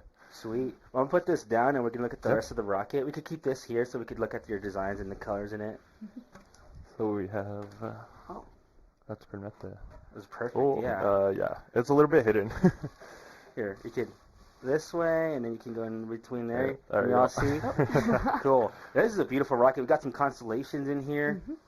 Look at this. And how did you guys put this together? Did you paint it yourselves, or? Yeah, so we actually have we're sponsored by a company called Indura Paint, and so actually they provide us with what's basically aerospace grade paint, and our school at École de Technologie Supérieure actually has a paint shop, so we're really we've been learning how to do it properly. You know, we've been testing different types of paints, different adhesion and stuff, and so yeah, we do this all in house, and we're really proud of our paint jobs. Yeah. It's something we always try to, you know, like here you see the sun, which kind of fits the theme. Right. We actually didn't speak about the name, so I'll let Rose talk about it super quick because it's a really interesting story and Thank you, why yeah. there's a sun on the I rocket. was about to ask. So the rocket is called Sikinik, which means sun in Inuktitut. So that's why we have a sun here. And we usually use words from the Inuktitut lexicon to pay homage to the Inuit communities of Canada. They were in Canada before us, so we just want to pay homage to them and recognize them. Amazing. We also are launching on a second rocket this year in August at the Launch Canada competition, and the second rocket is called Takik, which means moon. So we have the sun and the moon, and we have a complementary design for that. Oh, that's awesome. Yeah, so what you see here is actually the original Inuktitut lexicon writing, and so we always feature both on the rocket to kind of, you know, just pay homage to that. And then we have the constellations. Right. Basically, the theme this year, I can show the booster a little bit. Yes, please. Yeah, let's get these down. Yeah. So the theme this year was actually kind of basically coming from the ground up. So it was supposed to be like a sunrise and basically twilight. So Beautiful. this one. Oh, can we zoom into these trees over here, Abby? So this is actually carbon fiber, and then we transition to 2 paint colors, and then we have like small little fine brush detail that some of our team worked on. So the idea was basically we're coming from the ground, we're going up into the sky, and then we're ending up in the stars with the constellations. And then actually, kind of like Rose talked about, our complementary design is that, so this is supposed to be the sunrise, and then we have the sunset with our other one, which is kind of a blue and purple twilight design. Yeah. People think it's just launching rockets, but so much went into the planning of making this rocket beautiful. Not just, you know, we're going to launch it. We want to just tell a story. That's exactly what you're doing here. Yeah. So we really pride ourselves on you know, having a nice paint job, having a story behind the rocket, and yeah. So that's. Yeah, just look at this! Wow. Don't let the atomic Aggie see you complimenting another rocket. This is awesome. So, talking a little bit more about you guys, what's it like coming here for this competition? Is it you said is it 6th year or 5th year? It's actually our 10 years anniversary. 10-year anniversary. 10-year anniversary of Montreal. What's the name of the university again? École de Technologie Supérieure, ETS. Okay, I'm not going to try. UTS, there we go. UTS, been here for 10 years. Yeah. Wow. So this is our 10th year. Personally, for me and Rose, it's our 2nd year. And yeah, no, so we're really proud of the team and what we came here to accomplish and stuff. And we're proud of the performance we put up for our 10th year anniversary. And we always try to, you know, pay homage to our older members and stuff. So I think they're proud of what we did here. Oh, yeah, actually, the founder of the club texted me yesterday and was like, "I'm so proud of you guys, and you're just doing an amazing job." And it's just so nice for us to know that they still follow us and they're still looking up to us. Yeah. That's wonderful. And what's it like traveling down to New Mexico from where you're at? Because, I mean, it's cold up there, and here, 100-degree weather, 360 days of sun a year. Yeah, it's a decent drive down. So it's actually 36 hours. So we drive in 3 separate days. So we do three days of 12 hours, and then we show up here in New Mexico and try to stay awake as long as possible. Do you guys drive the whole thing, or take pit stops somewhere? Yeah, so we take pit stops. Basically, we do 12 hours each day, and then we'll rest overnight, and we'll get up bright and early. Wow, cool. Anything you want to say to people who might want to join this competition next year but are iffy about it? Yeah, I'd say 100% go for it. I mean, it's challenging, but that's kind of why we do it. We're here. If it was easy, everybody would be doing it. So I think the cool part is, you know, just come out here, have fun. No matter the result, I think you're always really impressed about what you're able to do and what you're able to learn. I think it's been one of my biggest pleasures in life is just being able to learn through the club and, you know, be able to transfer knowledge to newer members and see that same joy in them.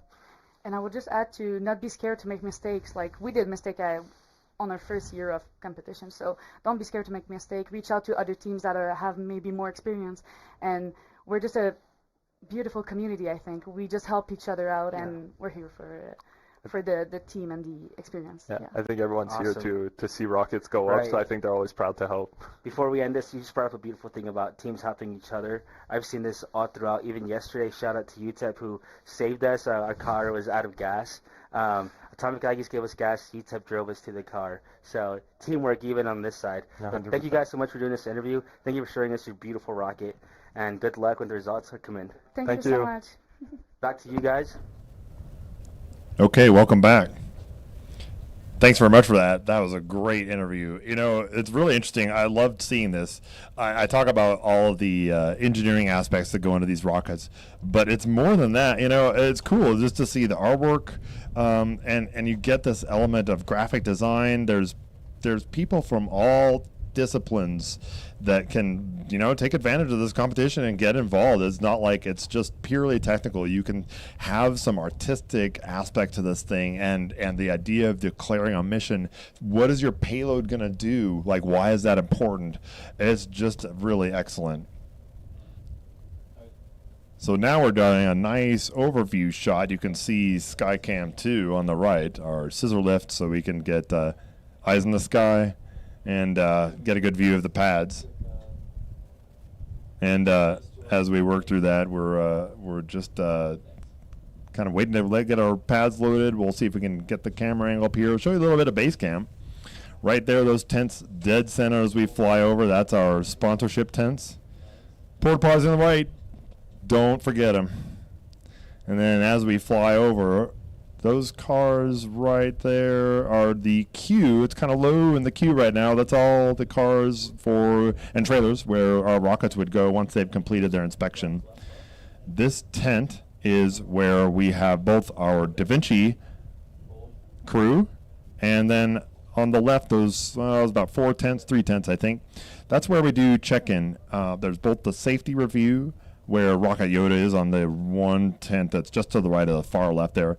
Then also, yeah, he's there. And then also we have payload check-in. A special shout-out to Space Dynamic Labs, SDL. They have been with us since before it became Spaceport America Cup, even out at Utah. They help run the payload competition. Payload weigh-in, payload inspection, that's an important part of this whole event. If you go to the right, there's several tents within a tent. That gigantic tent on the right is the area where we do recovery check-in. So the teams who need to go recover their rockets, they're going to go to that far right opening. That's where they get their radios, their backpacks, their GPS locators. They've got their instructions for how to go out and find their rockets. And once they've found their rocket, they're going to bring it back. When they bring it back, they go to that middle tent. That's the post-recovery check-in, where they can say, okay, here's our rocket. You can observe, and we have judges in that space. They inspect those rockets for whether they are flyable again. That's also where we get the telemetry data, the barometric telemetry data for their official altitude log. So we'll get that data, write down their team number. We capture all that. That goes into the scoring information that determines who's going to win this competition. On the far left, we got lost and found, so, you know, people drop phones, sunglasses, hats, you name it, that's all there. And what is hidden that you can't see. So left is lost and found. To the right, where there's no opening, there's actually a trailer inside there. That trailer is the Da Vinci Operations Center. We call it Mission Control Central. I'm hoping we got a live cam view inside Mission Control Central, but that is the operations where in fact, we have a dedicated crew that operate in there during flight times. They monitor every single recovery team. They monitor every rocket flight. They track GPS locations. They're the ones, when there's the need to communicate with a recovery team, they can do that. So just to the right of the big, large tent is our crane, and if we can get a view, that crane has all the antennas on it that broadcast out on our approved frequencies to be able to talk to those recovery teams. Also to collect GPS tracking information from the rockets.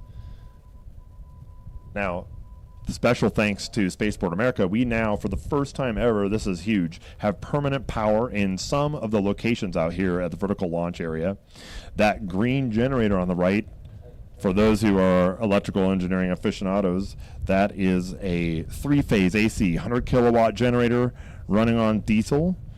We're powering 6 RVs. You can just see those RVs behind the large tent.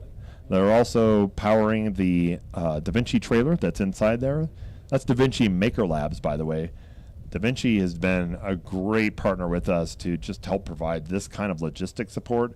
It's extremely technical. I've got some good footage of the inside of that trailer. Once we get that kind of whipped up, we will take care of that and see if we can get you a shot of what's inside that trailer and what life looks like for them, because it is intense. I'm not even authorized as ESRA president to just walk into that trailer. I have to get permission from our lead operations specialist there, and once it's at a good time and things are calm, I can go in. But even inside, once you're in, you have to keep really quiet, because the operators are hovered over their screens watching those recovery teams very closely. They know exactly where they are, and they're tracking their location, because as we're launching rockets, they can notify those recovery teams to be heads up and alert.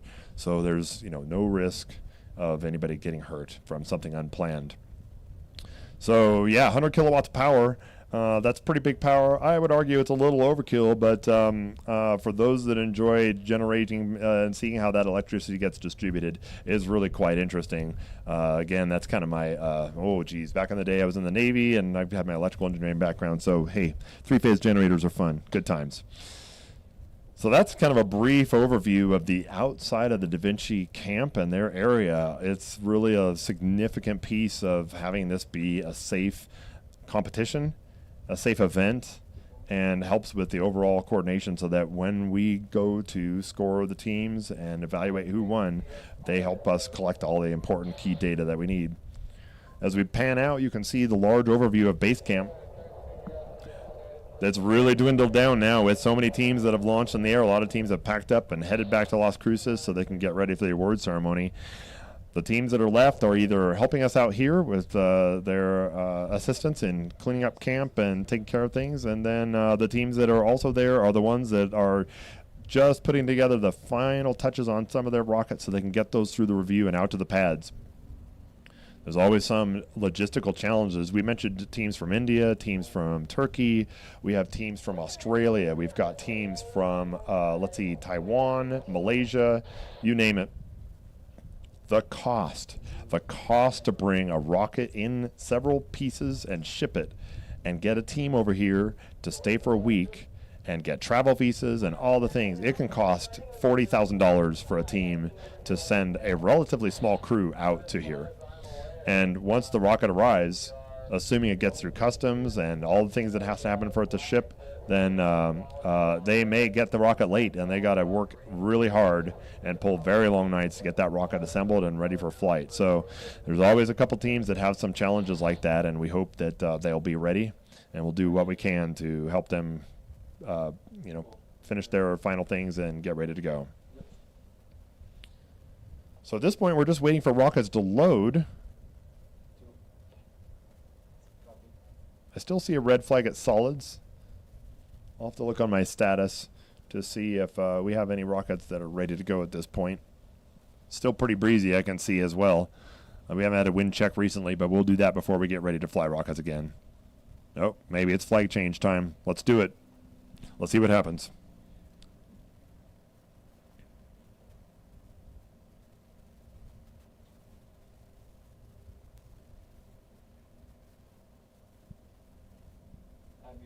Are you in the commentator booth? Great. There we go. Red flag down.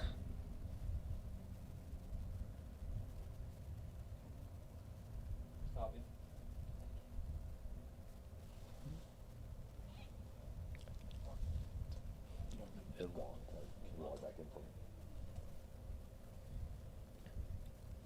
All right. Any guesses on the flag?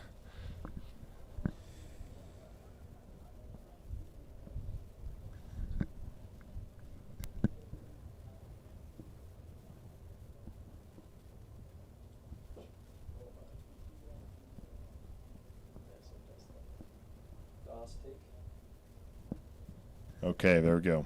Oh, I can see other cam. Yes, indeed, it is a green flag. That's what we expect. There it goes. Really helps just visually give some indicators for people who are heading out to the various pads to understand, hey, what is the conditions? It's not always obvious. Most people have radio communications, but in case they don't or there's a failure of communication, we just have a good visual indicator.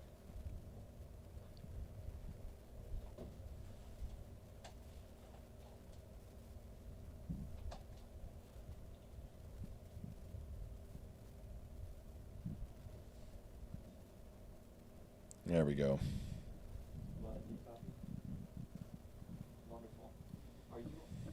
So far, we're still hoping to launch for the day. We're going to continue to monitor the winds. If you saw the earlier aerial shots, we don't have a whole lot of teams in the queue. I think there's some. So we're dealing with the last stragglers. From memory, we had approximately 20 rockets that still needed to go through review. Ooh, wow. I think we just got hit by a dust devil. It's dusty in the booth. So hopefully our cameras will stay upright. Yeah. That's even dusty inside the booth with our very ultra sealed windows we've got here. It's always a little exciting when you get hit by one of those. That's kind of dangerous to watch out for those. You know, the dust devils can really bring in some strong winds, and can be very surprising for people that have to stand up in that. And so we just want everybody to be safe and careful.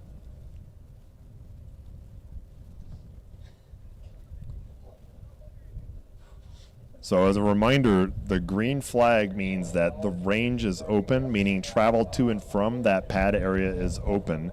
That doesn't mean we're necessarily going to send rockets out. That just means that there's no rocket that's imminently ready for flight that we're going to start launches for. And yeah, we had that big gust with the dust devil blow through, and still continuing to be quite breezy. So we'll continue to monitor. If we have to shut down for the day, we'll of course make that announcement. But so far things are relatively under control. A few cameras got bounced around with our last dust devil, and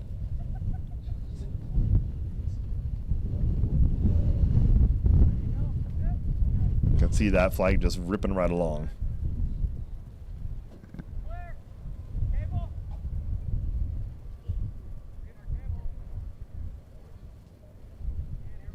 You're outside right now, right?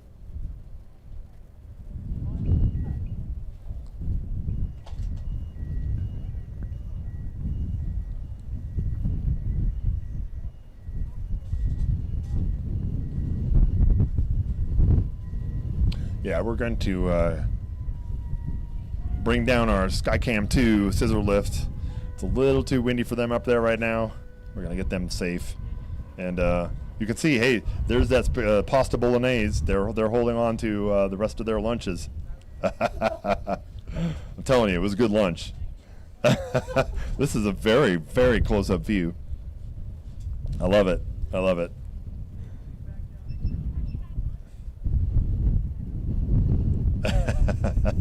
Yeah, the pasta suffered. It was very tasty, though. Hopefully it wasn't gritty. Nobody likes gritty pasta. Nice shot of the solid pads there. No teams loaded. Everybody's just hanging on.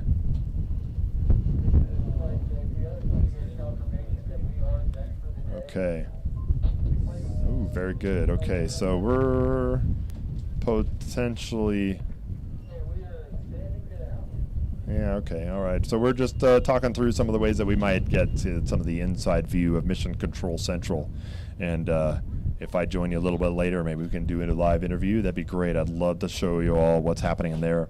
I'll tell you, it is very, very impressive. So stand by for that. I'm going to go on mute for a little bit, and we'll just kind of watch the winds and enjoy the views.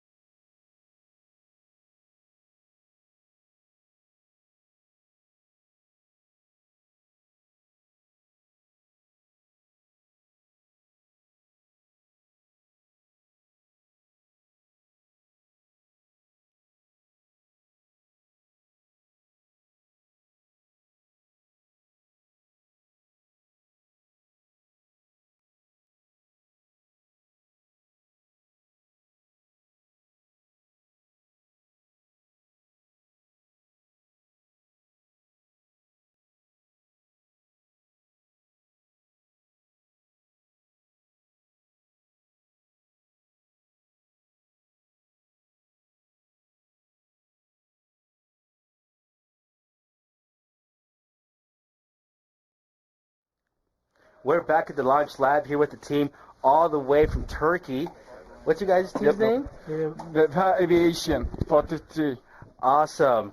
And they brought us a rocket to check it out, just like the Montreal team beforehand. They brought their rocket. Yeah. And I'm seeing a lot of beautiful colors, like some carbon fiber. So, for someone like me who doesn't know so much about rockets, I think rockets and I think just like, Amazon sending their rocket or all the other companies sending their rockets. But I don't really put too much thought of like the components that go into a rocket. So we're going to give you the pointer, and you can explain to me like what each component is and why it's important in the rocket. Okay. Let's start then.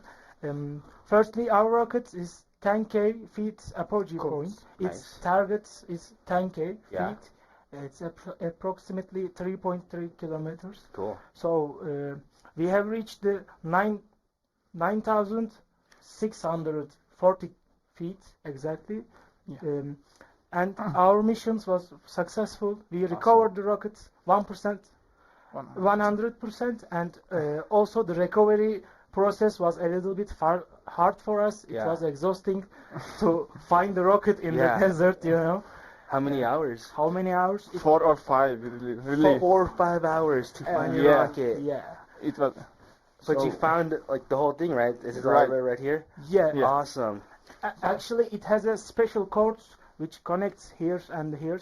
Yeah. The whole rocket landed as one piece. And also we have another piece, a CubeSat. Yeah.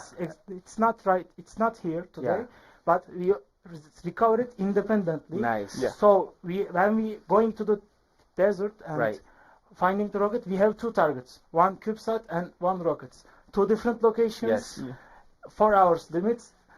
It was really exhausting, but we find it. It was nice after all. So your payload was a CubeSat. Yes. And what was the goal? What kind of experiment was it going to conduct? Actually, our goal for the CubeSat was determining the radiation exposure, radiation and UV light exposure on the commercial flights. We have a special plexiglass on the CubeSat, so we try to simulate the atmosphere on the commercial plane. So after the deployment happened, our CubeSat recorded the data from his Geiger counter, which is a cutter tube inside of a PCB board, and when radiation got behind it, it flips. It triggered and it records the data. So nice. When we evaluate the data, we can see how much happens in every second. So we recovered all the data and we completed our mission. It was really good experience for us in the competition. So that's wonderful. Thanks. So I can explain what we did here. Yes, please. This is aluminum tip. Cool. We use it for heat. Yeah. And it is very round, you can see. And here it's carbon fiber. It's very good material for the nose cone. And here we use glass fiber. It doesn't have any Faraday case. So we put our payload, the CubeSat here, and our avionics and our PCs in here. As you can see, there is a camera hole. We recorded everything that happened in the flight. Actually, I can show it to you. Yeah. So that's your rocket video. Look at that view. Pop, you're a rocket. Look at that. So as you can see, there is no spin. We adjust everything very well. Yeah. It's so clean.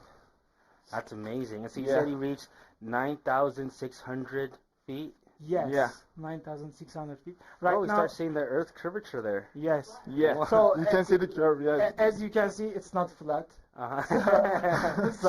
So you can see the payload pops up there. Right. And, that's the CubeSat. Yes. Oh my God! Wow, that's amazing. This is why they separately. Yeah. Deployed at the apogee and recovered independently. And so the CubeSat had its own parachute? Yes. Yeah. Its own parachute. And you guys been working on this for a whole year, or did you start even a little bit before that?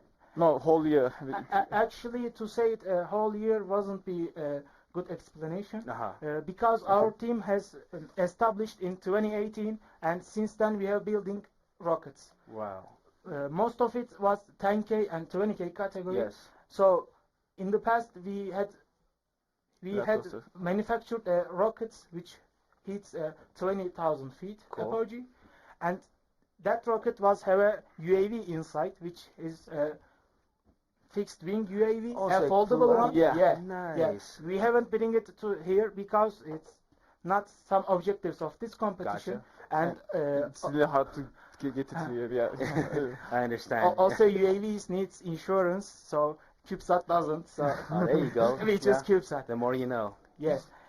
Actually, our rockets has a surprise. Yeah, let's see it. Do you have a quarter? Coin maybe. Coin? Coin? We have a coin. I think we do. Yeah. One of the teams gave me a coin here. Yeah. Let's see. Not that.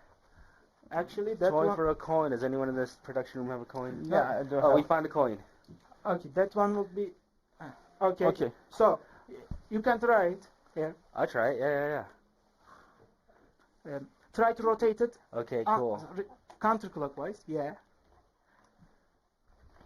Yeah, there you go. Yeah. So, this is our altimeter case, special design by our team. You can reach it via a coin, via quarter or 50 cents. So, what it does exactly is, it's really make the process to put altimeter inside faster. Nice. And no other team has done this? We haven't seen one. You haven't seen one? Since 2020, we first designed it in 2020, and since then we try to make it more efficient. Yeah. Since then, we haven't saw any other teams. Copying it. And I don't really could see this in the camera, but it fits perfectly in there with the curvature of the rocket. Yeah. I mean, some of the innovation I'm seeing here is amazing. The team we interviewed right before this, they've been using a parachute, an airbag to deploy the parachute. Yeah. That's just wonderful to see all the different things you guys are doing. That's awesome. Thanks for showing me that. Thank and we you. do have another member here of you guys' team who might want to talk to. Let's give him a headset. Let me scoot over here. We're a little bit tight on our stage, as you can see. Whoa, rocket just fell. It just happens. Awesome. And what's your name? My name is Nurullah. I am in team responsible from the manufacturing. Awesome. In all part of this rocket. Actually, I rocket. Thank you. And so you manufacturing lead. Yes. So describe your role and how does that play into producing this rocket? Actually, all rocket is produced by the hand laying methods. Mm-hmm. So the method has so many missings because we hand laying. We design a rocket, but it's not completely as same like the design. Yeah. So we should design and protect product, and then again product and product. So it's not finished until it's fly. Right. So when you guys are building this rocket, you obviously can do some testing, right? Yes. Yeah. Back home in Turkey, do you guys have any issues trying to test launch rockets, or how does that work? Actually, in Turkey, we thanks to our sponsors, we got a launch experimental fly. So that's wonderful. Great. Yeah, we are thanking the Rocketsan and Turkey technology team. Because of this test flies, actually after the test fly, we saw some problematic parts, and then we product again. So we've reached the finish rocket. Cool. Matt, so did you guys do anything like work with your government to allow you to launch, or thanks to your sponsors were you guys free to go? Actually, we asked them for permission because, as you know, the rockets flying is has some risk because you should close your airline. Mm-hmm. So it's not possible to go how we want. Yeah. You should some process. Right. You should take with. Awesome. And then was the process long? Because I talked to a team yesterday that had 9 months of paperwork. They were out of an Australia city to launch just to test the rocket. Did you guys have to wait that long, or how did that work? No. So the Ketsan was very helpful. They made everything very easy. We thank them from here again. So they provided everything that we need for the flight. So it was very good. Thanks. That's awesome. Are they watching They now? support us. Can you give them a shout out? I hope they are. Awesome. Well, thank you guys so much for showing us your awesome rocket. Anything else you want to add before we close this interview? Yeah, actually we are thank to Spaceport America and Heroes, and they are we came here and they very good process. Their hospitality again. Awesome. Thank you guys so much, and we'll throw it back to you guys at the control room. Yeah, thank you. Okay, welcome back. Just checking that you can hear me okay on audio. Yeah, looks good. Okay, so yeah, welcome back to the group here. We're actually shut down for the day, so the range is closed for today. The winds have just been not quite cooperating with us this afternoon. That was expected. It's unfortunate, but the forecast for winds was quite high, so just hasn't worked out, to get these last rockets today, but I'm glad that we got a good salvo off. We got some hybrids in the air. But before we break for the day, I do want to introduce you to the head of DaVinci Maker Labs. Mr. Chris Harris is joined here in the booth, and we're going to actually do a little preview and take a look at what is going on inside a Mission Control Central like I spoke.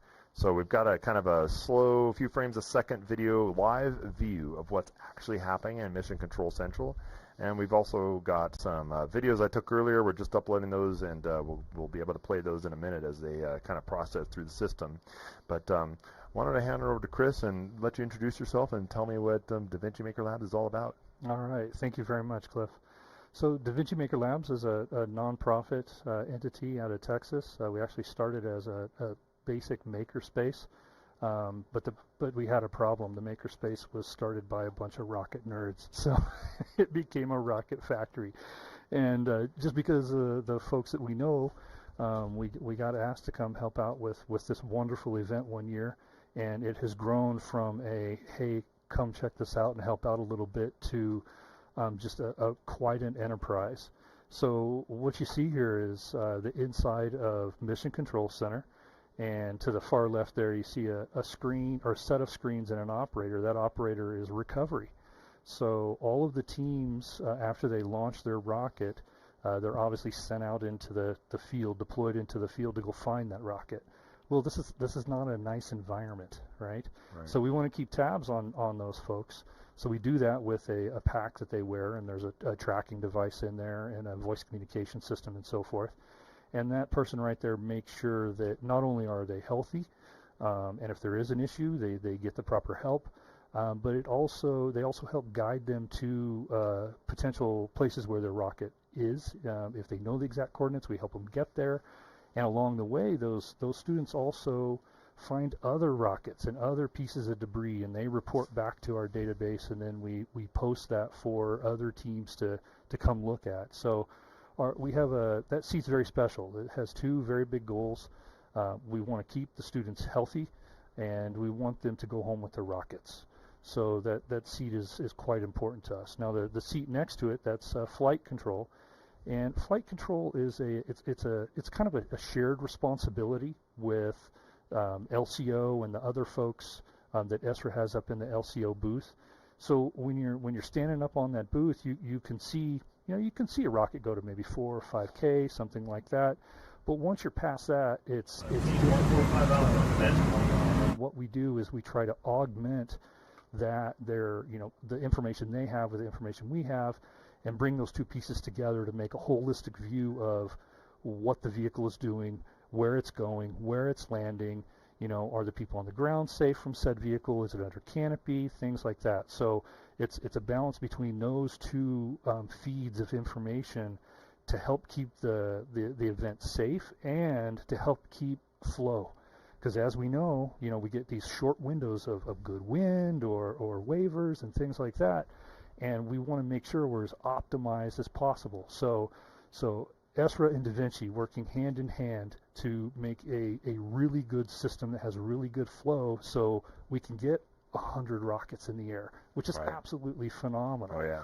So, and then in addition to that, on the other side of the trailer, there is a couple of other seats that basically look like these, but they're support mechanisms. So there's a controller that provides support for these two critical seats, which is flight and recovery.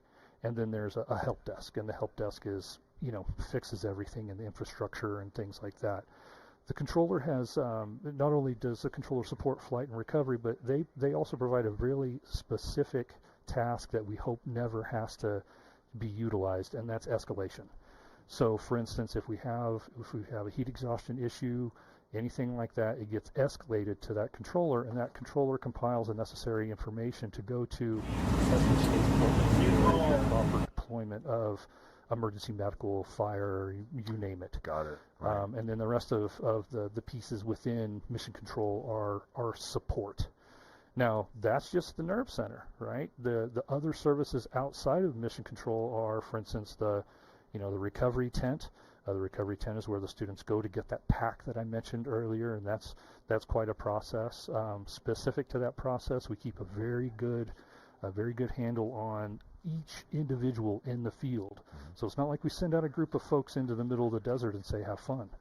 We know every single person. We know where each person is at. When they come back, they all get checked in. At the end of the day, it's kind of like, okay, it's an attendance thing, right? Because we don't want to leave anybody out in the desert. Right. And then the other piece of that is delivery of information. So we need to deliver information to ESRA. We do that by voice and by digital. We need to deliver information to the students. So we do that primarily by digital screens and things like that. Delivery of information to Spaceport and Fiore, that's primarily voice, and we hope to push the digital effort on that to make that even better, even faster.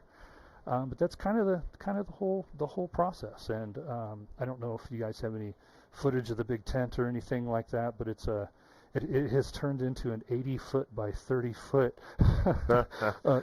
installation. Right. So, but I have to say it is an awesome event.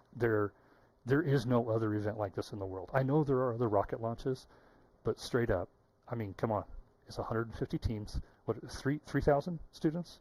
Something like. Well, we've got about 1,700 here. Okay. When you count all the students involved in the whole thing, okay. Oh yeah, we're over 3,000. Yeah. From how many different countries? Oh, geez. I should know that off the top. There will be more questions, lot, right? Don't worry.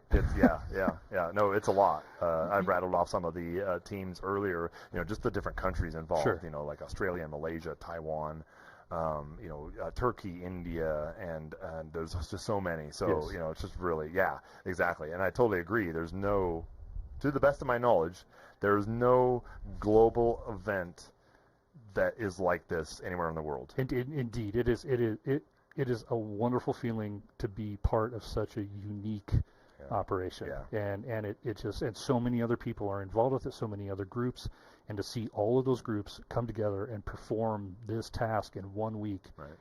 It's just phenomenal, and I'm happy and proud to be a part of it. And I know every member in the Da Vinci team is happy and proud to be a part of it. And as I've said before, we can't do this event without the support that you guys are bringing. So thank you. We appreciate that. And, thank you very much. And so talk to me a little bit about how this has grown, because you've been working with ESRA for, since when? 2019, or was it before that? I'm trying to think of when we started this. It tends to blur together. Yeah.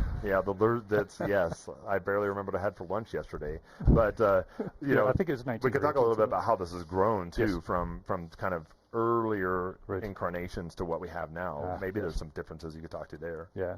Well, the differences are orders of magnitude. Right. Right. So when we first came out, it was, hey, we need a little bit of help. I think that was the scope. That's how it always starts. We need a little bit of help, right? And it was like, take the bait, come on over. And and we showed up, raging in. We're gonna, do some awesome stuff. And we came in and like, oh my gosh, this is hard, But anyways, so as we expanded, in scope, things got bigger and bigger and better and better. And at some point, we started really figuring out what pieces we needed to add to the whole mix. Right. And we added those pieces incrementally, and we just grew. And it's like all the systems that I was talking about, the digital systems, the audio systems, all of those components, and the relationships, right? How to deliver such content has grown, and I guess those are the differences I come up with. Right. Yeah, absolutely. Well, thanks very much. I really appreciate your time to walk through that. And, again, this kind of capability is just spectacular. We were talking earlier about, the ESRA president is not permitted into the Mission Control Central trailer there. And Chris even showed me the magical badge that I don't have and I can't even get. Well, maybe if I bribe him, but we wouldn't allow that. I think he's telling you guys a lie. I think he's lying. He's been in that trailer before. He knows it. Yeah, for sure. Well, so what we'll do is we'll present him with a badge right now. You can't see, the audience can't see this, but this is a Da Vinci Mission Control badge for the president of ESRA, right? Can we bring up the booth cam? Can you bring up the booth? We don't have the booth cam. All right, we'll show you later. So it's a very nifty badge, and it says Da Vinci Mission Control Center with the Da Vinci logo on it, and that is yours, President of ESRA. Thank you. And they know the rules. If they come in the trailer, they have to be quiet and turn their radios off and be nice. I would be dangerous enough that I know myself I should not just walk in. So I will always check in with you. But in return favor, we have the judge's poker chip emblazoned with the Experimental Sounding Rocket Association. This one's scratched, though. We're not going to do that one. The other side I can scratch the badge. We could do that. Yeah, that's true. Hey, let's take a look. Hey, this one's better. And I'll show you this later when we get a chance to get in front of the camera. But this poker chip has got the Experimental Sounding Rocket Association logo and also has the logo of the cup patch. So we're going to switch over to the back room, and we'll show you what that looks like.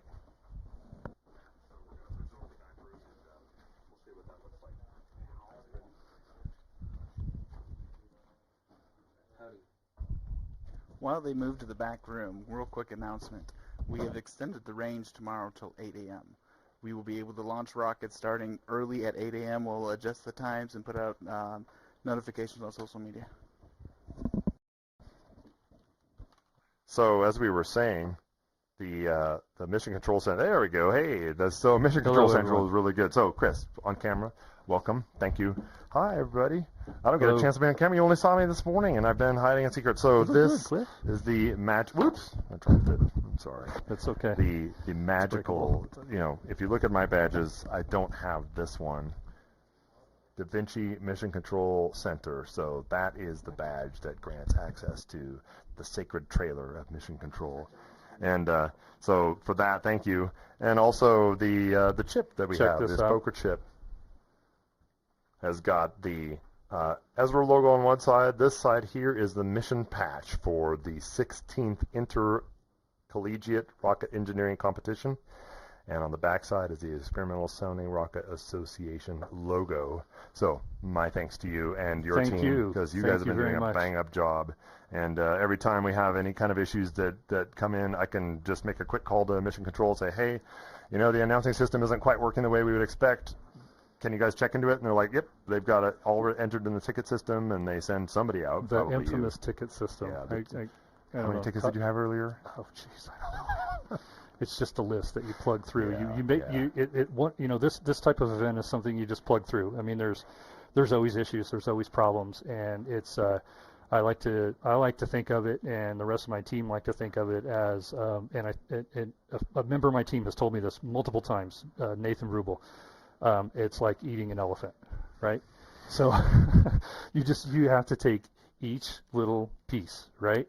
Right. So Trey's in there taking each little piece of the the database. Rick's in there dealing with RF stuff. Nathan's working flight. Eric, one of our new team members, is working RF. Dan, he's a L3 flyer. He's in there working flight. And then the ladies in there working recovery. My wife, Christy, Linda, and Gloria are all in there just busting their butt. And then there's one other special person, Rachel Rubel. She delivers our food. Important. That's the one person you're always nice to. I talked about the lunch that we already had brought to us. It was the pasta bolognese, and it was pretty stellar. Food is very important. It really is. What's kind of cool about it, and it's not just with you guys, it's with ESRA, it's with all the people that volunteer. Nobody in our crew is paid, so we're all 100% volunteer, and that ESRA is a nonprofit foundation that puts on this event, and we partner with Spaceport America, who provide this venue, which is just spectacular. But it's not unlike being on our own little rocketry team. We're not building rockets, right? We're supporting all the teams. But if you think about it, a rocketry team has got a huge group of people. They all have to have different roles and responsibilities to, whether that's design, whether that's finding materials, whether that's providing technical support, whether that's feeding the crew. All those things have to come together. It's not dissimilar at all from what we have to do. It's just we're looking at it from a different perspective. But I have to say, we are building something. We're building people. That's true. Right? That's a really good point. These are, and I use this analogy with some other folks. These are the folks that are going to go design the aircraft that you and your family are flying on. Mm-hmm. These are the folks that are going to go design the bridge. Right? So come out here, design your stuff, see how it fails, see how it works, right? Learn, and then go off into the world and go cure cancer, go build a new spaceship, go do cool stuff. Right. So we're building people. This is important. Yeah. No, I 100% agree. I mean, Right that's absolutely. For me personally, I think that's why I'm involved in this, this enterprise, this organization, and how I kind of got sucked in. Right. Same thing. Hey, we could use some help on this. Right. Okay. Well, now here I am, the president of ESRA, and that was not my plan. But seeing the types of things that students achieve, what they learn, how they grow in a whole bunch of different ways is really inspiring. I get emotional about it, so I can't even go too much into it because I get teary-eyed and the whole thing. But no, it's really great. I've talked about teams in the past. There was a podcast I did earlier, and one of the teams I mentioned, they had to make the hard call to not fly, and it was their decision, to their credit. We looked at it and said, you're going to have to do a bunch of stuff to get this rocket ready. And they worked like night and day for 3 days straight. They had power drills. They broke bits and taps, and they finally decided, I think it was like Saturday morning, they came to us and said, look, we decided not to fly. We got together as a whole team, and we unanimously decided. But what kind of maturity does it take to call a no-go? Oh, yeah. Right? That's a serious deal. I mean, it's a lot easier just to say, just light it. Everything will be fine, right? But making those calls are part of it, and the communications these students have with ESRA, doing all the judging and things like that. The communications they have with us for frequency allocation and safety training and things like that. It is a big, holistic training experience that is like no other. I can't say anything more to that. Thank you, sir. Absolutely. All right. Good to be with you guys. I think we'll head back out and take some aerial shots. Like I said, the range is shut down for the day, unfortunately, so we'll be back live tomorrow. The range opens up at 8 o'clock in the morning, so we'll let our crew announce when we're going to start the live stream officially. But I'm just really happy to be here. I'm happy to see some of the chats come in. I'm happy to see the participation with what we're doing out here and the passion, right, for it beyond the immediate group present on the site, but to be able to send this out to you on the YouTubes and get that out to our international audience it's cool. So I appreciate it. We'll tune in you'll tune in, and we'll see you tomorrow. I got one more shout out. Oop. One guy that couldn't be here, he really wanted to be here. Ron, he deserves a shout out. That dude has really helped us out. Thank you, Ron. Thank you, Ron. Very much appreciated. All right. Bye, everyone. Bye, everybody. Earth, our blue origin. We've sent robotic probes all over the solar system, and it's full of wonders. Gas giants, rocky moons. Despite the variety, despite the wonder in the solar system, Earth is the best planet. There's no place like home. There is no place like Earth. All life on Earth are uniquely matched to this planet. There's nothing like it anywhere else in the solar system. Not even close, no way. Earth has things that we need to work on in the here and now. But there are also long-term problems. We can't wait to work on the long-term problems. We have to work on both. We have no choice but to preserve Earth. Preserve this planet, this one. we get to focus on the future, and the future is nothing without Earth.